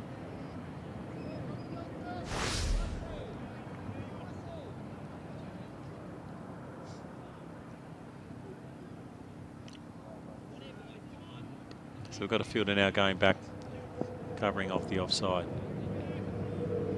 I wonder if that's just a little indicator that he might be about to just throw one up a bit. Oh, nearly got through too. Briscoe in the gully doing a great job at cutting that one down, or a backward point. There you can see the ring of the line of 4 fielders and then offside, and then a 5th one, which is the mid-off and then the gully, and also the player deep on the fence. I just think it's interesting here that they've taken all the slips out. If he is going to try and throw one outside there on the drive, that you might want at least one in there just covering the edge. Well, he found the only fielder on the leg side with that last ball of the over. It's the end of it. We're 5 down here, and they've progressed to 20.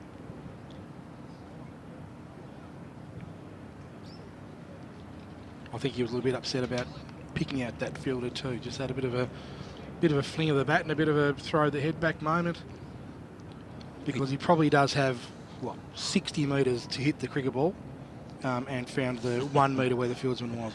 It was timed pretty well too, so it was past, it was going to definitely get away.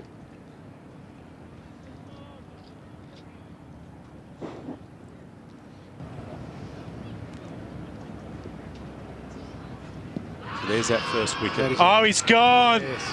It's a very quick right arm from Tony.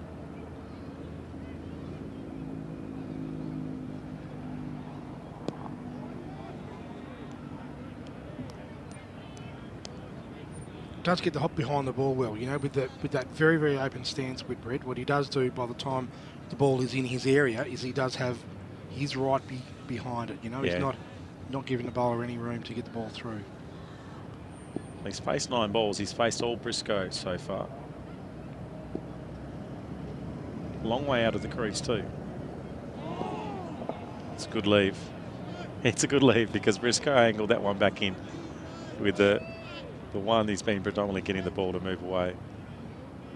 It looked like it was shaping to move, and then it actually just came on with the arm. So Rigby warming up at first slip. You might see a bit of that all day. Certainly not bowling as many overs as he used to. He probably classifies himself as a batting all-rounder these days. Total of 6 overs this year. Total of 6 overs. He's only played 8 games. So he's averaging less than 1 a game. Maybe in a final, we might see a few more overs from the experienced tool right armour, but they've got enough bowlers in there. The Elias, there's a great shot of the great crowd formed just in front of the bar, which is patroned well. It is filling up that area. It's the place to be. It's a nice little segregation of the Red Army, the Red Caps, and the Magpie fans. That's a good push and run. There actually might be 2 here. That's so well timed. Well, we'll be in for a treat if Patterson continues to bat like this. So a nudge and run, a couple of forceful shots. It could be fun. If you're watching well, you've got an opportunity to sit and watch some cricket for 20 minutes, or even just listen in. Peniston's at the crease. He's on 14. He's been there for 20 deliveries. He's looking like he's ready for action in a grand final, and he's going to be needed too after the early wicket. Indeed. I think it's what he does. His stats show this year that he's not a big boundary hitter, that he really probably is just a more sort of into the gaps player.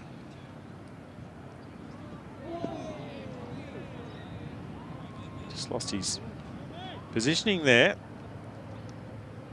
Yeah, that just straightened a little bit, and good pace too. So Briscoe in his youth was certainly quicker than this, but now and again he can generate a little bit more energy off the pitch. That was a good ball. He is causing some discomfort. They look much more uncomfortable, the batsmen, from the batting from Briscoe's end than Giles' end at the moment.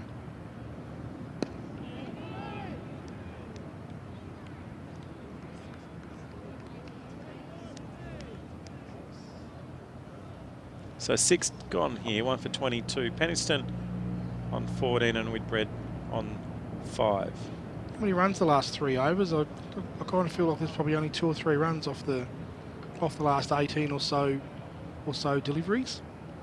It's quietened down, hasn't it? So Yeah, 23 after 6 it is, in fact. Once again, thanks to all of our sponsors that have helped these clubs get themselves going for another cracking season of SCA cricket.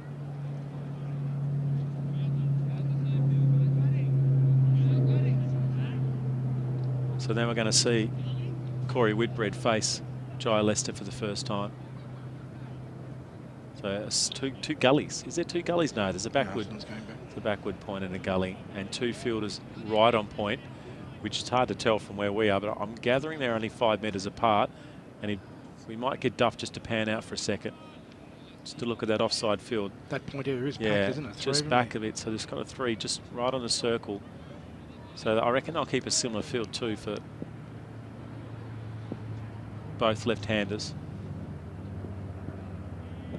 So this will be interesting. He's going to cop in-swingers and ones that might work away, so it's a little different to Briscoe. It's maybe a bit more pace, and I would imagine Jai Lester also might throw the ball up a fraction further. His natural length looks a little fuller.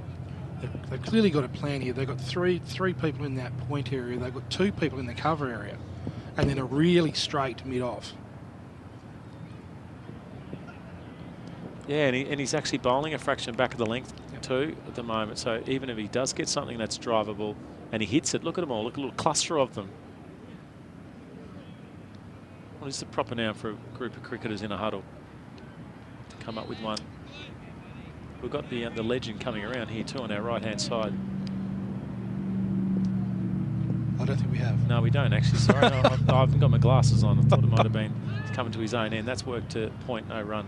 So there is a legend coming around, but just not the legend.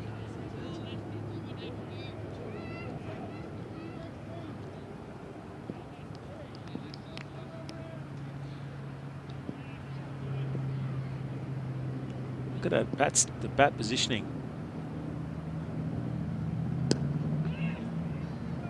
Chance at the bowler's end. And out of all of that, a single. Horrible throw in the end, but it actually might have been a little bit close. Had it interesting because he struck it well, but he went straight away. It was straight to the fielder. Yeah, that would have been just home, I reckon. Just home.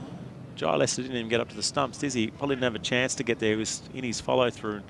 Was a few metres down the pitch, unable to get back.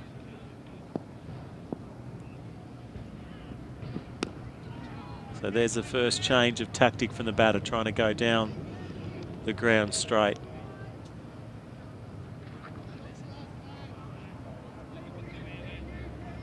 And found the only fielder on the onside yet again. Perfectly placed that. Zoned in well.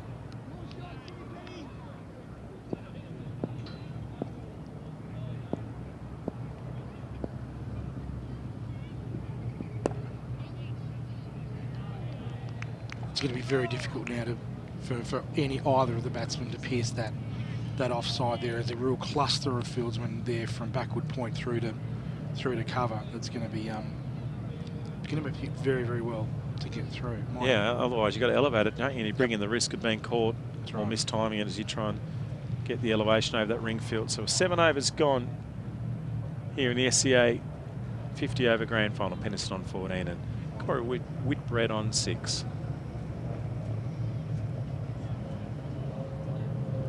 Only early days here, just travelling along 3 and over. They clearly won't be worried about the run rate at this stage, but they probably don't want to, just dig in for another 6 overs at 2 or 3 and over, because your 5 and over turns very, very quickly into 6, 6.5. It becomes a little bit more difficult. Yeah, I suppose the theory these days with the changes in the restriction in the field between 10 and 40, with one less fielder out, you can probably keep accelerating after 10 overs. You can get in, take your time, and continue to accelerate. But it does require good batsmanship to be able to do that. It's kind of a similar vibe, isn't it? With Briscoe at the top end of the ground, a lot of players on the offside. One player in the ring on the leg, and then there's a player deep backward who's a genuine deep backward square. Thanks, Duff. Showing the crowd just in the shadows there.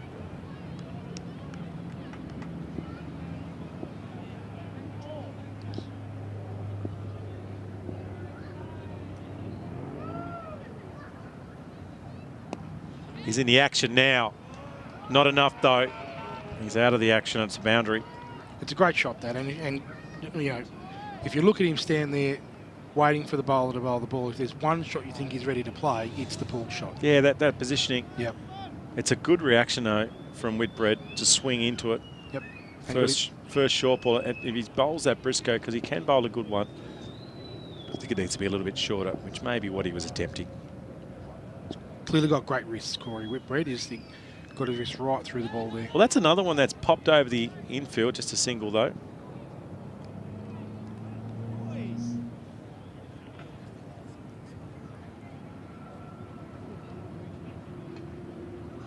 Maybe the spongy surface around the pitch there is providing a bit spring-like. Trampoline-ish. I think it's more the grass type that's on the ground. It just felt really spongy. It may feel different. There might have been a bit of dew on the ground this morning. Do we have the cooch out here at Claremont? I think we do. That's out. We've seen a lot of catches just inside the ring. And there is another wicket. There's a big wicket at Penniston. Is on his way. And he's just guided that ball straight to the field, and he played it with, watch the replay, he played it with no authority at all. Just flayed the bat through the ball in the air and picked out what is a very, very, very packed offside field. It was risk, wasn't it? We spoke in the last over. Penniston's going to try and breach that barrow, or that I should say the wall of offside fielders. He's either got to time extremely well through a small gap, or he's got to hit it over the...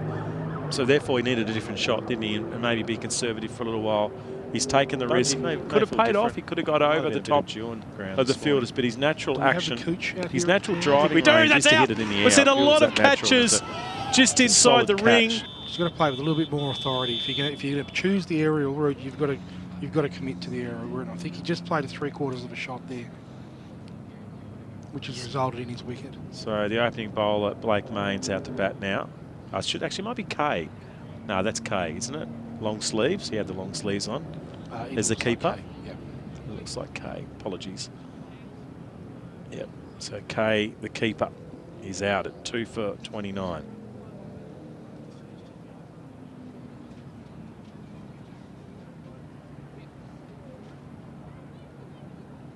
He's had a solid year with the bat, Jared Kay. Couple of 50s, averaging a solid 35. Another not a big boundary hitter.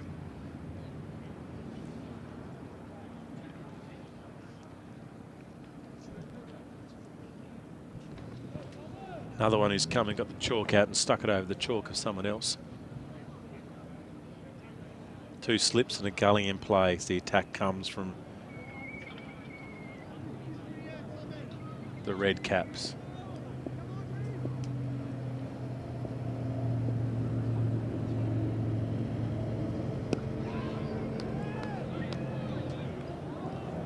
So we've lost the ice cream van. He's toodle pipped off somewhere else to whatever shenanigans. We've got a couple of wickets early. We're 8 overs gone. 29 on the board, and at a time of danger for Claremont. Another wicket here, and the Red Caps are right on top. They need to steady the ship.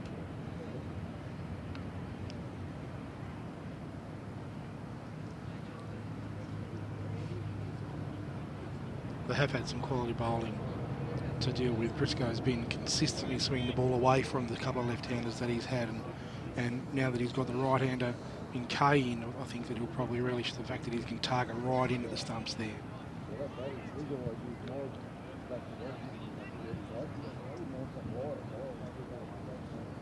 Corey Whitbread having a good look around the field, going, where is the leg side field? Well, they're just the only change for Whitbread is they brought the cover up in sort of a straightish cover into catching position. It's in the air, through the gap. There's a chase on. Should be cut off.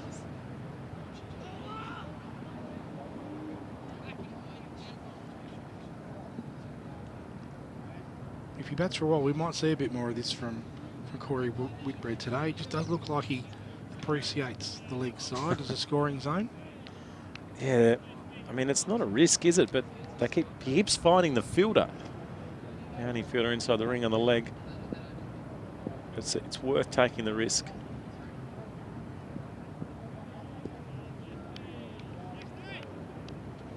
Good leave. They had a couple of good leaves actually from Whitbread this inning so far.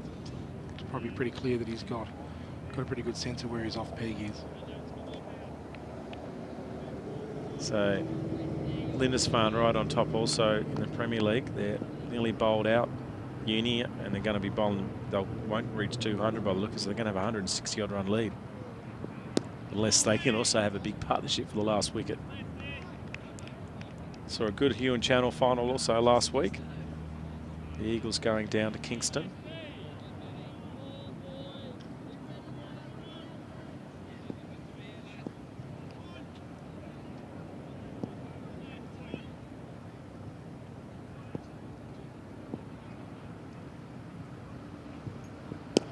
That's good. Clever. Really clever from Corey Whitbread. Waiting for a full one that's not swinging. Just looks like his zone too, doesn't it? Like the couple of shots he's now played. He's played the pull shot. He's played the shot over the mid-on area there now, and it just looks like the bat flows in that direction. Yeah, it's a good call. It does look like a natural swinging action for him. You might as well play to your strength at the moment. If he hits another one of those, what will the Red Caps do to respond with their field change? Gully in place is the only real catcher. I think that line there from Jai Lester is the line he should be bowling with the offside field the way it is for Corey Whitbread here, being so full of fieldsmen. I just don't think he can afford to get too close to his front foot, because it opens up that whole leg side. And as we say, he'd be unlucky to get caught at mid-wicket.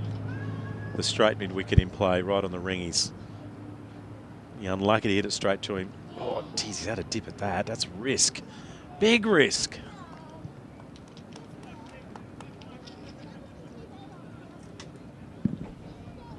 Clearly, Corey likes to hit the ball hard. Like, he doesn't seem to hold back, does he, when he decides to play a shot?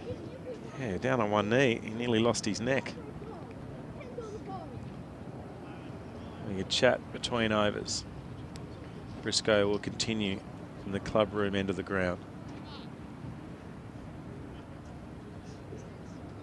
If you had a set at the start of the chase here for Claremont, they got to 40, one down, probably a tick. More than 40, no wickets, obviously a massive tick. But I think the first 10 overs would give it to the Red Caps, wouldn't we, John? I think we give it to the Red Caps for the simple fact that the 2 wickets that have been taken are Claremont's 2 best batsmen. Or at the very least, they're Claremont's 2 best performing batsmen this season. Yeah. So KF a little better. He's off the mark.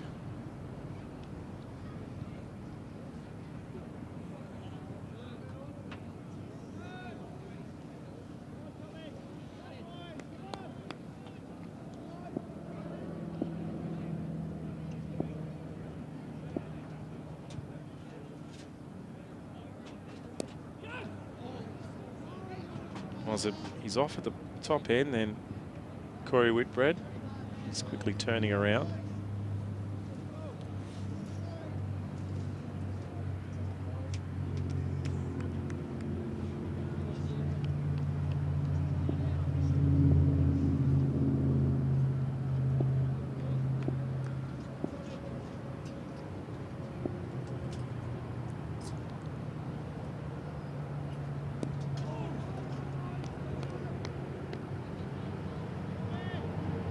Doesn't look like Whitbread's going to whip it off his toes, does he? He seems more comfortable. If he's hitting to leg, it's got to be a short ball, or he's playing a genuine swipe at it. He hasn't got the conventional or onside shot, I suppose.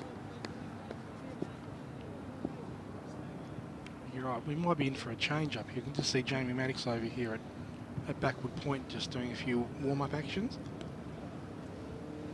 Oh, where's that come from? He's played it on. Briscoe with another. He gets his third, and Jared Kay is on his way.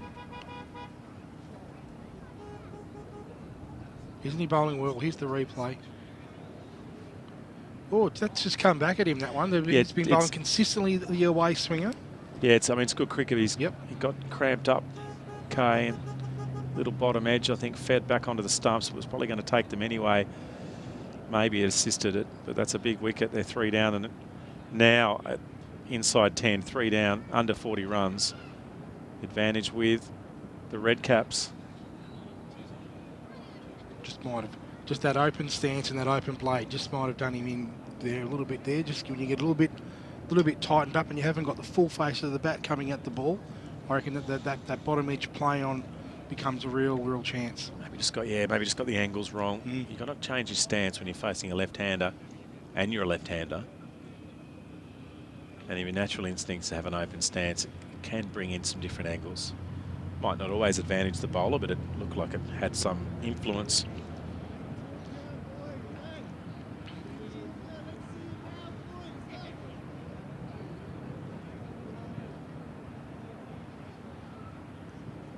It is a good delivery. Corey would have been expecting that ball just to tail away from him, and it's actually just cramped him right up by coming straight back at him. Yeah, he's expecting. So he's a couple of things. He knows he's got to go back. He's playing inside the line of the ball, and yeah, he's expecting potentially it's going to straighten, or at least straighten, if not even move away, but it zipped back in and got him in stride. So we've got a right-hander now. Jaden Harris at the crease. Oof, there's that good short ball. Really good short ball.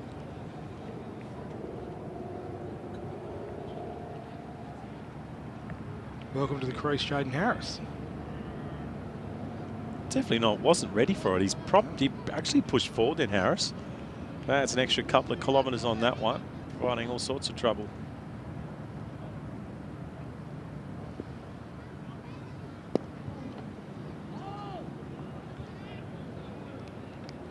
This has been a fantastic spell from Tom Briscoe today. He's on top of the moment. He's got his mojo going. He's picked up 5 overs. 3 for 17. The other end, Joel Lesser's been good too. 5 overs, 1 maiden, none for 19 for him. They'll continue, you'd imagine, for a couple more overs and potentially look to pick up another wicket. Duff just showing a little done-up car there. The bonnet opened before. I assume they were just showing an engine to someone. There's that short one again. It's one of those things, you know, an opening bowler makes a couple of runs, comes out with his tail right up. Happens all the time. Yep. Changing bowler.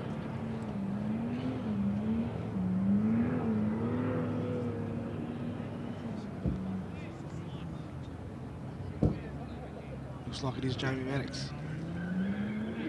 Yeah, some locals are having some fun on the effects mic. It's the customary sound, isn't it, of Claremont? Might be the ice cream van out the back. I don't reckon. I don't know. It's got the power. The two-stroke engine, that might have been it, but he was giving it a go, wasn't he? He was flying around the dirt track, which circumnavigates the oval here.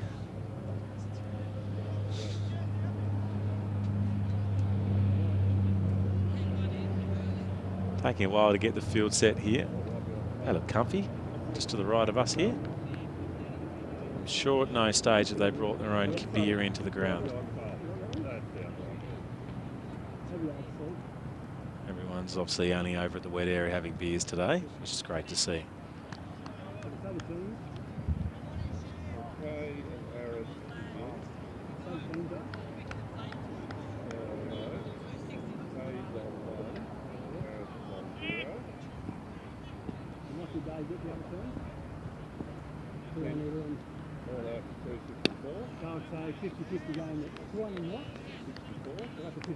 Interesting run up from Jamie Maddox there. Looks like the type of bowler that likes to take tiny steps in his run up, as opposed to the more traditional long stride.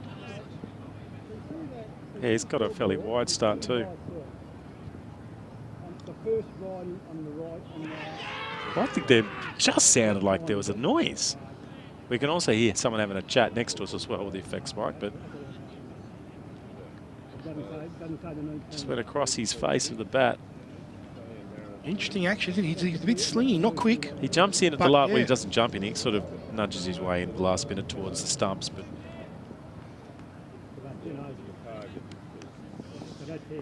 3 for 36. We're in the 11th over. The first bowling change.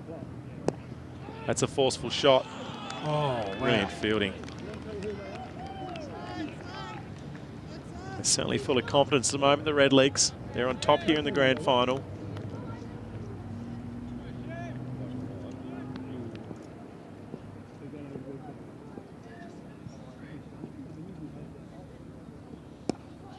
Holding back on that one. End up going to get a run. Well, out of all of that, little sneaky single.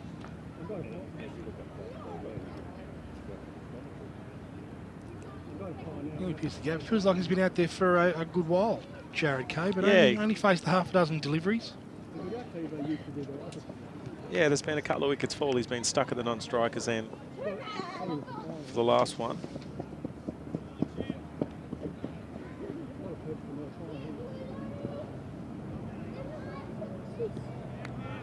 So Slip stays in playing a gully for Maddox's first over.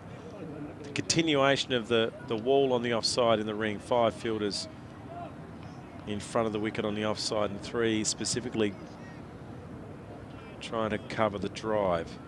And we've seen a wicket already fall through that area with Penningston smacking one to backward point.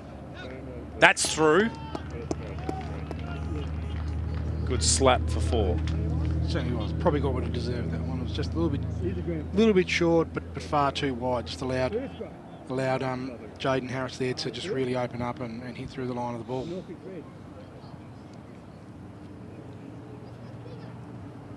Much needed boundary, fair to say. Yeah, so they progressed to 3 for 41. Claremont, 11 overs gone. Kay and Harris at the crease. Need a bit of a partnership here, the Claremont side. Just need a couple of fellas to really dig in, bat some overs, tick the strike over, and you know, score a boundary every 3 or so overs, just to make sure that run rate stays within reach.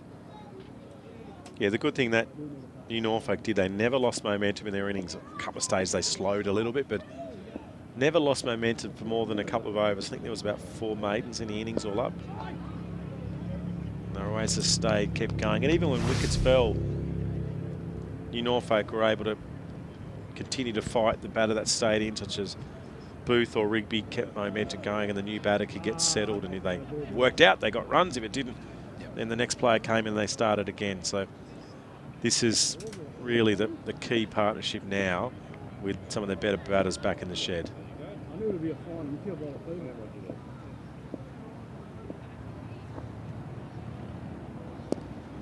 Someone's got to perform in a grand final, don't they, John? I mean, it doesn't. Why can't it be Jared Kay or Jaden Harris with the bat? There's nothing to say it can't be one of these players. Absolutely. The other thing is, we haven't seen the really ball move too much, and now the ball stops swinging.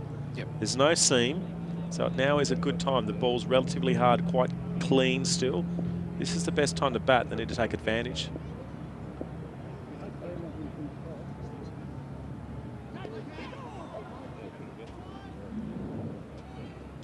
Is there a bit of bat on that? No, I don't think so. No. Just to harp back on your point about the momentum of New Norfolk through their innings, that not at one stage through the course of their innings did their run rate drop below 4 and over. Didn't get above 6 in the end. In fact, never got above 6, but never dropped below. I reckon for most 4. it was probably 4.5, wasn't it? Yep. It might have just dropped to 4 after the couple of wickets fell in the middle, but they just kept it going.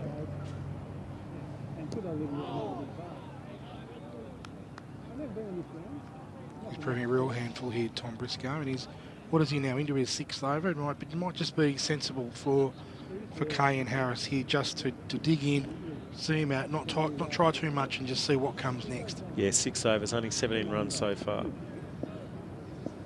Youngsters are having a bit of fun, but the oval ball out. They might be in trouble if someone targets that KFC sign. Yeah, maybe they think they're going to go on TV. Oh, that's a plane of his. Maybe they think the camera's going to pan over to the KFC sign.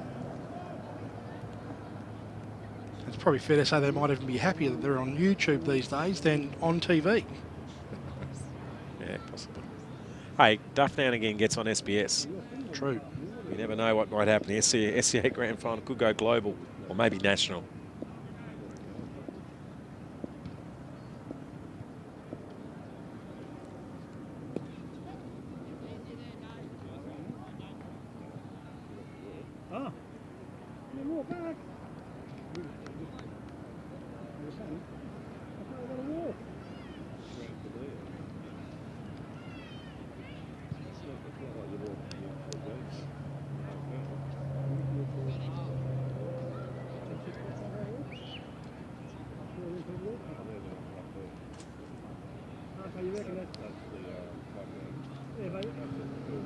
Probably expect we'll see Jeremy Nichols come on very shortly from the top end, from Tom Briscoe's end. Maybe one more from Tom. Yeah, 7 was what the number for the openers for Claremont. Didn't get to bowl again.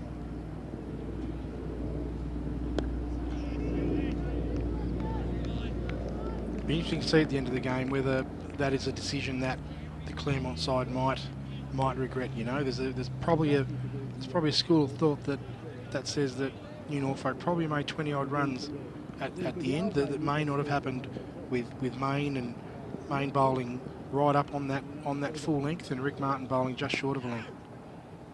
Yeah, it was a risk potentially worth taking from Mark Clark because they were in good nick. It was literally only the last 2 overs, wasn't it, John, that got away from them in the last 2 overs. Specifically, the last 2 overs of Jade Clay.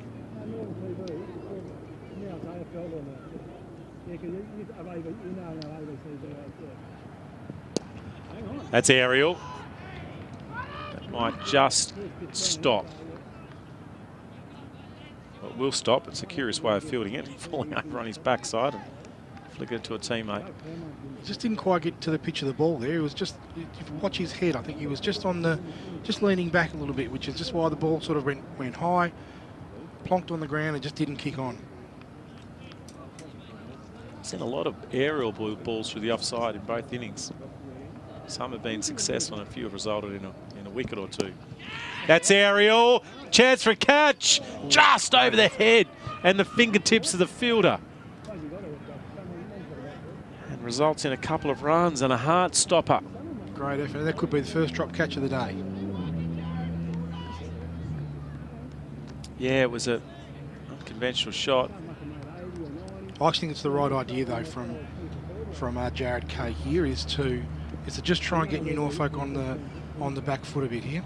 Took a just out of the fingertips of Matty Bowden, probably one of the short players in the field. Took a little while to react. Actually, I thought for a second it was probably going to be a comfortable 2-handed catch, but it just got away from him. Hard one though. We've got Jai Lester back on here. Jamie Maddox came on just for the 1 over, and Jai Lester straight back into the attack. He must have had to leave the ground or something. Yeah, I thought it was interesting that he didn't continue. Might have been a reason.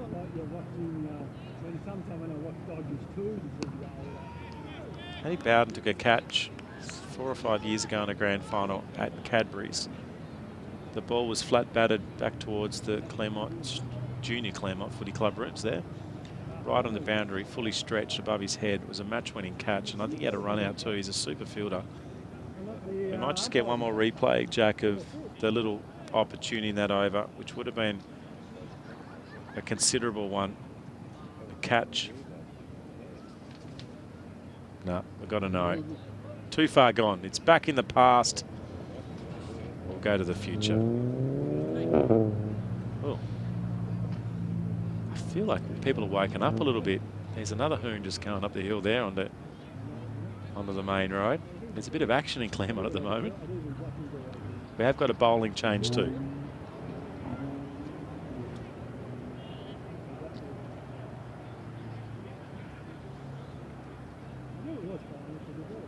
Nichols is coming into the attack. Called it.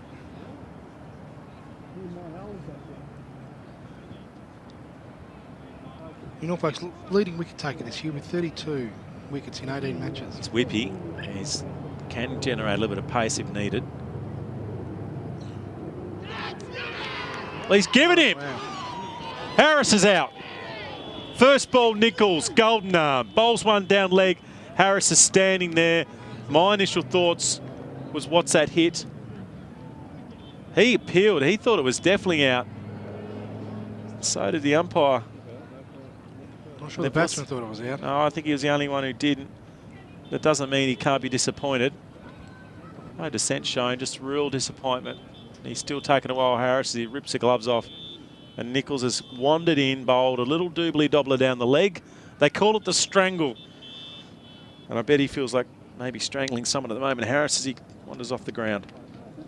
Nearly a surprise ball, isn't it? You don't often stand there, tap your bat in the ground. I think this ball's going to be 6 inches outside leg stump.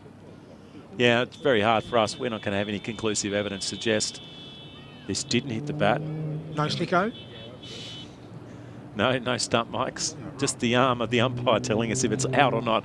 And we agree always with the umpire that if he reckons it's out from 22 yards away, we certainly have any better evidence from 135 metres away or whatever we are. So Harris is on his way, and at 4 down, they're in a bit of strife now. Claremont need to work their way out of this.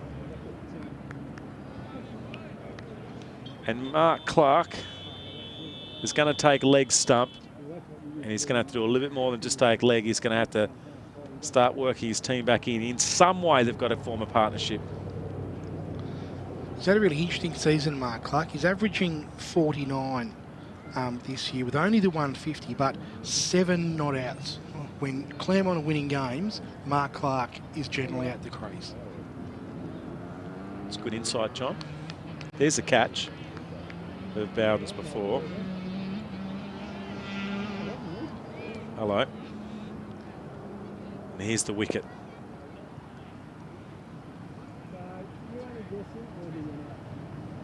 Clark, Nichols. There's that whip off the wicket from Nichols.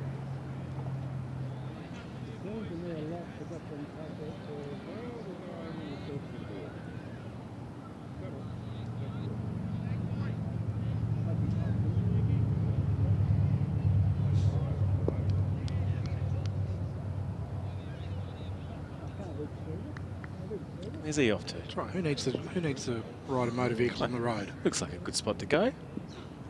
High ball! It's going over the keeper's head. They'll get a couple, will they? Yes, they should. The keeper's got to get his glove off. So action aplenty at the moment. He's got it all happening, Jeremy Nichols, hasn't he? Just come on, there's something happening every delivery. It was a lively delivery, wasn't it, to Clark? I don't mind the short ball early in someone's innings. It's just... Well, Harris copped the beauty from Briscoe, didn't he, in his first ball? Played it quite well in the end. There's also a very straight mid-on here, or I should say mid-off. You can just see Rigby just crouching down now. He's going to field the ball. In fact, that's not Rigby. That's Harry Booth. Big Harry Booth. I need to get my binoculars out a bit quicker next time. I'm mostly looking out on the oval. Now and again, I'll pop my head down. We've got a couple of screens in the van. Harry Booth, what an innings. Jero's playing with the generator again. That worries me. A little flick, a little brown out. There's that one that just comes back in from Nichols. This has been a varied over so far, John. It has a little bit. Looks like that's his natural delivery, though. He just sort of falls away just a little bit. So it wouldn't surprise me that that nip back into the right-hander is just his regular. It's going to be hard to bowl and outswing it with that action, isn't it? Always brings the stumps into play, though. Keeps the batsman thinking. Yeah, I think if you had a choice in one-day cricket, bringing the ball back in, bringing stumps and pads into play. And he's also bowling wide on the crease. It's a quick single. That's good. Oh, wow, that's interesting. Harry Booth was in some strife then. He wasn't. They had 2 people backing up. In the end, it resulted in a run.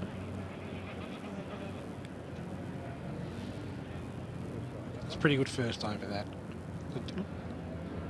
Bit of a mixture of line and length, but the batsmen were always kept playing. Didn't give him anything. Yeah, you're not getting, particularly early in your innings. Clark's only faced the 5 balls, and Harris, I should say Kay, he's been in for a little bit longer. Now, mate, the motorbike's off again.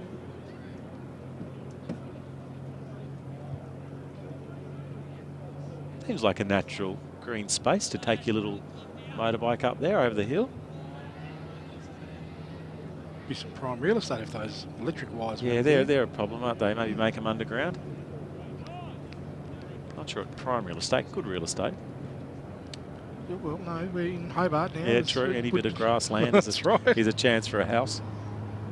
10 minutes to the city. When there's no traffic. When there's no traffic.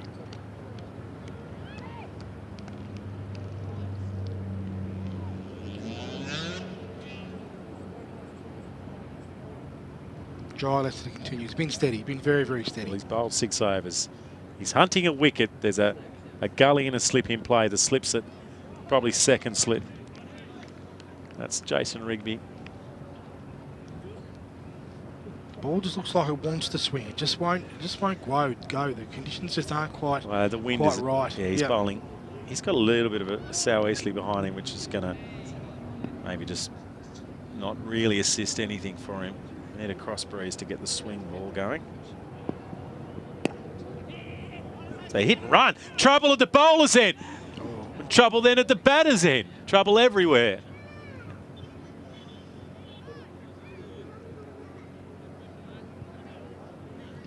It's good positive cricket though from the Claremont side, and I think if they're going to get into this game at all, they're going to have to take those ones whenever they're on offer. Let's see the replay. He's punched it hard. They're both off, then they both stopped, and then they're both off again. That's a good cricket shot. Great from Kate. Really great shot, and what you can see there is different to his other shot that he lofted over the top of the infield, is that his head was over the top of his body and very, very still.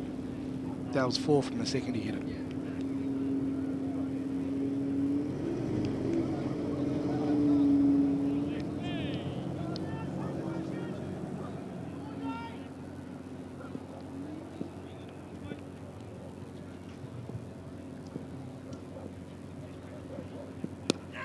No ball.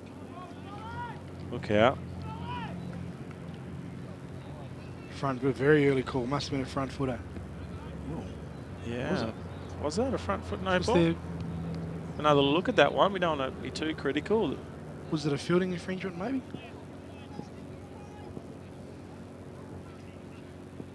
Anyway, whatever happens, we've got a free hit. And all that drama results in a play miss outside off. Looking like he's targeting the offside here, Jared Kay. He's opening himself up a little bit, not really sort of placing him behind the ball, and really looking to target that offside area.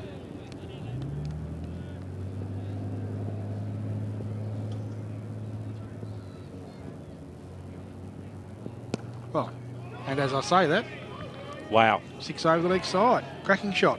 That was a beauty. Into position really early, and Giles has been dispatched.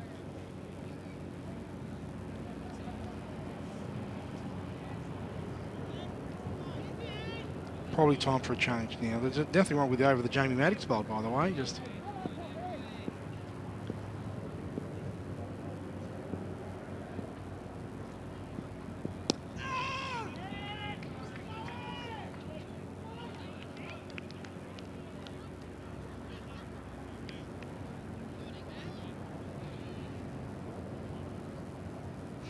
not a bad over. Dropped 1 short, got dispatched.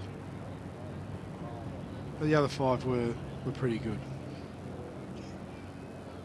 Has he got a bit of a limp up now too? No, he might just be sucking in some air. Yes.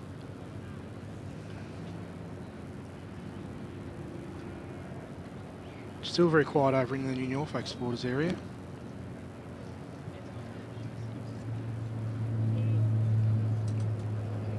You might see them really sort of spark up in 20 or so overs time.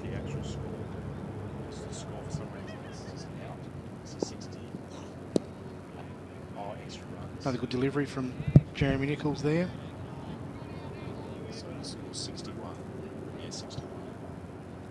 4 and 17. 4 and 17.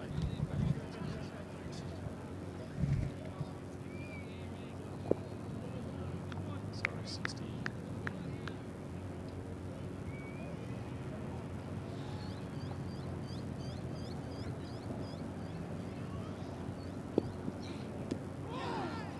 Just that nip in from Jeremy Nichols, just not letting Mark Clark free his arms up here. He's bowling a fantastic little line and length here. It's very, very difficult to score off. Yeah, he's been a good little introduction into this bowling spell after a tremendous spell from Briscoe at the top.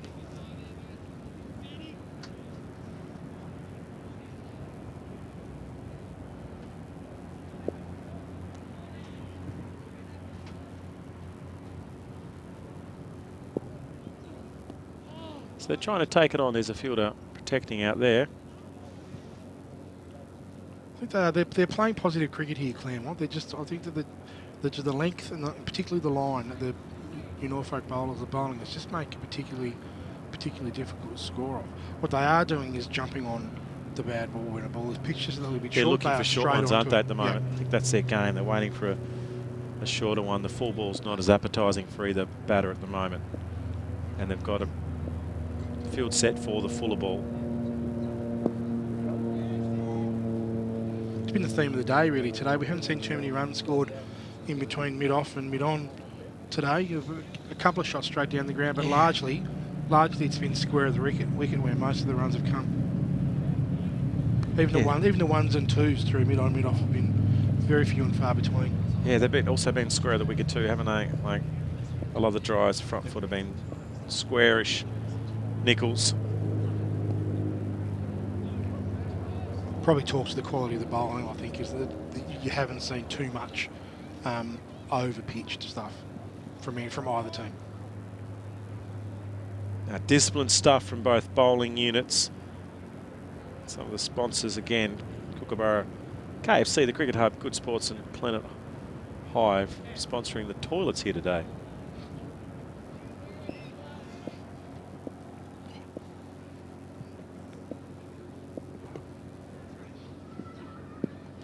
Not short enough to pull. And Kay smashes his willow into the turf, or into the Syntho, and another over gone. So 16 overs, 62. It's not the run rate they need. The biggest issue is the left-hand column, 4 wickets at the moment for Claremont's. That's the metric that they're worried about, and that's why these two are working really hard. Clark's been good since he came in. He's just nudged it around, and Jared Kay with a couple of boundaries, a 6 and a 4 in his innings. Still don't seem completely settled, do they, John, either batter? No, they don't. They've had to deal with some pretty solid bowling from the New Norfolk side, and what's been clearly evident is that just since that probably 46 over mark of the last innings is that New Norfolk have taken total control of this game.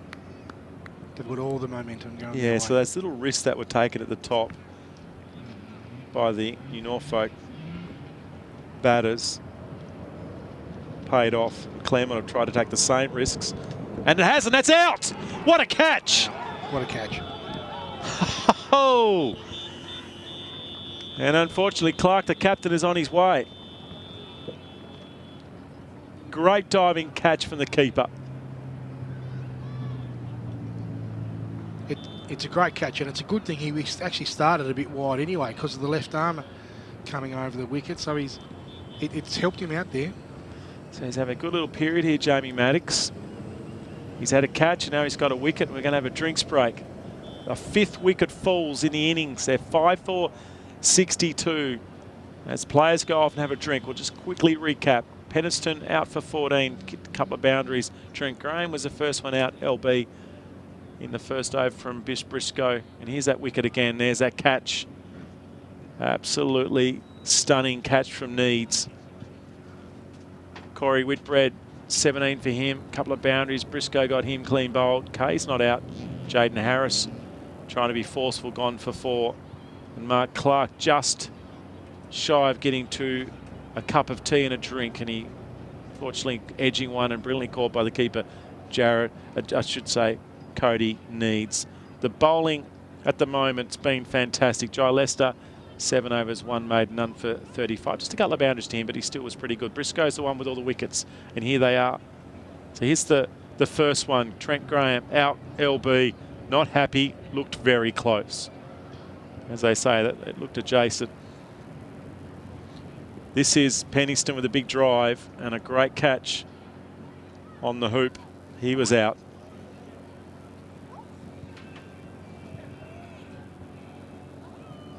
And then his third wicket kept the momentum going for New Norfolk at the top of the innings. As one that just ducked back in, and a very, very disappointed batter as he wandered off. That's his 3 wickets. To have a break here on Duff TV. I hope you're enjoying all the action. We'll be back soon as we can see if Claremont can resurrect something here in the SCA Grand Final.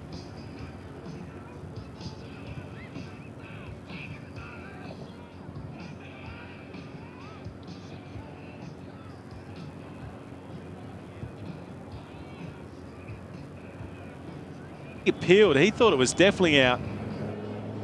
So did the umpire.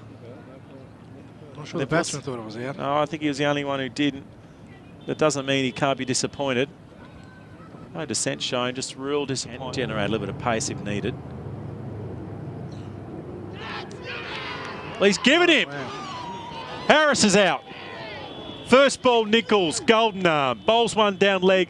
Harris is standing there. My initial thoughts was, what's that hit?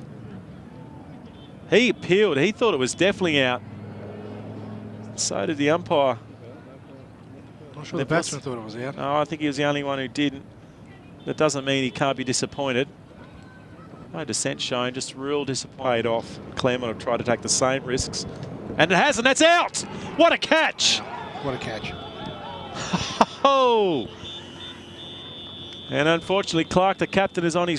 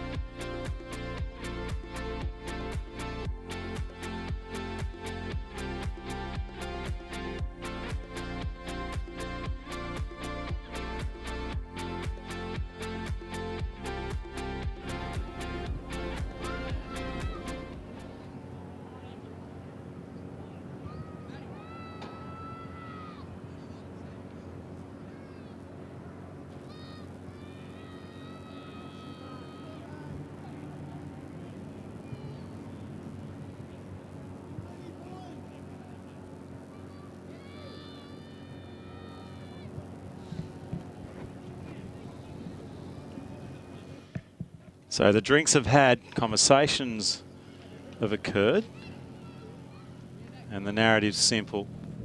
A partnership required here with Jared Kay, with a lot of work for him to do. And Jade Clay coming out to support him. It's a nice start.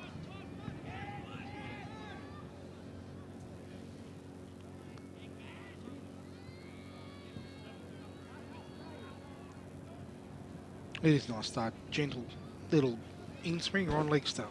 Good way to get off the mark.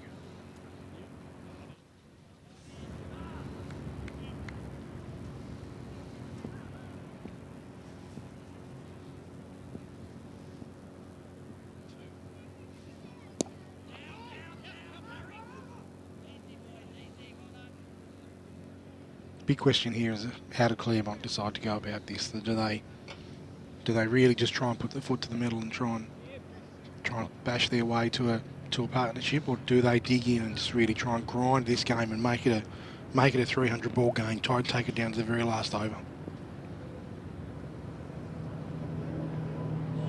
suppose the question is the pedigree there in either batter to play some shots? What are we strike rates we're looking for at the moment for Kay and Clay? Well, Jade Clay's been scoring at a strike rate of 90 for the year, only averaging the 26 runs, but has consistently made 20s and 30s all year. In the air, wide of the fielder.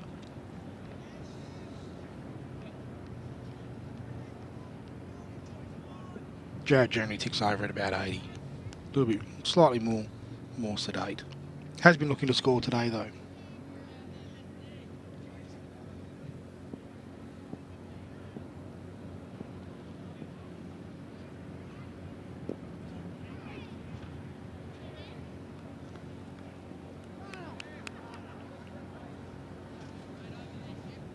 So now we've gone 7 in overs in the SCA T50. I keep saying T20, 50 over grand final. It's a strong performance at the moment.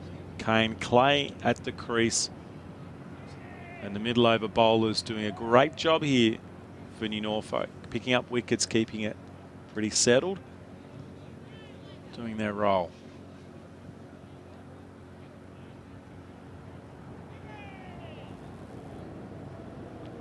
They certainly don't need to change anything, do they?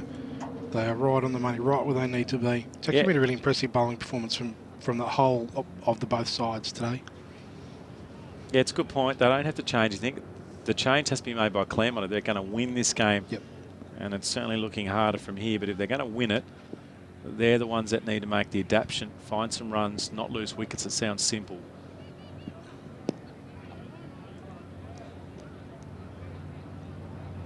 It's not as easy said, though, is it? Maddox and Nichols have both been good. A couple of overs in there. Whippy type bowlers. They haven't given, after what was a great start by the openers, Briscoe and Lester. These two have come in and kind of similar again, aren't they? They've done a great job.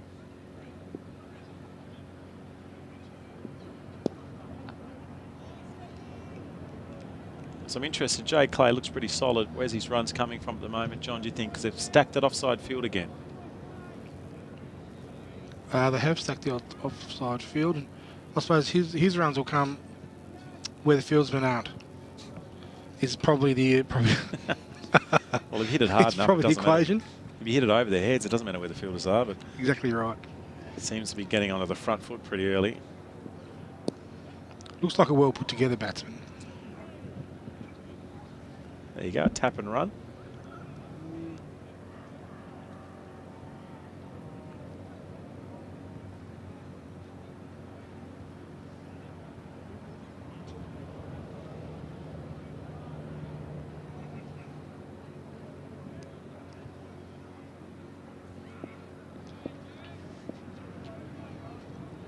The luxury now in New Norfolk of not needing to put too many men on the boundary, that's for sure. Yeah, they can keep the field up here, can't they, for the next 5-10 overs? At most, and maybe even longer. They can keep pressuring Claremont, keep pushing and making them have to do something they don't want to do, which is hit over the infield. Yep. And if they need to, they can the batsman gets the purple patch going against the bowler, they can pop a couple of fielders back. You can have 4 out in these overs and just bowl to one side of the wicket and still be well on top.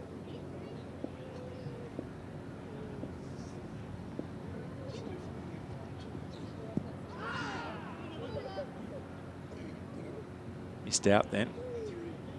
Jared Kay. A few. We mentioned full toss hasn't been hittable today, has it, John? I think we've only seen the one of probably half a dozen put away, I think. The Rigby sweep was the most effective we've seen. Down on one knee. It's always a nice way to hit a cricket ball down on one knee.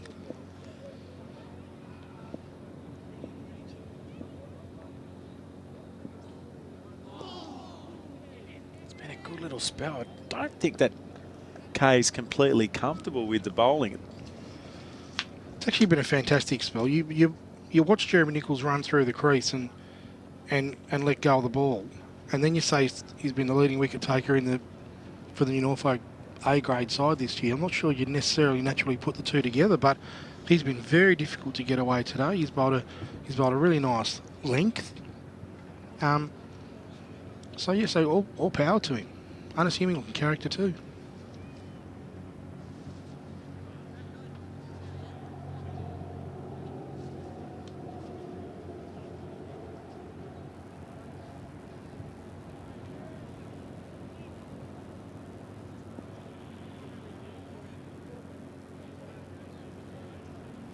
So Maddox getting his field settled.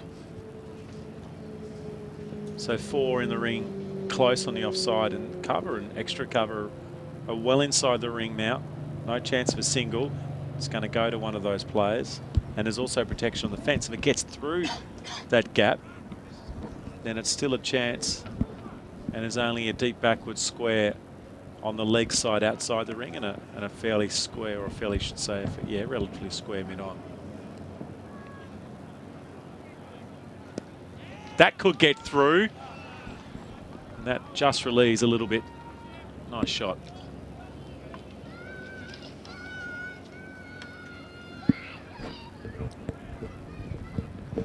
I think that Jamie Maddox looks like the bowler that the Claremont batsman might look to try and take a bit of advantage of, I think.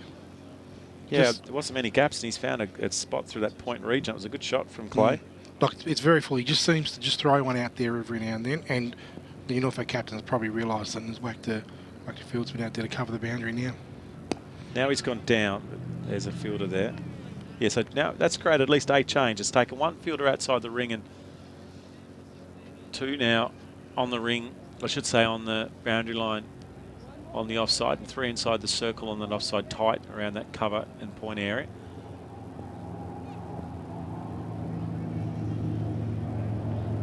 Just the catcher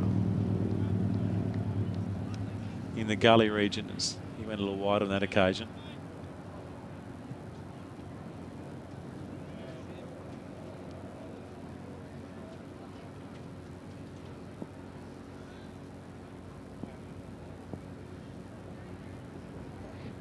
I reckon he's bowled another too.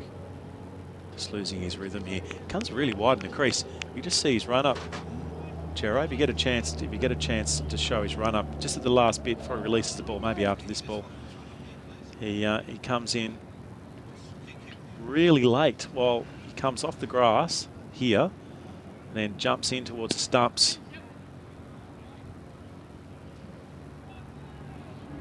Actually makes you wonder what he's trying to do with the ball, you know. It looks like he would, with his momentum going that way towards fine leg, would make it really hard to swing the ball back. In fact, would also probably make it hard to swing it away. Yeah, I'm probably not swinging much at the moment with the slightly older ball. I think he's probably set up for an outswing of anything to the right-hander. Just a little bit flat at the moment in Norfolk. I don't think it's because of the 3 wides either. Just there's 3 fielders now out on the offside, so a real change here from Matty Bowden. He's gone, well, I'm just going to protect things for a bit. I'm going to give the bowler some confidence so he doesn't leak a boundary. And he's going to leak one to the leg. That is a good hit. That is that's cleared the road around the outside of the ground too. There was a Ford Ranger cruising around as well. The Chubb security man, he wasn't all that far from it. That's a great shot. Picked it up really early too.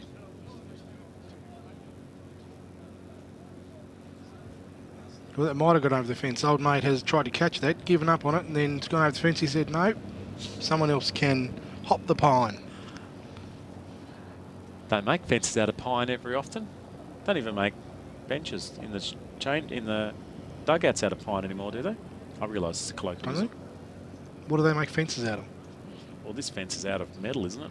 Well, no, it's the pine fence over at the back of the house. Oh, the pine this fence. one's Sorry, over. the pine fence. Might be hardwood, mate. Don't want to be contrary. There he is, back over the fence. The ball's been retrieved.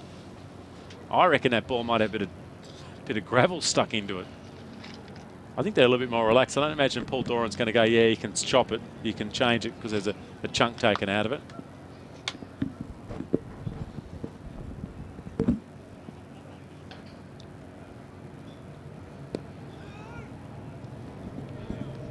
Matthew Bowden might look for a change at this end. Now, you just don't want it to get away from you as the New Norfolk side. You make a good comment that it does feel a little bit flat out there. I think sometimes when you get as far in front of the game as the New Norfolk side is the moment, the finishing off of it can be very, very difficult.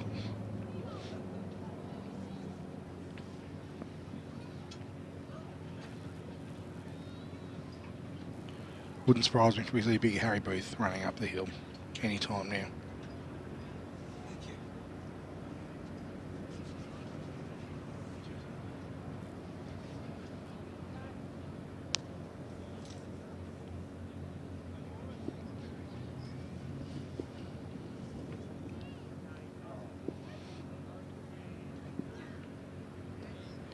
Wow.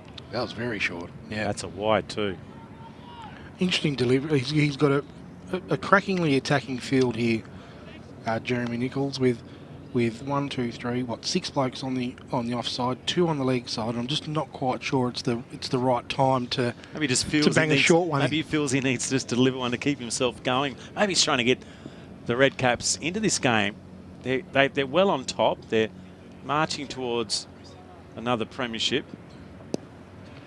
And there's just a little bit. This is the second or third time I've seen a push and run to the field, which means they're a little static out there in the field at the moment in Norfolk. And they're going to get overthrows.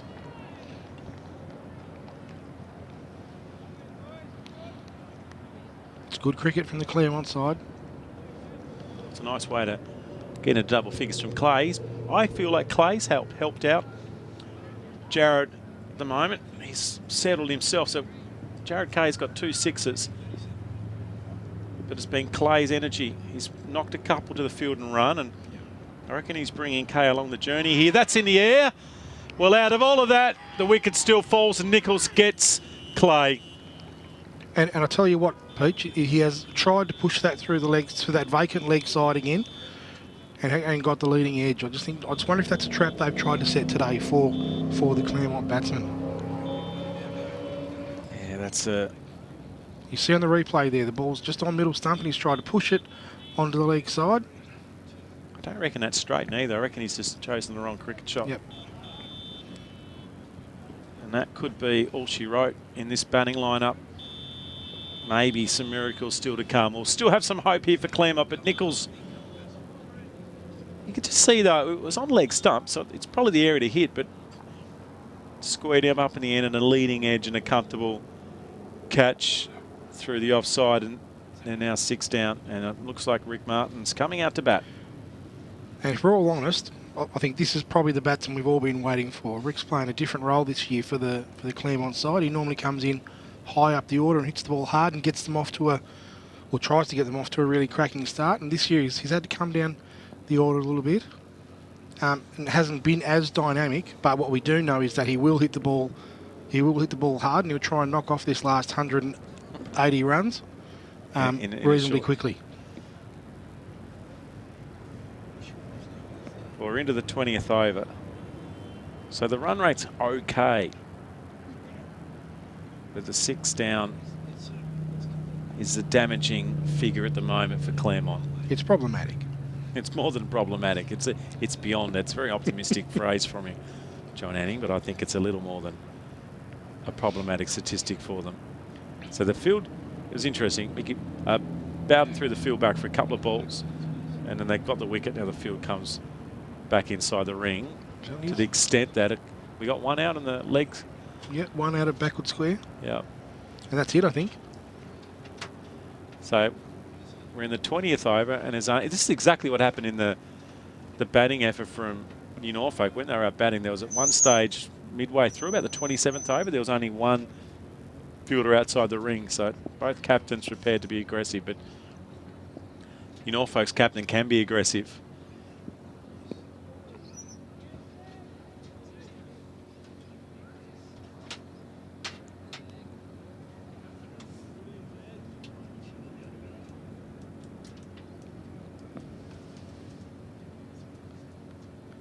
Let's have a look at these figures from Nichols too. He's into his only his fourth over.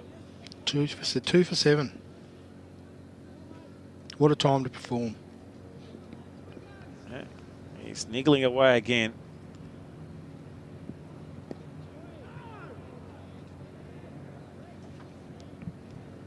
I think his follow-through might just be about 4 paces longer too since he's taken that second wicket. He nearly stops at the crease. He's got a front leg which hits the front of the wicket hard, and then he nearly kind of pivots over it.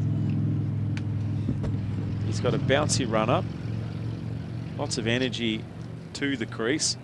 Seems to lose a little bit after delivery, but his line and length has been outstanding. I think he's one of those bowlers that naturally likes to take a couple of steps even though he doesn't need to in his follow through, just to feel like he's part of the action and maybe in the presence of the batter at the striker's end.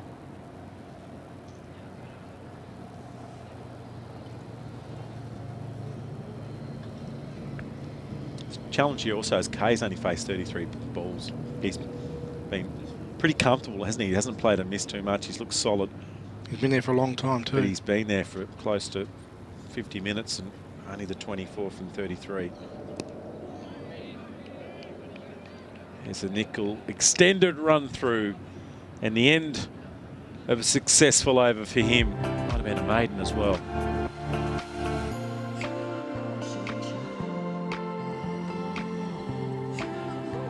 I wonder if there's any thought here just to give Tom Briscoe 1 or 2 more. I'd love a short 2-over spell. I'd love to see Briscoe. It wasn't there was one run off that over. Yeah, it's a good call. Like Jason Rigby leaving the field. Looks okay, might need a bathroom break. Yep, straight to the bathroom.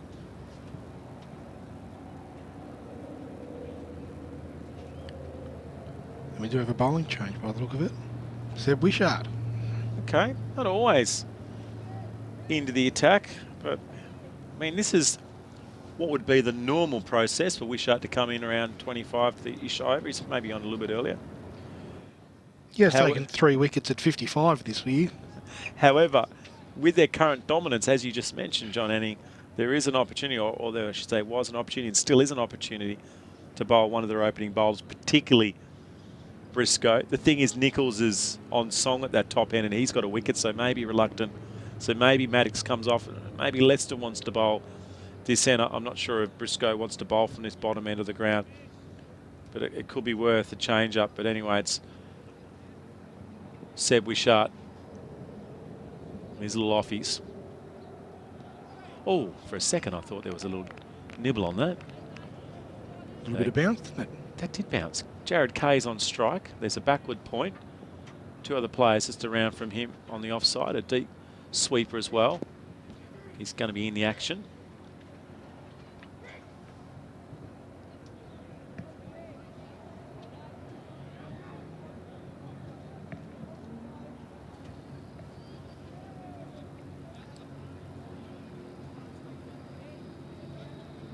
We could just move that KFC sign a bit further around to under the scoreboard. Is there potential? It might be in trouble. Is there any need for it to stay? I think it should just be on the back of a ute and just circular loops. You know, on the back of the ice cream truck. Side of the ice cream van. Side of the ice cream van. Wherever you are, if you're listening in, you know, a yellow van that drives a little bit too fast with a small engine somewhere in Claremont or in the northern suburbs of Hobart. Tell them to get back here to the Abottsfield Park and we'll stick the KFC van, the KFC sign, and see if they can hit a moving target. Maybe that's a bit unkind. So deep backwards square. And that's guided nicely. That's Is it nice going to get shot. past? It doesn't, but a single nonetheless. Delicate from Martin, but we know he's got the power to go big. The only benefit at the moment with this partnership, left-hand, right-hand, it could just muck around with the field a little bit and just could drift. The other thing is Wishart will get through his overs reasonably quickly. If they could just get 4 or 5 and over and maybe last 7 or 8 overs here with now no loss of wicket. Suddenly they've kind of got to 120, 110, 120, maybe with 20 overs to go and they have a little dash at the end. That could be their only option, I'd imagine, but it's going to be it's going to require a fair bit of luck coming their way.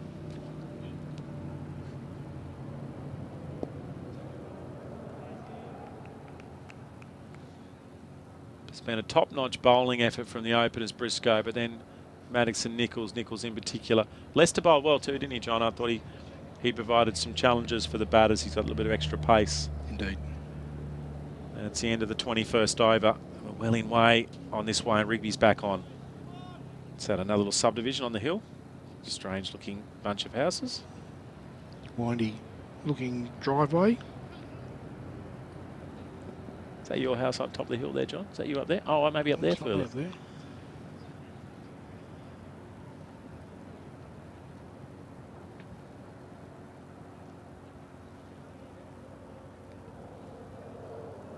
Great shot of the oval here. Great outfield. It's in quality nick. Not far away from the start of the SFL season for the Magpies. He's into the action, Martin, trying to cut that way. It was cuttable too, wasn't it? There's a gap there. If you got onto it, it's going to race away. Plenty of lads. There we go, the oval ball.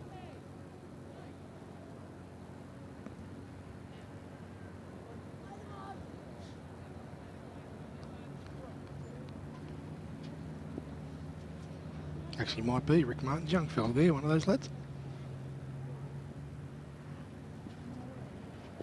Oh, he's struggling to find the willow at the moment with Nichols. He's bowled a shorter one and now he's bowled one full. Still unable to make contact.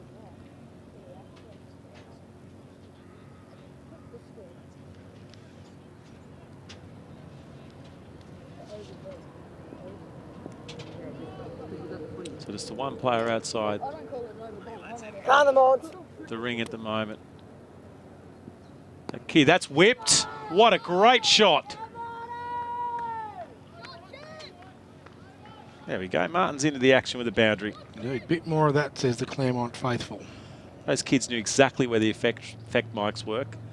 They made a little smart remark as they got within about half a metre of it. You can't miss it, to be fair. Well, it is obvious, but Jerry was up and about. He was ready to tackle one of them. That was a nice shot from Martin. That was a full ball. And he's got away with those deliveries, hasn't he, Nichols? They've been deliveries that have provided a few problems for the batters. All they've defended them. That occasion, Martin attacked. It is a big vacant space out there on the leg side. Well, that's a good run, that. So they've been okay, Clement. One tick from them is they've hit to the fielder and been able to manage to get some singles. Something that Norfolk didn't do quite as much. They've been pretty competent at turning the strike over. Kay, feel like he's just not getting any of the strikes. He's faced 37 balls for his 25 runs. Those 2 sixes have been the highlight. The field a little bit more spread for him. He's got that one in the action. That's gone a long, long way. I reckon he could have got a bit more of that as well. He's just holding his ground well here, Jared Kay. He's just not moving his feet too much, but just make sure he's really settled when he hits the cricket ball. It's a great call, Johnny. Yeah. Very stable, wasn't he? And just swiveled late. Didn't try and keep it down. He's thinking, well, I'm just going to go with the momentum of the ball and keep it nice and nice. A nice low to high action then from Kay. Great shot. And he moves nicely into that push, and that's as good. There's actually a chance for a second.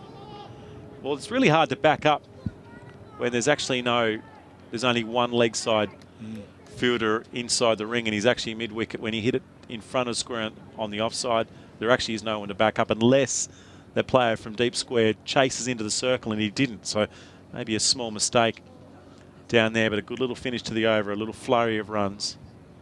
It's a funny game, cricket, isn't it? Jeremy Nichols bowls 4 overs on the spot, only goes for 7 runs with the 2 wickets.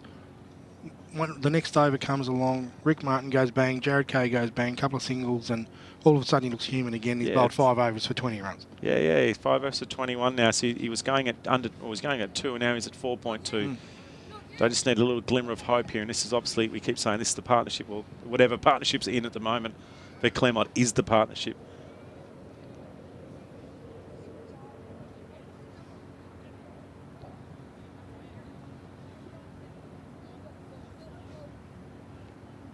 Looking forward to this over from Wishart. He's trying to get his offside field settled, so long on going back. Or I should say mid on going back to long on. deep mid-wicket in play on the fence and a deep backward square, or probably a genuine square leg also on the fence. And the fourth fielder out is on the offside, sweeping at cover point. And that's who's in action. Just can't help but feel here that bowling Seb Wishart now is the gentle option. It's the obvious option. Well, maybe it isn't even. Maybe the obvious option is actually Lister or Briscoe. But yeah, it may work out, and maybe they're far enough in front. But do you want to kill a blow? I'd certainly be looking for that. It's also they've pushed the field out for both batters at the moment. It's made it a little easy for them just to knock a single. One of those problems with one-day cricket, you know, is that there's not the pressure to always keep the foot right on the throat of the opposition. There's a long way to go in this game, unless New Norfolk really do just get cracking, take these last 4 wickets, and get on with the celebrations. Yeah, without getting a true indication, we're in the van, we haven't got any windows open, but you usually get a feel pretty quickly when you're kind of standing watching it on the outside. There is a fielder out there in the deep. For a moment I thought it was catchable. You can generally get a feel pretty quickly in the energy levels in the field. I get a sense that it's probably 4 or 5 overs ago it dropped strangely from the Red Caps, and maybe there was an inevitability in the way that they were fielding out there, that they were sensing that they were in the game on top. Really like Martin. There's a couple of scratchy balls he faced early, but since then he's looked really comfortable. The best thing about Martin's innings, because we know he's capable of hitting boundaries, knocked singles. Yep. And I think it's moved Kay along too. That might have got him in a nasty spot. It is interesting because you felt that Jared Kay was batting better when Jade Clay was in earlier. Came out and was really positive. Looked to run the singles, looked to hit and run. And Jared just looked like he lifted up with the momentum of the game. They're just hanging on here. They've got past 100, Claremont. Keeping themselves within touching distance of this grand final. 264 is the chase. Half centuries to Harry Booth and Jason Rigby. And a little Briscoe cameo at the end was what contributed to the 243 for the Red Caps, and now it's the Magpies' turn with the opening bowler, Rick Martin, at strike. It's still only run a ball here, but earlier on you would have noticed that it was 204, required of 204, so they scored their last 40 runs at run a ball. So they're up with the run rate.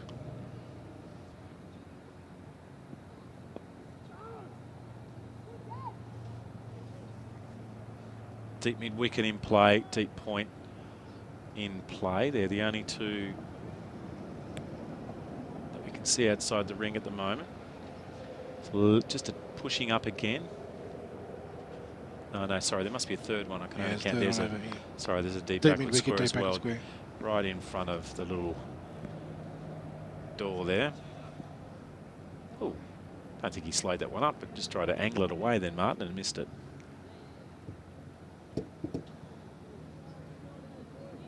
He might have played 2 or 3 shots there in his head. He just struggled. Looked like he struggled with the decision-making process. He took a gamble and missed it in the end. It was probably the best result.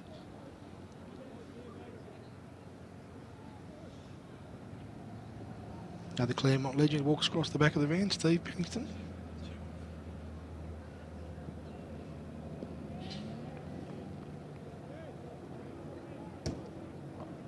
So if you take Nichols off, bring Briscoe on at the end of the next over, end of this over, yeah, but the next over at that end.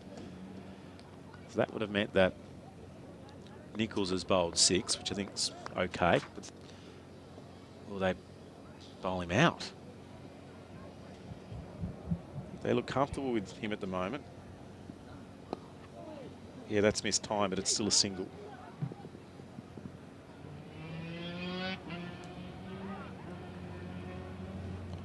There is still a lot of room on that leg side, isn't there? Well, there's still only the one player inside the ring on the leg side.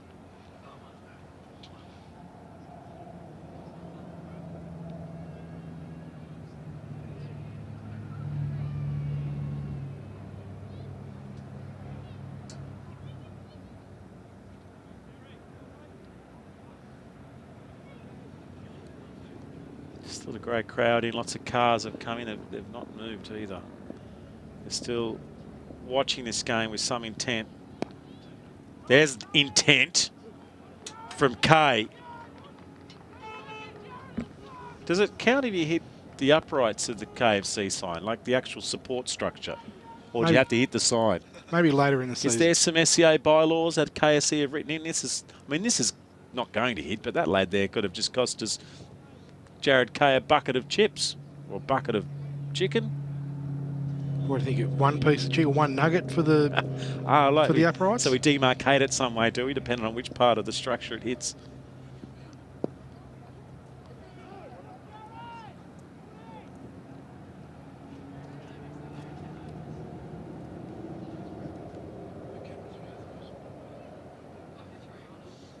The batsmen do feel like they're feeling comfortable, don't they? Well, they're getting enough boundaries, aren't they? Yep. And then the single. So you're right, they're going on a run-up ball at the moment for the last sort of 7 or 8 overs, including Jade Clay when he came in, got 10 off 12. But it's been a steady innings from Jared Kay, so he's obviously the key.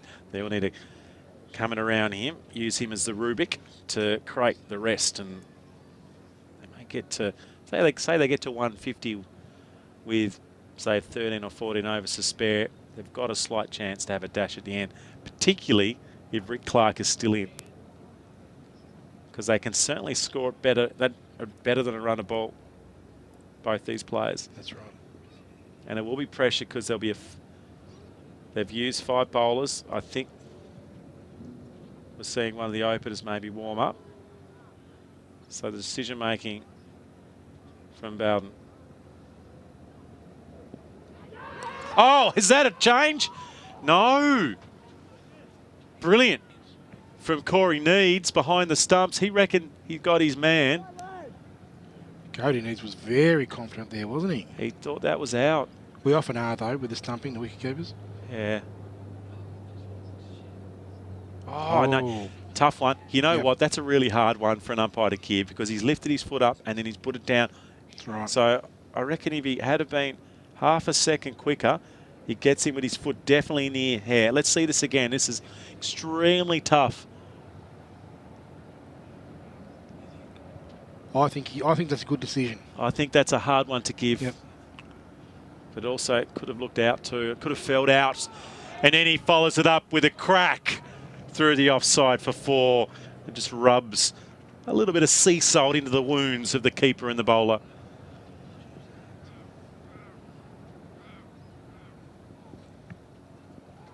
It's a terrible feeling when you feel like you've got your man and then bang, the next ball he comes out and drills you through the covers for 4.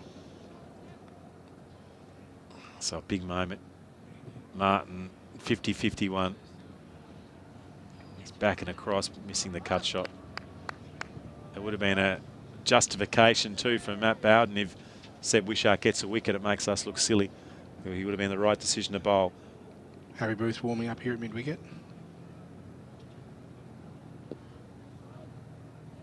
Well, that's a misfield. It's a few things not going in Norfolk's way at the moment. They're still well in front of this game. They've still got plenty of overs from their opening bowlers still to come, Lester and Briscoe. And Harry Booth generally bowls a few overs too. He's a player that can cause some problems.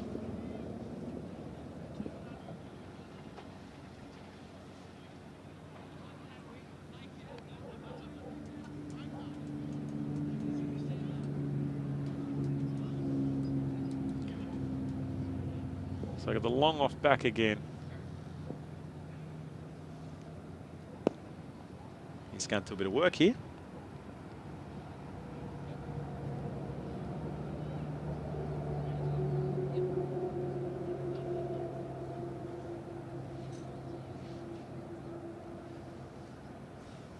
Just steady she goes for Rick Martin here. 14 off the 21 deliveries. 2 nice boundaries. It's solid defensive, hasn't he? He hasn't taken too many risk. But we know he's got capacity to take it on. Bit of indecision there. No run in the end.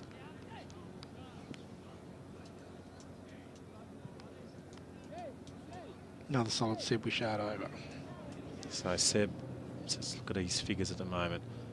3 overs for 11 and could have had a wicket in that over. You could imagine that Tony could have given that out or not out, but right decision, benefit of the doubt. Very difficult to give. We get one more replay of that stumping again, Jack, while we have a break between overs. So just look at his back foot. It moves twice. So he's definitely out of his ground. There's a period of time when Martin's out of his ground. He puts it on the line. So the question for me is, if he puts it on the line and lifts his foot in the air again, what is the rule with a run out? With a run out, you're home. But a stumping, you're not, are you? No, stumping, you're out. Stumping, so he's in there, and then, so if he's actually, you know what, if he's a second later, not a second earlier, Yep. I was wrong. He was a half a second later, he actually gets him while his foot's in the air. One of those ones you don't want to see the umpire give out, because there's not guesswork, but it makes it a little bit harder.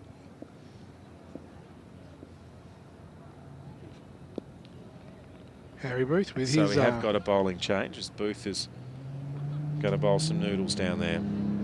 Was that a off spinner or a slow medium? Well, I thought he usually bowls mediums from what I've seen, That's but what I that looks just, he's holding it like an off spinner. Yep, he's Ooh, definitely good bowling turn off there spinners. too. He's putting some purchase on it.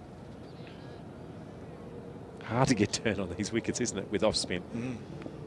You'd have to really loop the ball up, get it perfectly coming out of the hand. That's good weight. That's a good bit of weight then. Held it back. It was a risky shot.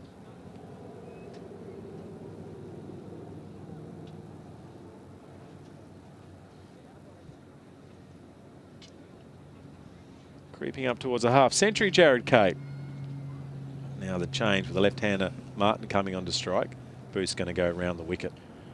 We've got 3 out on the leg side here. We've got the deep mid on back. We've got a deep square leg and a deep mid wicket. Fairly standard, I would think, for an offie to a left-hander. Yeah, no breeze impacting either. Oh, Wales's trousers. He's getting some turn. That did actually bite. Yep. And Martin didn't think it was going to. It was also a little the leg, probably to do with the trajectory, pace. There's a few things that played in his favour then, but the most important thing is it turned off the wicket. Now he's playing back. That's a safer option for Martin.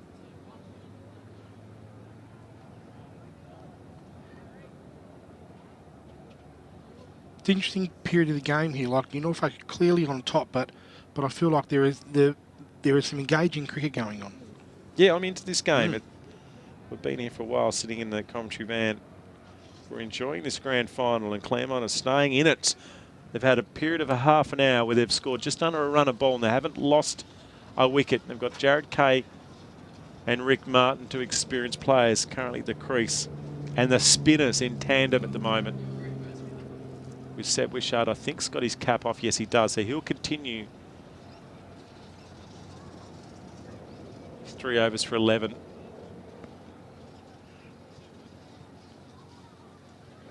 And we're waiting for Jai Lester or Tom Briscoe to have another bowl. With 7 overs they've got to share between them. 3 wickets to Briscoe. The other wicket takes of Maddox and Nichols.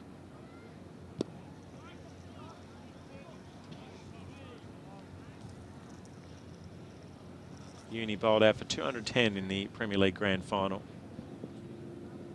Must have got a few runs at the back end. Down the wicket.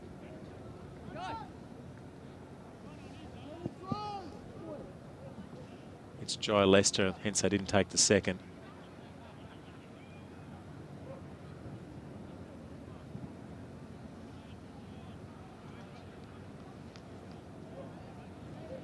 So no one getting over 34. Tim Ward is into the Australian aid side for the tour coming up. Top scoring 34. No one else got over or past that score. Tim Payne getting 21. Just a run of ball from Payne too. Pretty typical back end of his career innings. It's a full ball. And a full result of 2.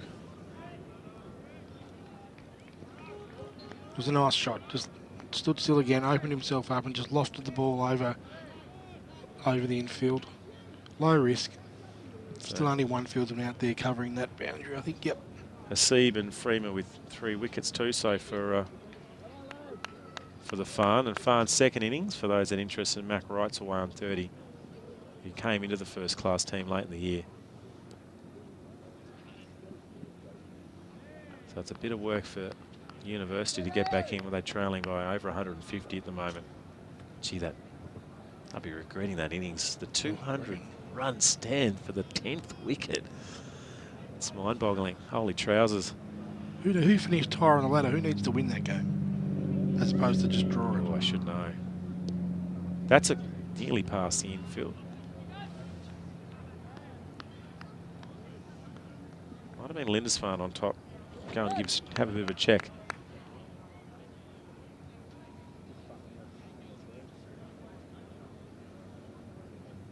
That's a great shot. The other side of the fielder this time. One went to the right, this one went to the left, and also, I think, went all the way. Let's see what Paul does. No, he's singling yes, a 4. That was exciting. Waiting for Paul to work it out. Got a lot of elevation on that ball. I lost it in the sunshine. So Uni finished on top, I think. Okay. 120 now, 26 overs, so the run rate's fine. These two bat for another 10 overs. Who knows what can happen? You can get rattled in a grand final. Another 4 ball. There is protection though. They can, at any stage, Matty Bowden can throw them all back too, or at least 4, I should say, back the restrictions at the moment. He's only got 2 out, or 3 out, I should say, for that Seb Wishart over. Run rate's certainly not a problem while these two team. There you go, a runner ball. Yep. John, 144. They've done a great job to Claremont side. They've scored their last 60 runs at runner ball. But they've partly been allowed to. Yep. To a certain extent. The field's been part aggressive, part defensive. But I think Wishart's had a couple of good overs, but they found a way to find get the run rate going, and Booth is going round the wicket.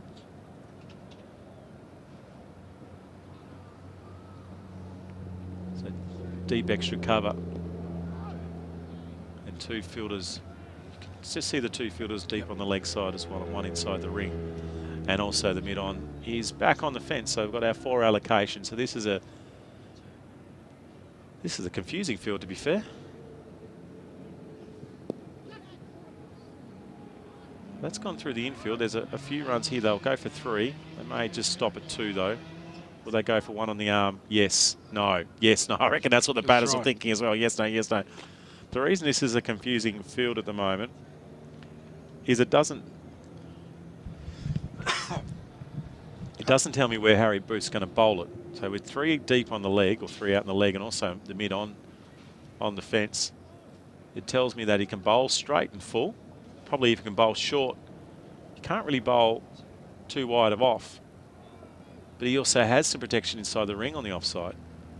But only 3. So it's probably a field where he's just saying keep it steady for a period of time, and maybe it's more about the length, back of the length from Harry Booth.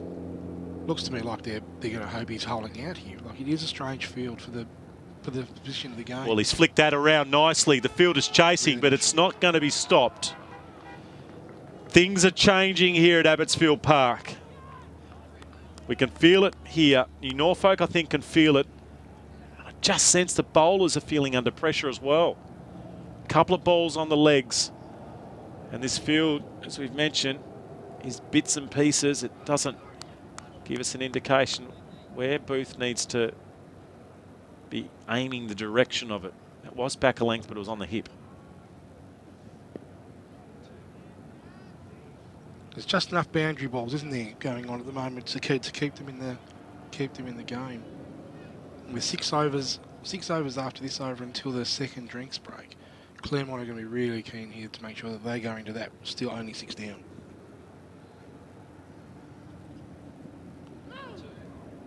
Well, he's tried to get that one onto the road, into the little collection of rentals just on our right. He's missed it into the over. But another good one for Claremont as they build to 127 off 28 overs, with now they've established their first partnership, and it's taken a while, but they're there. They only need one good partnership, and it gives them a chance. That's right. We've got a bowling change here. That looks like might be Nathan Rice coming into the attack.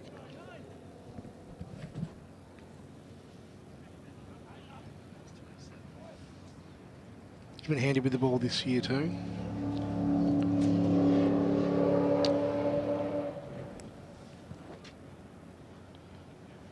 Still, this could have easily been a change. They're playing the long game here in Norfolk. There's one man. There's Lister. Kid, he needs to be on. I'd like to see a couple of overs from Lister from this end, or even Briscoe from the other end. The Harry Booth one is fine. He's a competent bowler, Harry. Gets wickets. Good in the middle overs, but they had a chance to wrap this game up with a wicket. A wicket here and they win. It does feel a bit like Matt Bowden might be captaining this game for the full 50 overs. Oh, maybe we've got to get our money's worth here. Or Duff TV has to get their money's worth. We've got to, you know, we're paid by the event, not paid by the hour. So regardless of what happens here, it's a...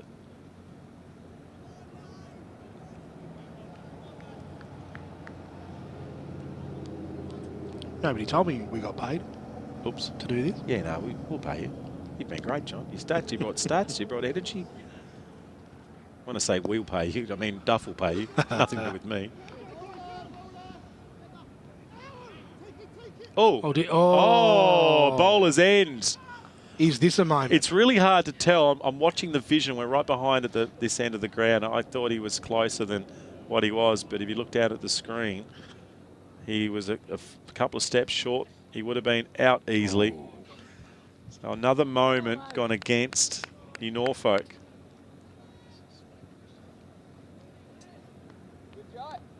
Moments like that can turn games, Pleach. Yeah, it could certainly influence it.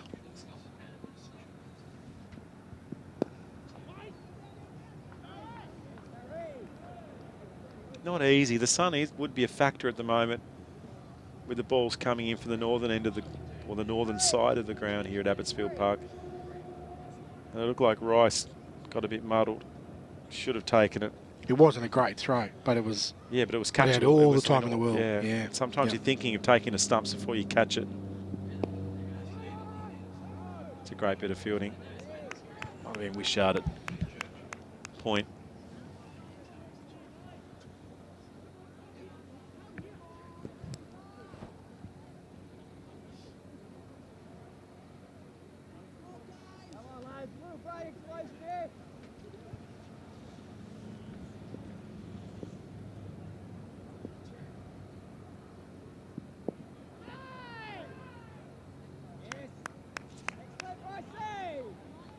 Sun streaming down on the last day of the SCA season. Been a really competitive A-grade season with McKillop, and Norfolk Knights have been in there for a little while now, so we're seeing a few newer teams start to work their way into this top tier. Rugby performed particularly well. Rugby had a great season. Well, Rugby didn't have a great season, I suppose. You finish on top and don't make the grand final. It's but if you looked at it, the longitude of it, it was a great season, but the acuteness of their ending was what they wouldn't have liked. Wow, artistic Duffy's today, isn't he? He really is on his game. A little bit of drama. Duffy's up, just to be aware, those that know Martin, he's very enthusiastic about sport, particularly if you follow him on Facebook. But he's up on a scissor lift. It's around about, what would you say, Jared, 10 metres up in the air? Yeah, we're going with 10. He's by himself, which isn't a great thing because his mind starts to tick over and gets a bit lost. He's trying to keep himself stimulated. We just want to make sure he doesn't fall off the scissor lift. He's worked out the controls. It's a good scissor lift too. I'd imagine it's not as good as a Claremont Mitre 10 scissor lift, but it's certainly the second best option we could find. There, well, how's that? There he is, Martin Duffy. He's been in some weird spots filming over the journey. Yesterday we were at Youngtown Oval in Launceston, the Northern Capital, filming the first game of the NTJFA season. It was a fab performance from South Donny. They flogged their rivals Launceston in the 16 boys clash. And he zipped down the highway last night. I zipped down this morning. We're back into it again. Different shape bowl. Duff will film anything, anywhere, anytime. It is the goodies motto. Duff will grab it. Did the triathlon, didn't he, a week ago in Devonport? Did the running and chopping and cycling carnivals. He will do your wedding for free if you get married. No, not for free. Okay, not for free. I'm already married, just in case my wife's watching. I doubt she is, to be fair, but just in case. I met your lovely wife a fortnight ago. You didn't introduce me. You look like you're embarrassed by me. Oh, really?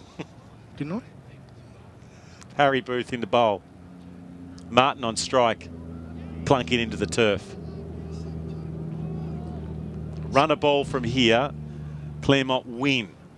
It's just a bit of feeling into the game now. While you've been giving the scissor lift a plug and Duff a plug, there's just a bit of feel, a bit niggly between a few blokes out here in the middle, and just wonder if the tone of the game, the atmosphere is just changing a little bit. The Claremont batsmen are looking very comfortable. They are comfortable. And that's an interesting thing. Their scoring's coming. There's a certain amount of relaxed nature about how they're doing it, but they're hitting the odd boundary, but they're getting a lot of singles. They need to stop the flow of singles at the moment, but they're actually trying to stop the flow of boundaries. But they're also, to see this delivery to start with, they're also mixing up their message. There's a mixed message from the fielding group at the moment on what's required from the bowling side and also what might be coming for the batters, because this predictability makes it hard for the batter. They know they're getting the ball back of a length, outside off, and that's where the field is. That predictability makes it harder for the batter. He's got to change something, but at the moment, they're just playing the ball off a length and working at either side for a run here, a run there. And Jared Kay is moving on, which would be a fine half century, manages it.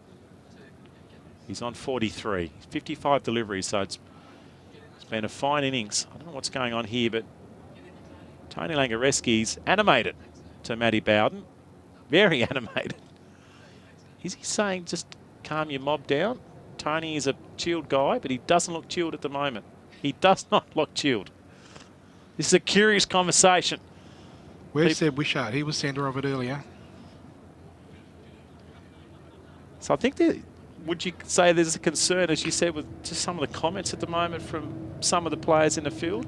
Just expect there might be a level of irritation by the New Norfolk. And they've been irritated by a fine partnership here from Martin and Kay. Martin's on strike. They're just keeping their mouth shut at the moment, the two Claremont batters, and New Norfolk are the ones that are curiously losing a little bit of their calm, and the umpire's coming in to settle it. Still think it's time for Briscoe. Let's get him on. Totally agree. We've been calling it. We've been calling it. And we know that Clark was listening into us in the last innings, because as soon as you said, let's bring on a slow bowler, we had joint slow bowlers, tandem effort. The reality of this game is so far that all of the big moments have happened while Tom Briscoe's been in the play. Trying to change the length of the bowler there, Martin, by coming down the wicket. Great effort from Needs behind the stumps from New Norfolk today. Brilliant catch earlier. Nearly had a stumping. Oh, he's not going to. Oh, my goodness. Have we got a man cat? What drama here at Abottsfield. I think he was out of his crease. I think he was. Matty Bowden, is he going to accept the appeal? I think he's in the crease here. The bowler has to be into his action fully, not in. Well, he was certainly out of his crease when the bowler had yet to get into his action. So the bowler has to be partly completed. Paul Doran's coming over. I'm waiting for someone to signal a square to us to go to the third umpire. Where was the warning? I don't think the warning's needed. That's just some sort of sportsmanship. Doran and Tony having a chat. I'm going to get the binoculars and get a sense of what's going on. What drama here at Abottsfield. Let's see it again. So the bowler has to be fully into his stride. He's not. Looks like the bat's just on the line. It's hard to tell, and if it's on the line, it's very difficult if you're behind from Tony to call that. I think that one should be a not out. I'm not 100% sure on the rule, but if he didn't look like he was in. No, you have to be fully. You have to be fully into your bowling action and nearly at the completion. There is some language around it. There was an interesting one in a game. I think might have been in Pakistan T20 a month or so ago where the bowler, there's also some interesting ones in female cricket recently. There was maybe a Namibian female cricket or a Kenyan female cricketer that got 4 man-cads in a game, in her debut for a country. She man-cadded 4 people. Really? He's out. Wow, after all that, it's not happy. This is controversial. This is extraordinary. And the helmet disappears off Jared Kay's head. And now some other instruments are being thrown as well. And the players from Claremont are on the ground. Jason Harris, the coach from Claremont. They need to clean this up. They need to clean this up. We've had a man-cad. Paul's telling him to get off. The coach is involved. And Jared Kay is out. Whatever happens, they're 7 down. Rick Martin's left on 29. And a pivotal moment. Fair to say. But one of the things I will say about all of that drama here at Abottsfield Park in the SCA Grand Final, the umpires took a long time to discuss it. A long time to discuss it. It's within the rules of the game. From our understanding of the rules, it certainly could have been man-cat or run out at the bowler's end. So the question is Kay in or out of his crease? He's out of his crease, isn't he? My gut feel is he's out of his crease.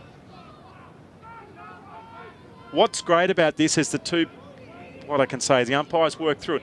The appeal was made. Matty Bowden came over. The appeal stood. And after a long discussion, maybe they even waited for the appeal to be removed, which is sometimes people call it the gentlemanly part of the game. And after all of that, there's some very angry supporters. There's one particular one chap at the moment who's probably lost his calm. In fact, there's more than one. There's a few. Yeah. And I'd imagine in Norfolk, if they win this grand final, might have to toodle Pip out of this venue pretty quickly. That chap needs to go and be calmed down. I can understand he's upset, but from our point of view, from the letter of the law that looked out to us, regardless of our feelings about that being part of some sort of in the spirit of the game, there was tension flared. The umpires came to the Norfolk captain, Matty Bowden, about 3 or 4 deliveries before that and mentioned something around the language and some of the toxicity in the amongst the Norfolk fielders, and then Harry Booth has decided to run it. And I didn't notice at any stage that Jared Kay was trying to sneak around at the bottom end, or I should say at the non-strikers. So, and he only just snuck a centimetre or 2, but it doesn't matter, does it? Run out's a run out. You're being very diplomatic, Peach, which I respect, but I don't like it. It immediately put a sour taste in a lot of people's mouths. It's a tough one, isn't it? Yeah, I've certainly, if I was reflecting it when I've played, I've never thought I'd ever allow a man-cad to happen. But it's coming into the game, and the reality is the batsmen for a long time have been getting advantages, particularly in T20 cricket, a lot of advantage from gaining meterage at the non-strikers end of the ground. So, but anyway, I think two things here is that Jared Kay clearly wasn't trying to gain any ground. He was going with the momentum. Well, he's making the assumption, I suppose, that and that's a fair call. Jared Kay is making the assumption that Harry Booth is going to be into his normal stride, and if anything, he's maybe just nudging he was gaining a couple of centimetres. Yeah. But Harry Booth at the other stage is going, well, I've noticed something and I'm going to take an advantage of it. So a big moment in this SCA Grand Final. What it shows is that Norfolk are under a bit of pressure. Yeah. Oh, it's a very interesting call by you, John. And you observe some of the language and some of the vibe from the Norfolk fielding group. The umpires also saw it. And it's resulted in what we can only say a controversial moment, but a wicket nonetheless. The Claremont leadership do need to sort of grab hold of some of these supporters here and just rein the atmosphere in. Yeah, there's a couple of chaps came to the fence. I think they've just wandered off. I think hopefully she'll be all good. Desai's now into the batting lineup. He would have had to have walked out amongst that. He's going to have to do a good job just to keep his emotions in check. May not have had a bearing on the game, maybe, who knows, but it was certainly, the game was getting closer.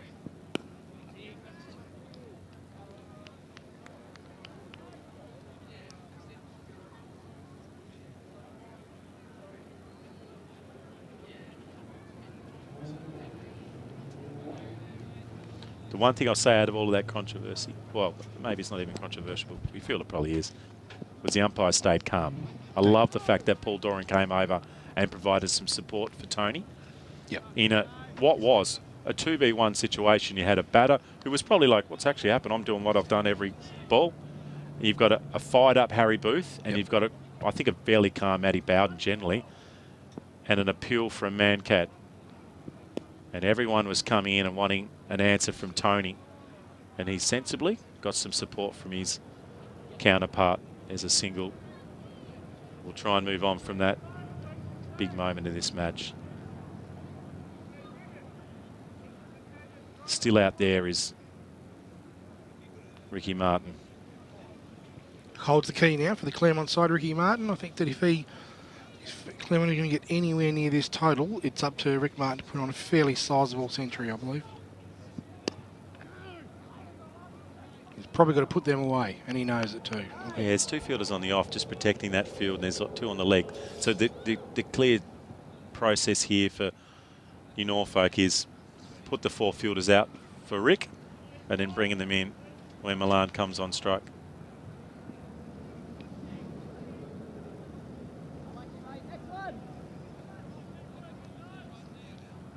In between all of this, Nathan Price is bowling his second over. He's been all right so far, just the wide. His previous over was very tight.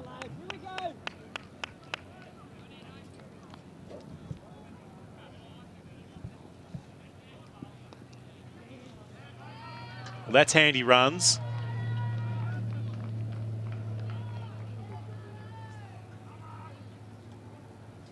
And a Martin boundary.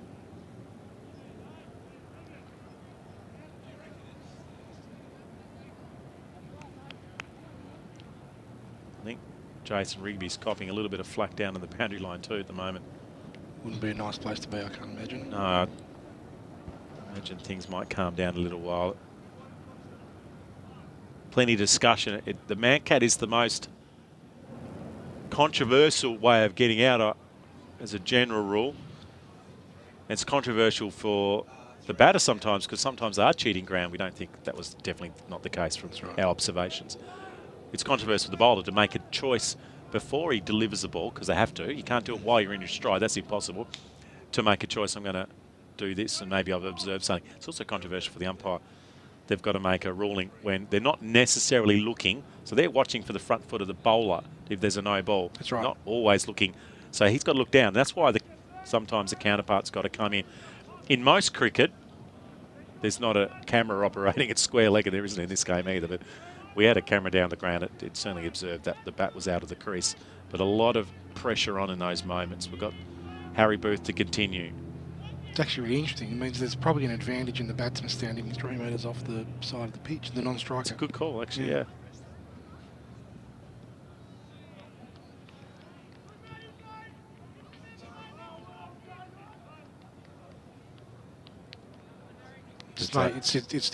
It's resulted in a really unfortunate shift for Claremont. It feels like they've lost a whole heap of momentum that they'd worked really hard to build up. Yeah, my gut feel is that most teams want to win in the right manner, don't they, in the right spirit. And from what I've watched from New Norfolk in the several grand finals that I've observed, particularly under when the leaderships they've had, it's all been really good spirit. There's been no issues that I've observed in the grand finals.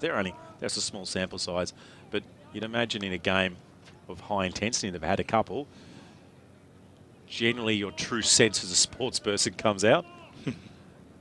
And they've been pretty good so far, so maybe it's they just felt a bit of pressure for the first time in this match. There's now another chat from Paul coming into the keeper. Sorry, is he coming? No, coming to the bowler, I should say. Is there a card coming out? He's wandering off. He's having a chat. Is he mentioning something to the spectators? This is curious. What could be happening here, John? Is he calling the captain onto the ground? Is he calling the... So he's calling the Claremont captain. That's Mark Clark coming down the stairs, isn't it? It is too. So this is a very strange event. Mark Clark, the captain of Claremont, coming out to the ground. I'll get my binoculars out and see if I can get some idea of what might be. You get your Bit of lip reading. Lip reading going on.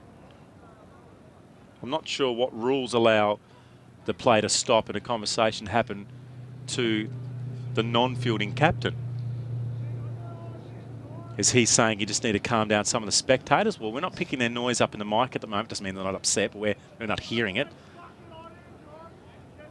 Clark's a little disappointed, shaking his head, but we can't sort of read into what's occurring at the moment.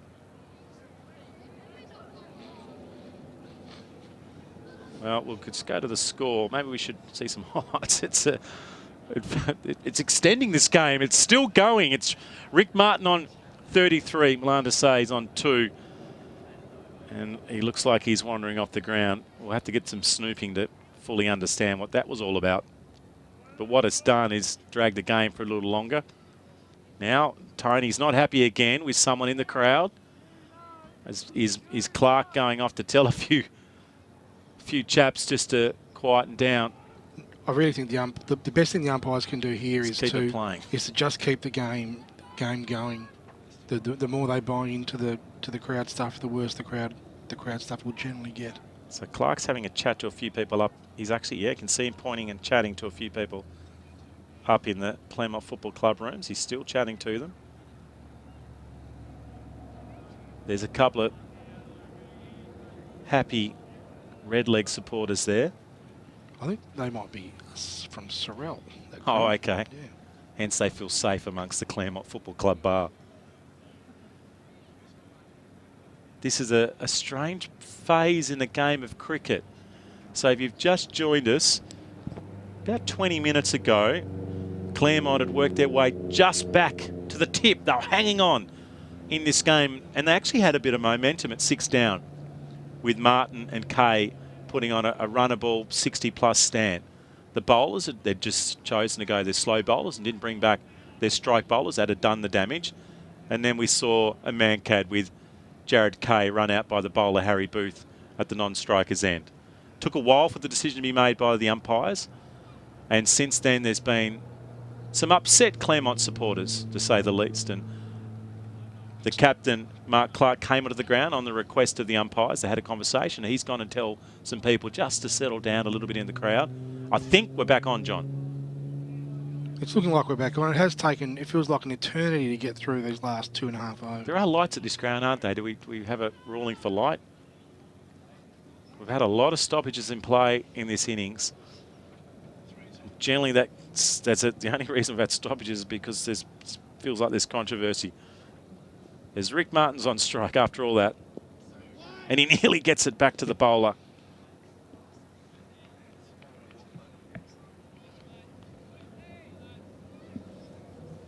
Just hope that we can get through these next 4 overs, 3 overs before drinks. Yeah, that's a good call. Let's hope it's all calm at drinks. That's true. No, it's not. Oh, non-striker's end is in trouble, but Desai gets back.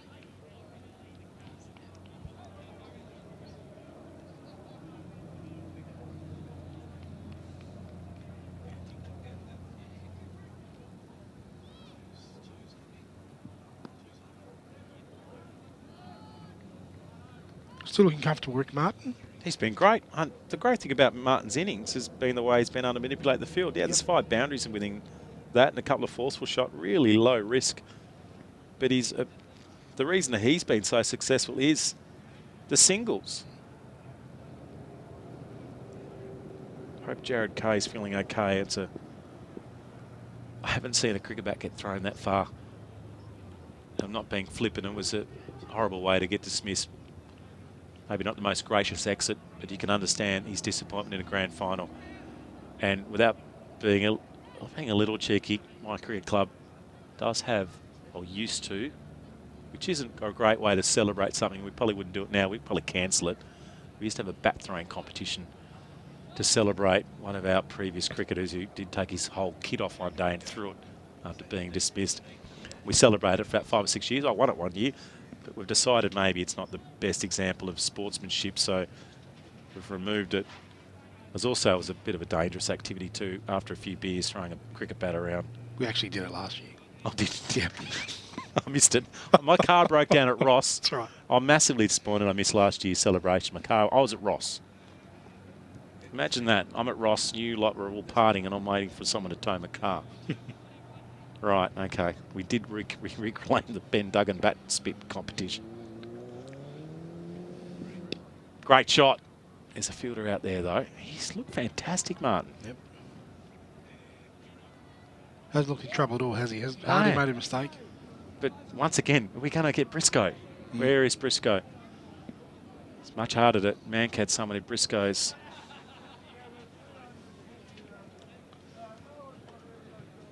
Trying to do my best. There's still a bit going on. We've got rid of the wasp. That's good. That's gone. Yep. The power is going. All the action's on the outside of the van now. And I'm trying to battle to keep the score going here. My left hand, I've got a little stream deck. Let's hope it doesn't get close. Could get the score wrong on but the score's right on Play HQ. We're probably pretty lucky we're at this side of the ground. The effects mic isn't at the other end. It's a fair call.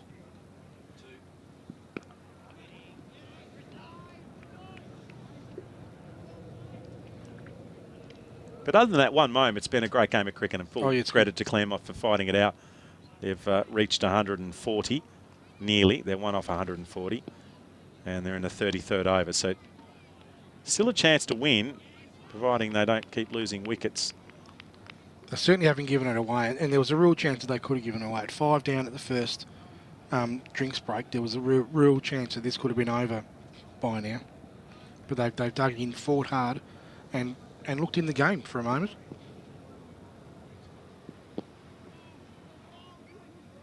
Here's a squeeze.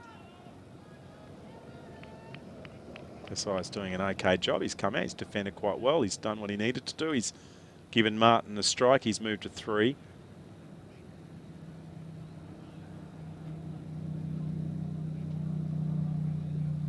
We have just risen over to a bit over run a ball now, though. We've just dropped off that run rate required. Well, that's going to help. I think that might have been off the bat.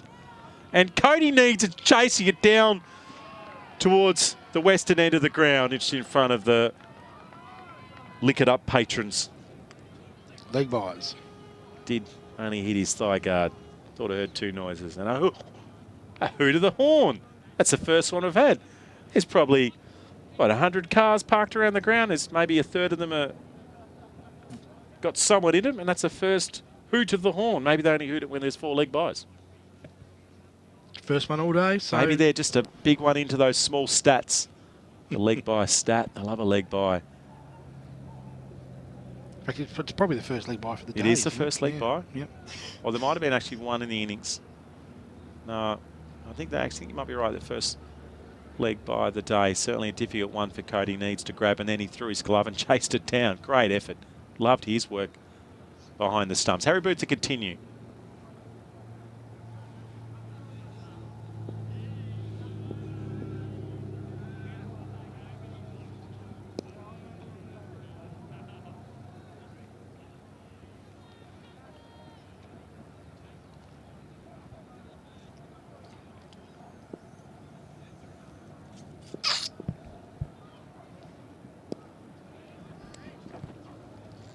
Facing too many balls moment to size, and he's stuck on strike a little bit now. He's gone to 13 balls for his 3. Probably just needs to show a little bit more intent too to get Rick Martin back on strike. They've closed a few of the gaps. That's better intent, but really the ball hasn't gone anywhere. Yeah, 3 players closest on the offside, and a third one just backward a point. And then also the mid-off's up.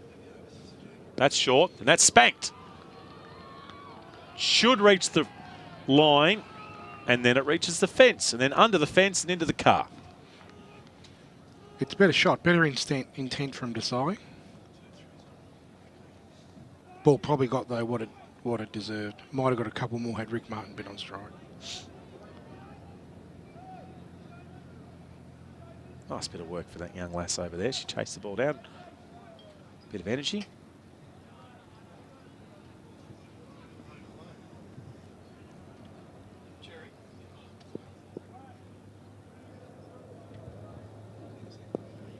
More in 10 again, but only a single on this occasion. Couldn't quite get the timing to get it through the infield.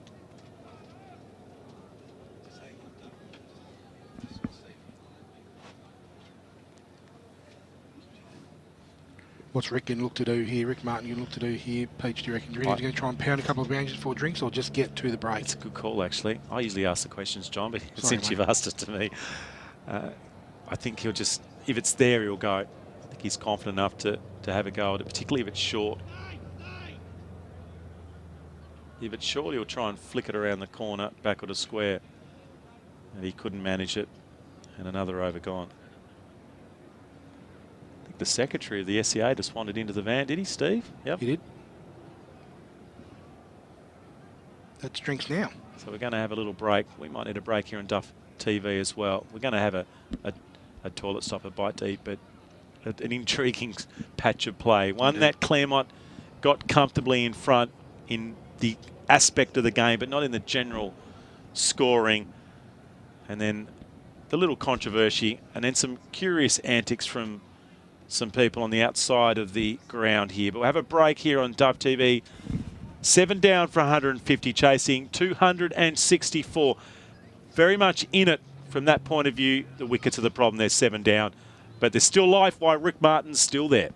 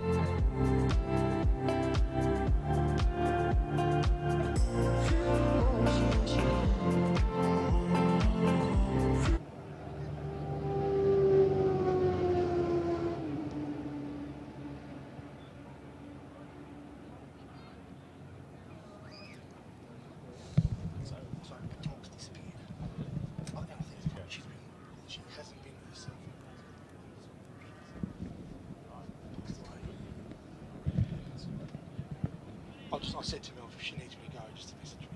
So I'll be off straight. I thought I was right.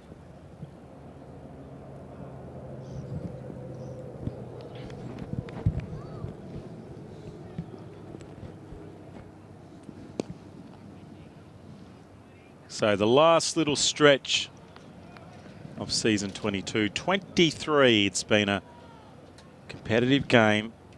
114 runs is very much in target. They've only had a few more wickets in hand. Let's see what they can do. That's a nice way to start. Really nice way to start. Now, Desai's just decided, bang. He's hit a couple of nice boundaries now. That's a fine shot. Yeah, he's averaged 15 for the year. Only 100 runs from 11 hits, so I don't think he's going to rip this game apart. He just needs to stay there. Yep. He needs to turn the strike over to allow Martin to do his stuff.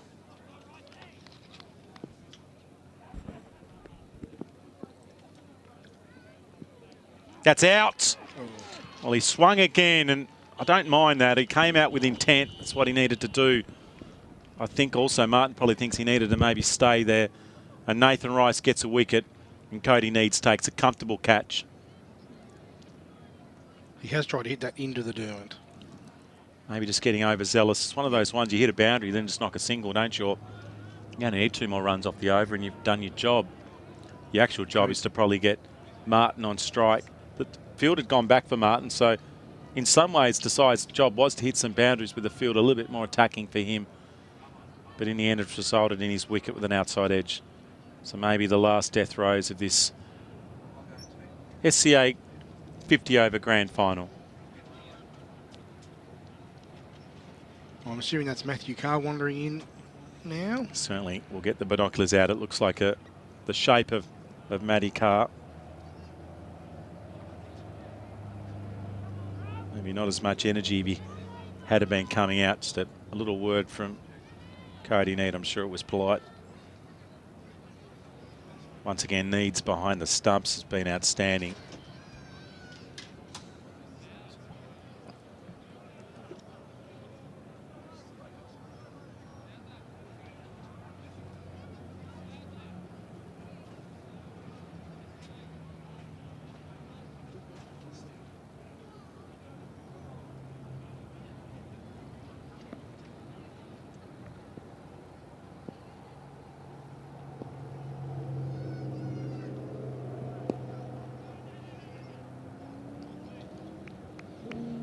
Well, with 15 and a half overs to go, if Claremont are any show here, and it's probably highly unlikely to be fair, Rick Martin's probably got to face a solid 12 overs of the rest, at least. 3/4 of the deliveries, no doubt.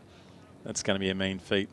It's going to be hard because he's obviously got a much more defensive field when he's on strike, and singles is much easier for him, whereas the new batter's probably a little easier. It's Carr away. Carr's not the worst batter. I'm not sure what his average are, but I've seen him bat before. He's capable of holding the willow. Averaging 20, 5 not outs though, so it's probably not a true reflection of his real average. High score of 30.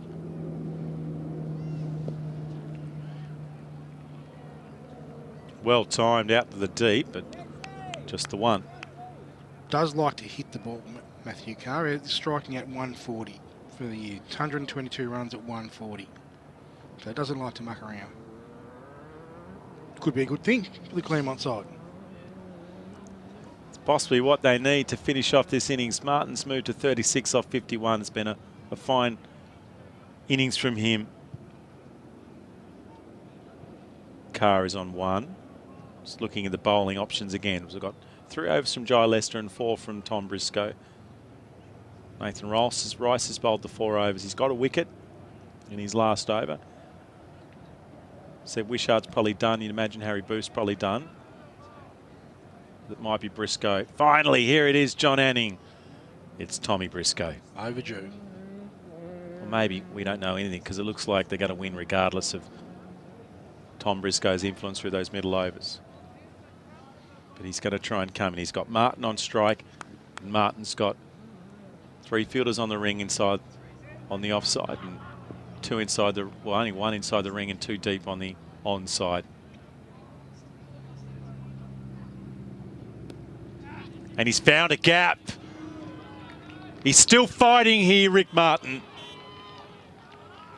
Really nice shot. Really composed shot that. Didn't try and hit it too hard. Just went with the ball. He might actually enjoy a bit more pace.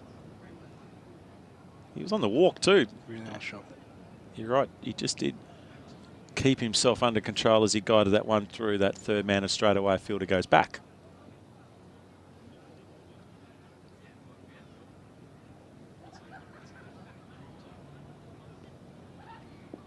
Not quite sure that fieldsman going back is required. It was uppishly played from Rick Martin, so.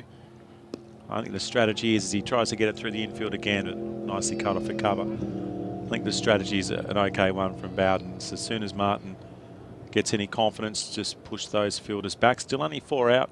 The 5th one can go out at over number 40. That's still a few overs away. This is the time that they have any remote chance of hanging on. This is when Martin hits some boundaries and they get in front of the run rate in some ways. And we've seen that once New Norfolk give it a pressure on them. They haven't been quite as composed as maybe what we've seen them in previous finals here in the SCA.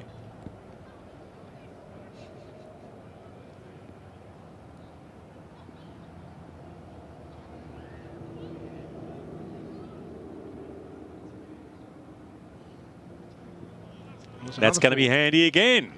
Reckon that might be buys. Wides. Wides, in fact.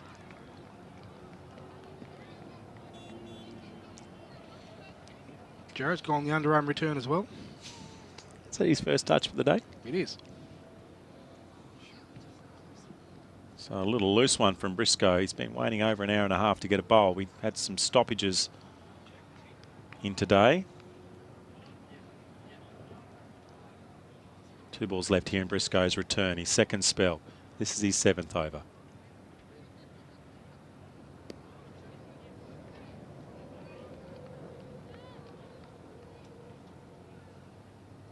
Now the sun's a little lower in the sky. I've just realised the windows in the van are a bit dirty, John. Who's meant to clean them? Is that our Jack's job? job, surely, wouldn't it? Oh, I don't know. We can't just... He's doing a fair bit. He's on the pots and pans. It's not Jerry's job, surely. What's Jerry doing? Jerry doesn't clean windows. They are a little dirty, though. I'll submit the complaint form. Yeah, look, finished. The C2 evaluation. Hopefully no one evaluates our commentary. We could be in some trouble. Thanks for waffling for 6 hours. I've still loved every moment. I love the SCA Grand Final. It's something I look forward to every year. We've done the T20, but it's a 50 over stuff. It's the longer film, if you want to call it that we really enjoy. The tempo, the momentum changes, the action swings. We're not here to judge ethics of what occurs in the ground. We're just here to describe what we see, and it's been a top game of cricket. It has been a good game of cricket. With a dominant performance from New Norfolk so far, and one quite controversial moment as well as we see a free hit.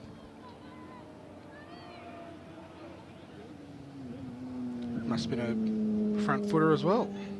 Yeah, hard to tell. Really hard for us to tell. That's from a long way from the action. And the sun's sort of glary on the wicket as well at the moment. Well, he's got it okay. Howdy doody.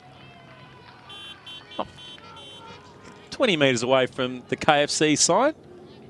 Nonetheless, a handy boundary. Do you reckon he was lining it up? I reckon he might have been lining it up somehow. So maybe that's what Carr can do to make himself feel KFC for everyone. When I say everyone, just his teammates. Yeah, how many in the bucket? At least 10 people. I have no idea.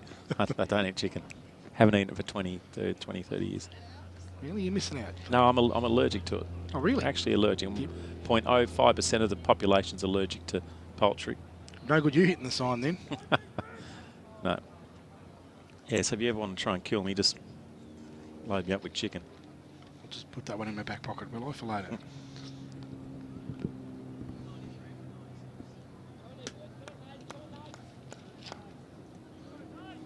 So Rice to continue. And it's Martin on strike.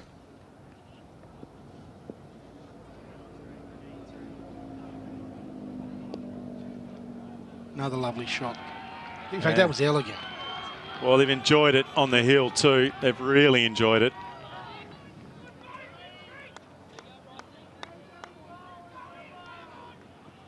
See this on the replay. It's that ability to manipulate the blade at the last minute. I've been so impressed with Martin. And when he came out to bat, you mentioned he's going to whack a few hard. I don't reckon he's whacked a couple hard with some, power and grunt, if you like. But most of it's been really clever cricket shots. He's been really good backward of square, hasn't he? Yeah, particularly behind point and even just on the leg side as well. Thoroughly enjoyable innings. He's moved to 49 as well.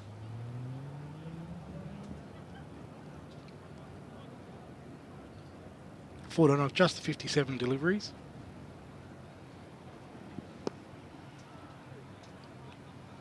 So it'll be the first half century. Jared Kay with the 43, 2 half centuries from the Red Caps innings. Harry Booth and Rigby with halves. That little cameo at the end, once again, is a key factor.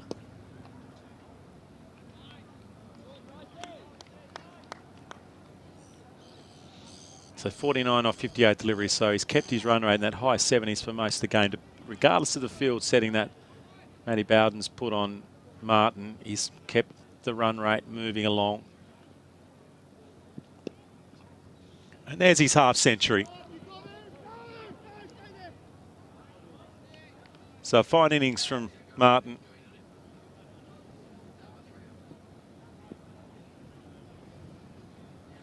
We have got his score wrong. I had it at 40. He's not at half century. He's at 46. So the score was wrong. I changed it on mine. I actually had, for once, I had the score right.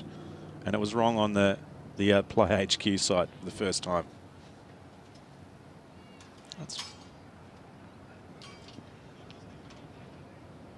Hence no one was getting excited.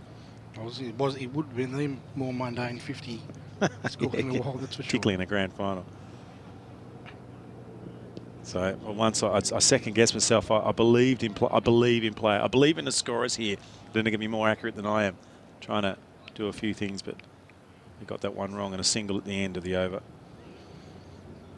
Nathan Rice, by the way, just he collects his cap there, has been really good. He's bowled his 5 overs for just 22 runs and taken the one wicket.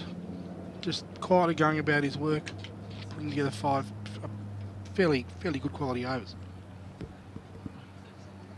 All right, so 37 overs gone, 8 for 177. Claremont, the Magpies are fighting this out. Briscoe coming up to his 8th over, 7 overs, 1 maiden. Sorry, no maidens, 3 for 33 off his 7 overs. So fine opening spell from Briscoe. His last over, though, was a little mixed. It was a wide down the leg. Went for buys. It can be difficult to come back late in the day. Yeah, it was, as I say, it was a big gap between his first spell and his second spell, which isn't unusual in a 50-over game, particularly if you're opening the bowling. So the field at the moment is fairly spread, actually. There's lots of single opportunities for Carr. He can knock one. I thought they could keep maybe another one on the leg side just up. He hits it to mid-off and no runs. There's a fine leg in play. No other player in front of square on the boundary until we get to long on. And then 2 fielders inside the ring. And then we've got 2 deep on the offside protecting the boundary. So it's a conservative approach, but an okay one, you'd imagine. Looks well put together, Matty Carr. Certainly, as I mentioned, yeah, the times I've seen him, he looks really capable. Maybe not a massively flamboyant batter, but certainly capable of holding an end. And that's exactly what Rick Martin wants at the moment.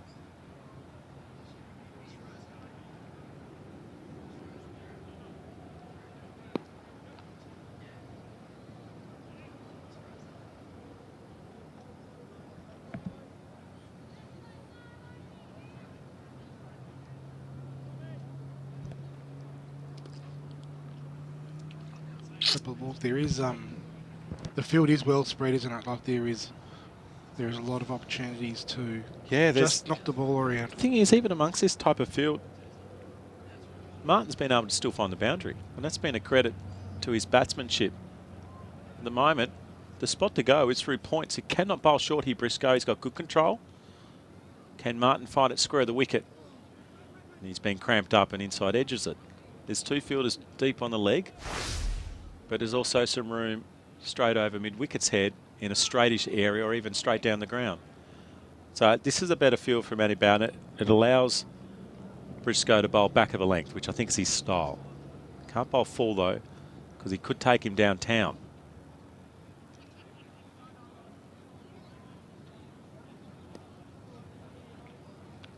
Open to face nicely again in a well-controlled fashion. It's 2 balls now that third man has stopped from going to the boundary. He's been moved back there.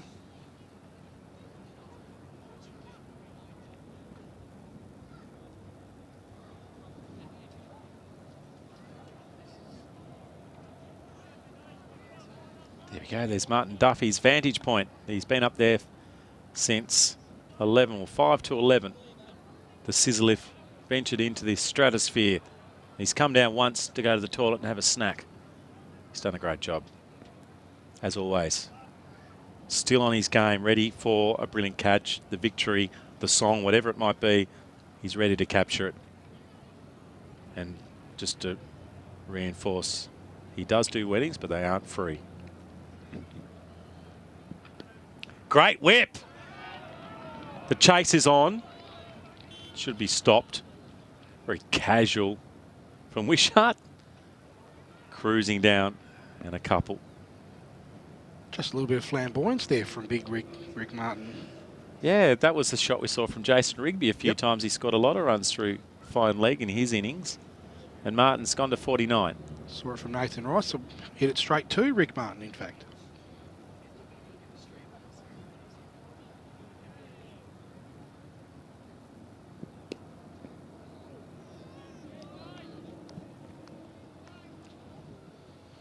Might be long. Got Jai Lester sitting just over to my right here. I just wonder if he is loosening up his fingers and limbs, ready to come back on from this bottom end. Maybe he's just trying to get the line of sight with the captain. And there's a fine half century as he guides it through the slip cordon. Well, you might have gone the early crow there, Doug. Oh no. And he'll pick up 3. And in a challenging circumstance with some controversy amongst the game, his head has stayed firmly stuck on his head and he's stayed controlled, and it's been a fantastic innings from Rick Martin. 70 more and Claremont are in the game. You know what's the consistent thing for the whole day? No one can see this, and maybe no one even cares or even understands that Jared Martindale, #1 pots and pans man, is still active, troubleshooting problems with whatever could be a problem, because there's always a problem around the corner with a small production company running off a... No ball. What's happened there? It's a no ball. They've got the fielder. They've got the fielders wrong. They got one fielder too many outside the circle. But he's got to be allowed to bowl the ball. No, I don't know what the deal. No, he's called dead ball. So now the fielder comes in. Tricked me. The reason it tricked me is because there's one of the fielders at deep square is nearly into the interchange bench. I can't even tell that he's there. So 1, 2. Yeah, there was an extra fielder outside. That's whipped. The fielder is there, though. They've put one out there just to cover that shot. That was a nice shot from Carr. He's really added a bit of flair. He's to 8. Strangely still in the game. They're very much within the run rate. Let's just be ahead of ourselves, or not get ahead of ourselves, but they get to 64 runs off the last 10 overs. That is very much in range. And the choice will have to be made from Matty Bowden. Does he try and win it now, or does he take the risk and try and play the game out and hope that the wickets will come and the pressure will come back on Claremont as they get closer to the run chase? But strangely, this little 15, 20-minute period has come back to Claremont after the wicket. Only, yeah, it would have been 20 minutes ago. They don't feel out of it, do they? No. I think we're a little bit... There's a run. No, there's not a run. Did that hit something on the way through? Sure. What's the work we need to do, Jared, to get an effects mic into the stumps We need to make our own stumps, obviously, and bring them to the match. Is that too much for your technical ability? I'm getting a no. All right. 39 overs gone. 186 on the board. 53 to Martin, a fine half century. And static stuff again. It's a defensive strategy a little bit from Bowden at the moment. It still will probably work, but funny things, we keep saying funny things happen. Just something about the new Norfolk body language. It's just a bit flatty. You just saw Cody Needs there, the wicketkeeper, just moseying on down the pitch. I just wonder something, and we don't want to bring it up again, but it did occur in the game we'll describe. I wonder if there's a few new Norfolk players that weren't stoked with the Mancat appeal. But and once again, we're not going to judge ethics of anyone. We're just here to describe what occurs. I think it's quite possible. It's one of those. It's one of those rules that you're either it's for polarising. or against. It's polarising, isn't it? But it's within the rules, and I think it will change over the journey. I think it'll, with the rules changing, and maybe next generation will be seen as, well, the batter's got to stay in his crease, regardless if it wasn't intended or was it accident. You've got to do it when you're at with the strikers in. You've got to keep concentrating. That's a whip. Superb fielding. Well fielded. That's Lester. Great energy and great effort, and then a good technique to finish that one and save a couple.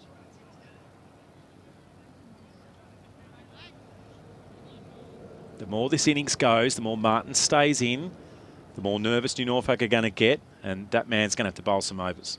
He's been on that boundary, chatting to a couple of mates over the fence. He's done a lot of work in the field. He'll still have to bowl some overs. That's through the gap. This is getting better from Martin. He's played some really nice shots straight through that area of the ground today. Just hasn't tried to overhit any of them. Just gone with the line of the ball, gone with the flow of the ball. Have a look at this though. This is just outside off stump, and he's got it square of the wicket. That is a brilliantly manipulated from Martin. And he's getting his run rate up too. 59 off 69 now. It's 85.5 is the strike rate. This is getting into very good territory. They're close to 200. We said it. They get to 200 with 10 overs to go. Even now, it's a good position. I mean, you can easily chase 8 or 9. The challenge, how do you chase 8 or 9 with 5 out, 1 player? Although, to be honest, Matty Carr's playing quite well. 8 off 12. And only 2 wickets in hand. But then 2 wickets in hand, the risk. But maybe just keep playing as you do. And, well, if it pays off, it pays off. Yep. The English cricket style at the moment is just keep trying to hit it. It's been like that for a few years, and maybe that's the method here. But funny things happen as you cramp up towards... The batters will feel the pressure, won't they, towards the end of the innings. If it gets to a run of ball, 1 wicket down, 20 or 30 runs to get, suddenly the pressure then goes, in a way, back on the batting side. But at the moment, the pressure is all on New Norfolk to take out this game. Lester's still not warming up. I don't think he is warming up yet. That's clever. He looked to manipulate his feet then and find a gap. He's annoyed that he's missed out on that one, and it's the end of the over, so we've got 10 left. 10 overs left, and what is it, 7? It's only 7 runs and over, over required. One good over, it drops achievable. below. It drops to a run of ball. One good over, it drops to a run of ball, close to a run of ball. So we'll just go through the bowling. Who's got left? So Briscoe's got 1 left, so he's 3 for 41. Lester has got 3. I mean, maybe Jamie Maddox, he's bowled 3 overs to 22, did pick up a wicket. Nichols is maybe the one that they might go to. He bowled really well in those middle overs. Maybe just had 1 over where they tried to take him. He was really good. I don't know that Seb Wishart's going to be the option with his off spinners. Harry Booth, maybe. They might take a punt. Rice has been good, though. 1 for 29 off 6 overs, but he's going just shy of a 5 and over. So he hasn't fully brought it back when they've had a few wickets down, but the key is to keep Curran striking. I'm surprised there's not an extra fielder inside. They've obviously got some respect for Carr's capacity to find the fence. They've got 2 on the offside inside the ring circle, kind of a cover and an extra cover, and then a player on the boundary, and then also the long off. So there's fielders back. There's 3 on the leg side back as well. So they now can have 5 and the 5 outside the circle on the boundary. We had a no ball in last over here, which was called, and then because he didn't bowl the ball, that's high. That's in the air. It's going to be okay. Is that a no ball? It is a no ball, so free hit. It just feels like it's happening. Yeah, it's building its momentum. It's top stuff from Claremont. What a gutsy performance. tough for the umpires too. They've been absolutely magnificent today. Paul and Tony, full credit to them. Pressure right on Nathan Rice here. Yeah, it's got the right person on. They can make some alteration because different batter. He's got that through that awkward spot, but the fielder is out there as well. Wow, heads are ducking around in the commentary van here. We've got 3 windows to look through and only 2. We've got a window each, so to speak, and we've got some gaps. We've also got some spots where we don't get a good look. The ball whips out square of the wicket. It's quite hard to always see it. There's a very gentle bit of cricket there from both players. With the run rate at 7s at the moment, it just gives Claremont the opportunity to not have to go hard at everything. You know, they can just still face the odd dot ball, and as long as they're hitting a boundary every, 2 overs, they're in the game. That's helpful. I'm not sure who's meant to chase it. You're right, just about New Norfolk, just some curious stuff. When maybe it's unfair, just observing a little bit of disunity out there. It's a bit hard to taste the flavour of the atmosphere when you're in the van where we are, but I just wonder if the New Norfolk lads just do feel a bit flat.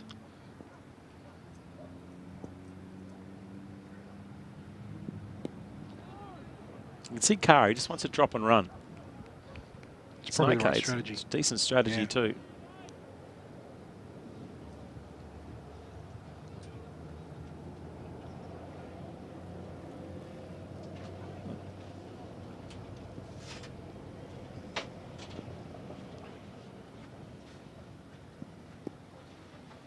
This type of the game now, Peach, when the captain really earns his money. We've got Tom Briscoe to bowl 1 over from the far end, and there's enough overs in this stage for Nathan Rice to bowl another couple, get 9 in, and then Jai Lester to finish off from this end.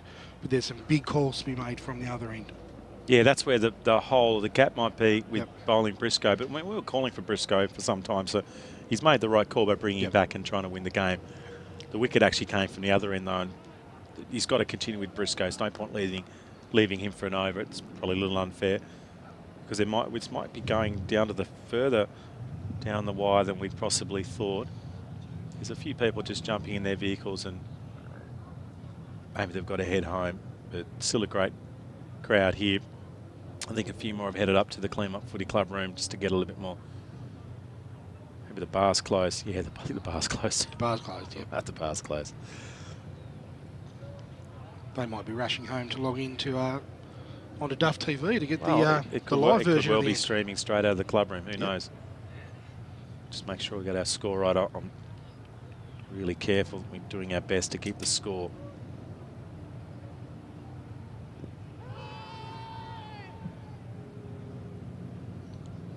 It's a lonely innings in some ways from Rick Martin. He's seen some players come and go. He's still there, and he's got a really competent Matty Carr holding his own at the other end, and he's got a fired up Tom Briscoe trying to finish it off. And I imagine 73 balls, not a heap, 60 runs. Rick Martin probably is a little fatigued.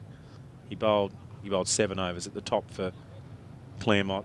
It was pretty serviceable. Now he's relied on him with the bat to try and get them as close as possible and have a dash at the end. They have covered that spot out there now, haven't they? It took them a while to go, you know what, we're going to have to just clog it up. The deep point on the fence is probably a necessity now. It's probably a good idea. At least, I suggest that at least 5 of his 8 boundaries have been hit through that area of the ground.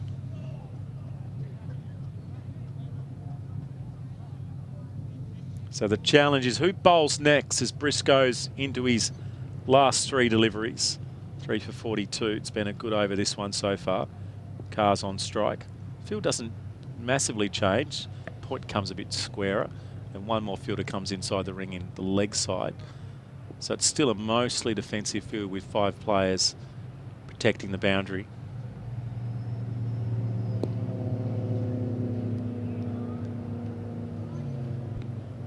Another solid delivery from Tom Briscoe.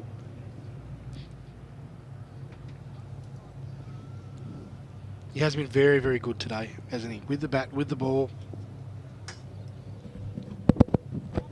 In the end, his most important contribution could actually be with the bat. Indeed. Indeed. So we thought they were probably going to get 235, 240 with the rate they were going. So if they were chasing 240, 45 runs is something that feels closer, more gettable, more hope for Claremont. Instead, they probably found an extra 20. That's good from Carr. There is still a ball left in the over, but you can see he's looking to do that. Just Matty Bowden right on the circle, trying to prevent the boundary. But dot balls are now starting to become important for Claremont. Too many dot balls, well, I should say for New Norfolk, but likewise Claremont. Each time there's a dot ball, the run rate gets a little higher.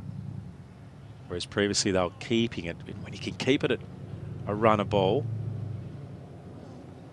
now we're starting to see some misses. That's right. And it's the first time that Martin's missing the drive outside off. It's another over gone. So they're starting to go through the overs. If we have another probably 1 or 2 overs like that where only a couple of runs are scored, there we go, 68 off 48. It's a gap that's widening. The peloton, if the peloton's the 48, I should say the 68, that's got a bit of a gap to catch the leaders in this chase. Just think it's worth recognising Tom Briscoe there. He's finished his full complement of 10 overs. A really solid 3 for 43. But I think what's most important is that those 3 were Graham, Peniston and Whitbread. Yep. And he's on track in some ways. If the Red Caps can win for the most critical player. Yes, half centuries from 3 players now, but his runs and wickets at the top. You're right, it got New Norfolk into a better position and took some wind out of the sails of... No, that's a bump ball. Well, Corey Needs is appealing. Cody Needs' his hands is still I should up. say Cody Needs is appealing. Corey Needs. Yeah, he was cheeky, wasn't he? You heard the obvious noise of the ball going into the ground. You can get ones which feel like they're bump balls, but they're actually not.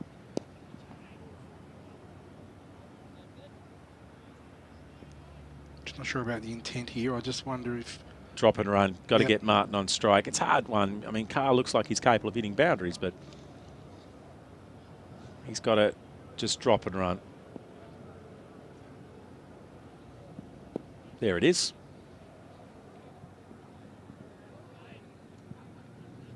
And might be the state. I'm not sure they go. What's he? 10 now, Carr off 22. So he's played his part. Might be the stage where there might even be a bit of strike farming if needed. Martin needs, you mentioned it, 70-80% of the deliveries if they're going to win. Well, he hasn't done that, and it's pretty hard to do it, particularly when the field now. So there's 5 out for Rick Martin. So he has to take a bigger risk. He has to take a bigger risk. Matthew Carr, though, needs to get a bit more engaged. You know where he can go, though, really strangely. There's no on it. There's a forward point, but there's no backward point. Oh, there it goes. So finally goes out. So there's 3 players outside on the off and 2 on the on. So they've got their field right. So there was just Matty Bowden take a little while to get that 3rd man in play. He's going to go 2 here. Leicester is in chase. Carr returns and will make it. Good running.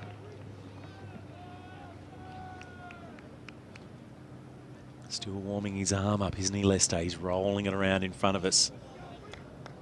I feel like his day as a bowler is still got to play a role. He's going to have to. Does he come up from the top end of the ground, the pavilion end? Well, Nathan Rice isn't doing much wrong here, so it might be that he comes from the other end of the ground. Makes sense. He's a quality bowler, bowls full. You can protect your fielders when you bowl full. He'll bowl a bit of pace too, which won't hurt. So, decision to be made.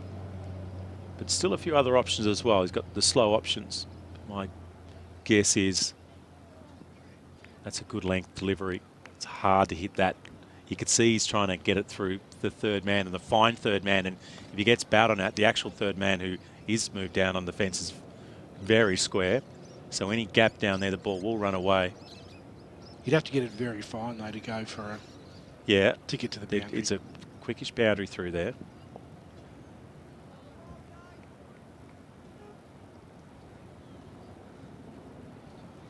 That's the one. I'd actually like to see him try and pump that just a bit squarer through point as opposed to that third man area. It's just a little bit more vacant. And if it doesn't get to the boundary, because of the gap between the two outfielders there, it might be two. Yep. As opposed to just yeah, one. twos are good. Twos are good still. The gap's still okay.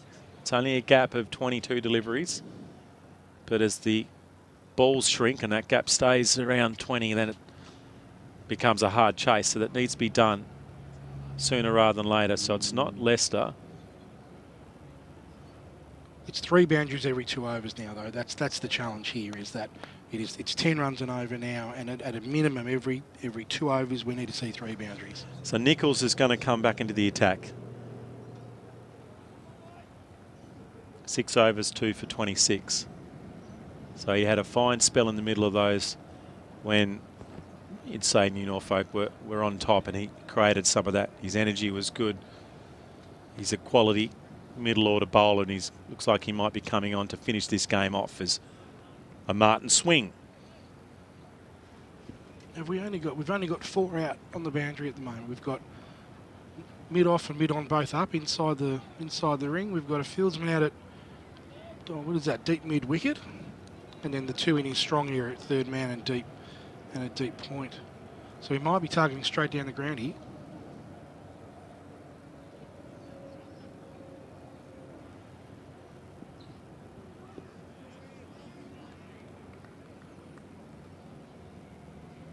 He's in a predicament now, isn't he, Rick Martin? He's had such great control over where he's been hitting the ball all day, and now the pressure is on. Now that we're up to 10 runs and over, he's got to kind of make it happen now. We can't wait for that bad one to put away. Yeah, it's a good call. He's got to make the running. He'll be a bit fatigued, and the field is back with 5 on the ring. This is when chases become hard with good bowling. That is very high, and that'll gain Is that 6? the full distance over forward point. Martin continues to try here. It's a great shot, and it's 6 runs, but it looked. No, it didn't look a tight shot. How is that gone the whole way? That is a pure power. It's just a full swing of the bat, isn't it? So 209. We're in the 44th over, 264. Oh, that was there to be hit as well. He's actually tried to hit it through the leg. I actually don't mind. If he takes on the straightish mid-wicket, there is a big gap there. It's not a bad line for him to take on, but he's been so effective at hitting through the off. Is that his game? You can see how comfortable he is hitting through the offside. He's standing outside the leg. I just wonder if there's any value in him just getting onto middle, starting his stance on middle. Nichols is very predictable, isn't he? Back of a length, fairly full. Back of a length. Shouldn't say fairly full. Chance. Is this the match? Martin gone. What a brilliant innings from Rick Martin, and Nichols gets his 3rd.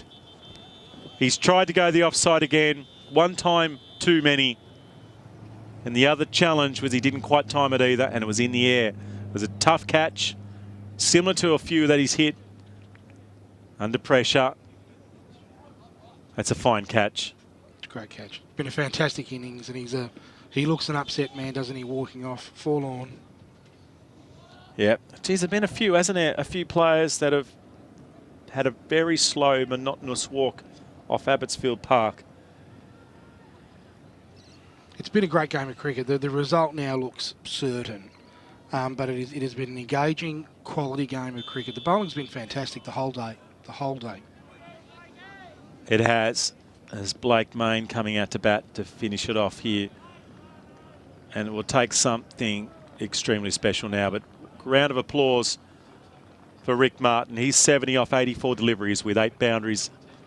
I thought he actually had 2 6s, but maybe just the 1 6, which was only a couple of deliveries ago over deep point. And he got some good support from Carr. Wouldn't you love to see young Bailey Main come out here now and just bang 2 6s? Just make Norfolk go, oh, hang on a minute. Seen it happen before. Yeah. What's his stats for Main today, John? What do we got for him? For his batting? Yeah. Well, let's not talk about it. Okay. He's scored 6 runs this year. He needs an opportunity, and this is his opportunity.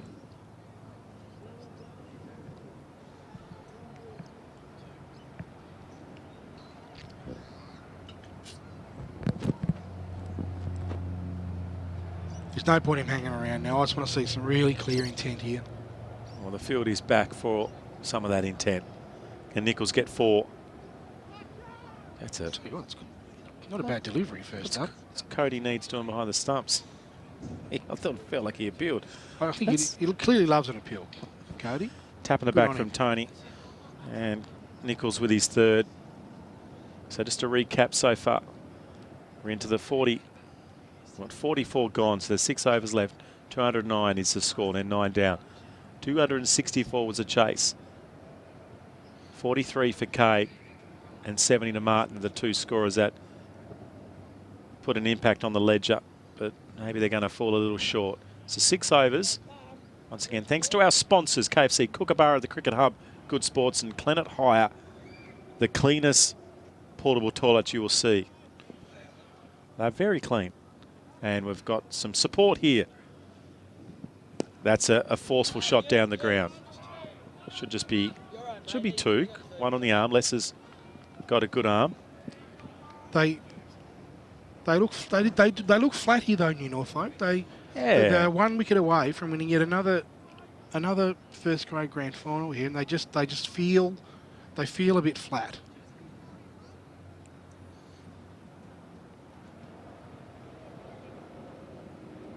A lot of resilience here from Carr.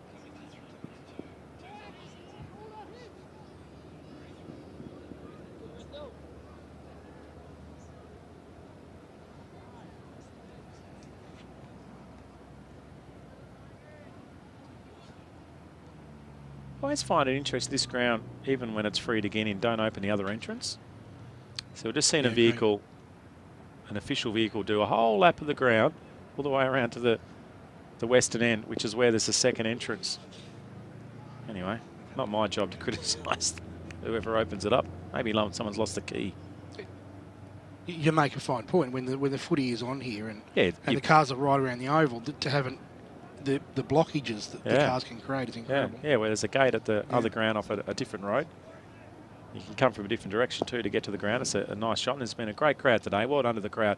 For the most part, have been really well behaved. And what the great thing is, we haven't seen too much drinking outside the licence area, which sometimes can happen in these games. And we get it. We get the field. It's a bit of a country atmosphere. Obviously, just some different liquor licensing rules in Tasmania than other parts of the world. It looks well put together here, Bailey. Blake Main, sorry. Certainly going okay, isn't he? Yeah. Hasn't pounded the sixes that we wanted to see nice and early in, isn't he? Well, he scored 6 runs for the year, and you want him to hit 6s. Well, come the man, cometh the moment. Well, it's cometh the man, cometh, yeah. Well, he's going to have to create a moment here as the field is spread at the moment, and Carr taking full advantage. You know what? I think Claremont might just bat this out. It does feel like it. It does look like it. Unfortunately, with the 2 batters, number 10 and 11 at the crease, regardless of their desire for victory, maybe their capacity to hit boundaries is a little less than someone like Rick Martin. That's 45 overs down.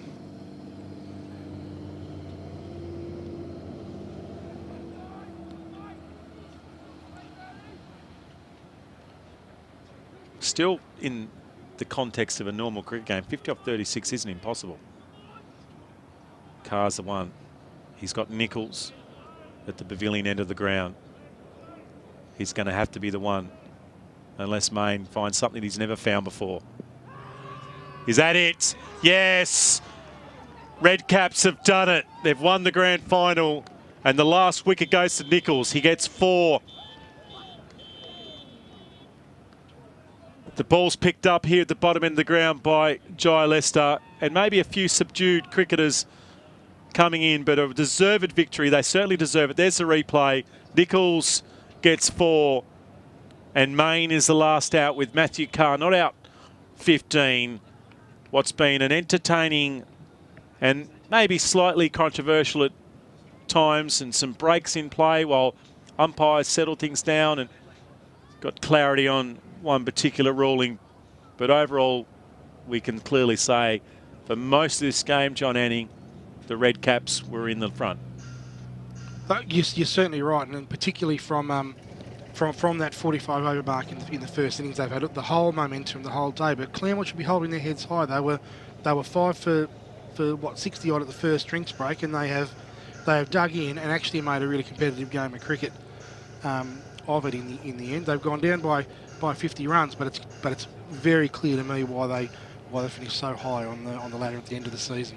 Yeah, great crowd turned out here at Abottsfield Park. We might just quickly recap the day's play. So New Norfolk batted first. There was Harry Booth at the top, but it was consistent wickets from Claremont that never let New Norfolk get too far away. Seb Wishart was run out, and then Bowden was brilliantly caught off the bowling of Trent Graham. Had a nice little purple patch in the middle where he also got Rice. Matty Carr came on and bowled well, but it was a Rigby 67 off 62 deliveries with 8 boundaries and a 6. And a fine 37 from Tom Briscoe as well. His cameo at the end with a bit of running from Jamie Maddox was fantastic. Wickets went to Trent Graham. He got 3 for 40 off 10. There was a couple of wickets at the end to Matty Carr, but the score of 263 was maybe 15 or 20 more than we thought with a couple of overs to go, as I made a late little cameo from Briscoe really helped. It was a challenging start for Claremont. Penniston went early along with Graham in the second over. Corey Whitbread got a little start, but then he lost his way. Jared Key battled hard, but then the middle order also lost with Harris going and along with Clay. But then a brilliant 70 from Rick Martin. He battled his heart out with Kay. We did see a moment which should be talked about, I think, for a fairly long time, where Harry Booth did run out Jared Kay at the non-striker's end. A little bit of work to done at the end, but a fine performance from Claremont. They stuck it out. They ground it away, and gee, full credit to Rick Martin. The bowling lineup, Jai Lester, 7 overs for him. He bowled really well at the top. He didn't get a wicket, but 3 wickets to Briscoe. You mentioned him a few times, John, throughout this performance. His wickets of key individuals in that batting lineup was critical. Jeremy Nichols got a couple of wickets in the middle order, which was also really critical, and then 2 wickets at the depth to finish it off. We're going to have potentially the celebrations, and maybe we'll see the trophy handed over in the best player, and hopefully it's a nice finish here, as there has been a little bit of controversy. But we're going to wind it up here with me. I've been Aaron Roberts. Thank you, Jon Anning, again for your services. Thanks again to all the Duffettes that have done their job in bringing this game. Thanks to the SCA and all the sponsors here. We'll take a break for now, and goodbye here from Abottsfield.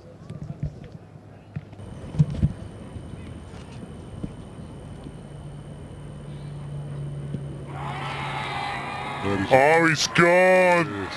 He turned around, he looks disappointed, and Briscoe is the complete swing. Swings late too from Lester. That's his challenge. Well, there's a challenge. Back to the bowler, over the top of extra cover, and the first boundary of the innings. It's gone again. Just wide of the fielder, 4. Gave that one a little bit more than the ball previous, but it was probably there again to hit.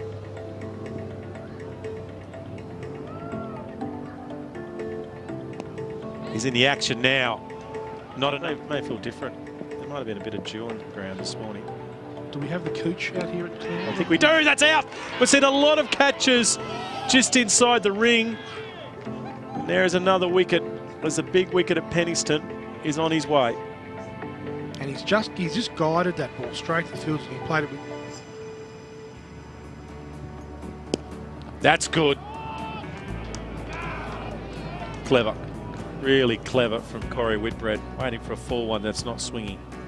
For a change up, to see Jamie Maddox over here at backward point, just doing a few warm-up actions. Oh, where's that come from? He's played it on. Change up, to see Jamie Maddox over here at backward point, just doing a few warm-up actions. Oh, where's that come from? He's played it on. Not even stripes. We've got a right-hander now. Jaden Harris at the crease. Oof, there's that good short ball. Really good short ball. Penniston smacking on a backward point. That's through. Good slap for 4. Yeah, it was a unconventional shot. I just think it's the right idea though from And generate a little bit of pace if needed. Well, he's given him. wow. Harris is out. First ball, Nichols, golden arm. Bowls one down leg. Harris is standing there. My initial thoughts was, what's that hit? He appealed. He thought it was definitely out. So did the umpire. I'm sure the batsman thought it was out. No, I think he was the only one who didn't. That doesn't mean he can't be disappointed. No dissent shown, just real disappointment. Generate a little bit of pace if needed. Well, he's given him. Wow. Harris is out. First ball, Nichols, golden arm. Bowls one down leg. Harris is standing there. My initial thoughts was, what's that hit? He appealed. He thought it was definitely out. So did the umpire. I'm sure the batsman thought it was out. No, I think he was the only one who didn't. That doesn't mean he can't be disappointed. No dissent shown, just real disappointment. Need a cross breeze to get the swing ball going. So hit and run. Trouble at the bowler's end. That's a good cricket shot. Great from Kate. Really great shot, and what you can see there is different to his other shot that he lofted over the top here. Oh, and as I say that, Wow. 6 over each side. Cracking shot. Paid off. Claremont have tried to take the same risks. And it hasn't. That's out. What a catch. What a catch. Oh. And unfortunately, Clark, the captain, yeah, relatively square mid on. That could get through. That just release a little bit. Nice shot. Going to give the bowler some confidence so he doesn't leak a boundary. And he's going to leak one to the leg. That is a good hit. That is that's cleared the road around the outside of the ground too. But it's been Clay's energy. He's knocked a couple to the field and run, and I reckon he's bringing Kay along the journey here. That's in the air. Well, out of all of that, the wicket still falls and Nichols gets Clay. And I tell you what, Peach, he has tried to push that through the legs, to that vacant leg side again. The ring at the moment.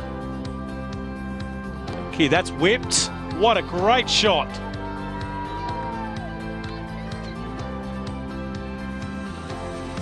He's got that one in the action. That's gone a long, long way. I reckon still watching this game with some intent. There's intent from Kay. Making about. Oh, is that a change? No. Quicker. He gets him with his foot definitely near hair. Let's see this again. This is extremely tough.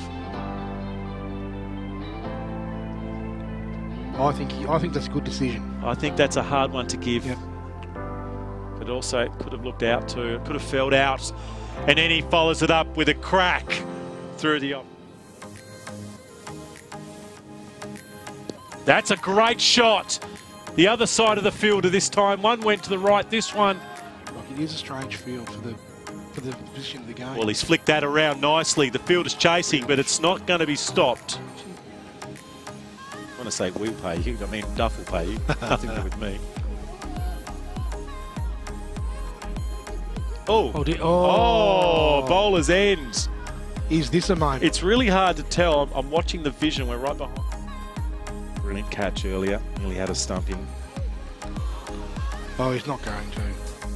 Oh, my goodness. Have we got a man cat? What drama here at Abottsfield. Third one. Just backward a point. And then also the mid-off's up. That's short, and that's spanked. Should reach the line, and then it reaches the fence, and then under the fence and into the car. Only had a few more wickets in hand. Let's see what they can do. That's a nice way to start. Really nice way to start.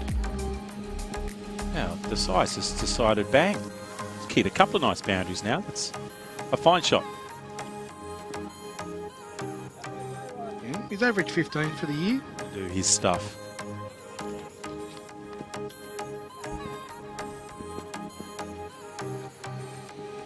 That's out. Well, he swung again, and I don't mind that. He came out with intent. That's what he needed to do. I think onside. And he's found a gap. He's still fighting. Glary on the wicket as well at the moment. Well, he's got it okay. Howdy doody.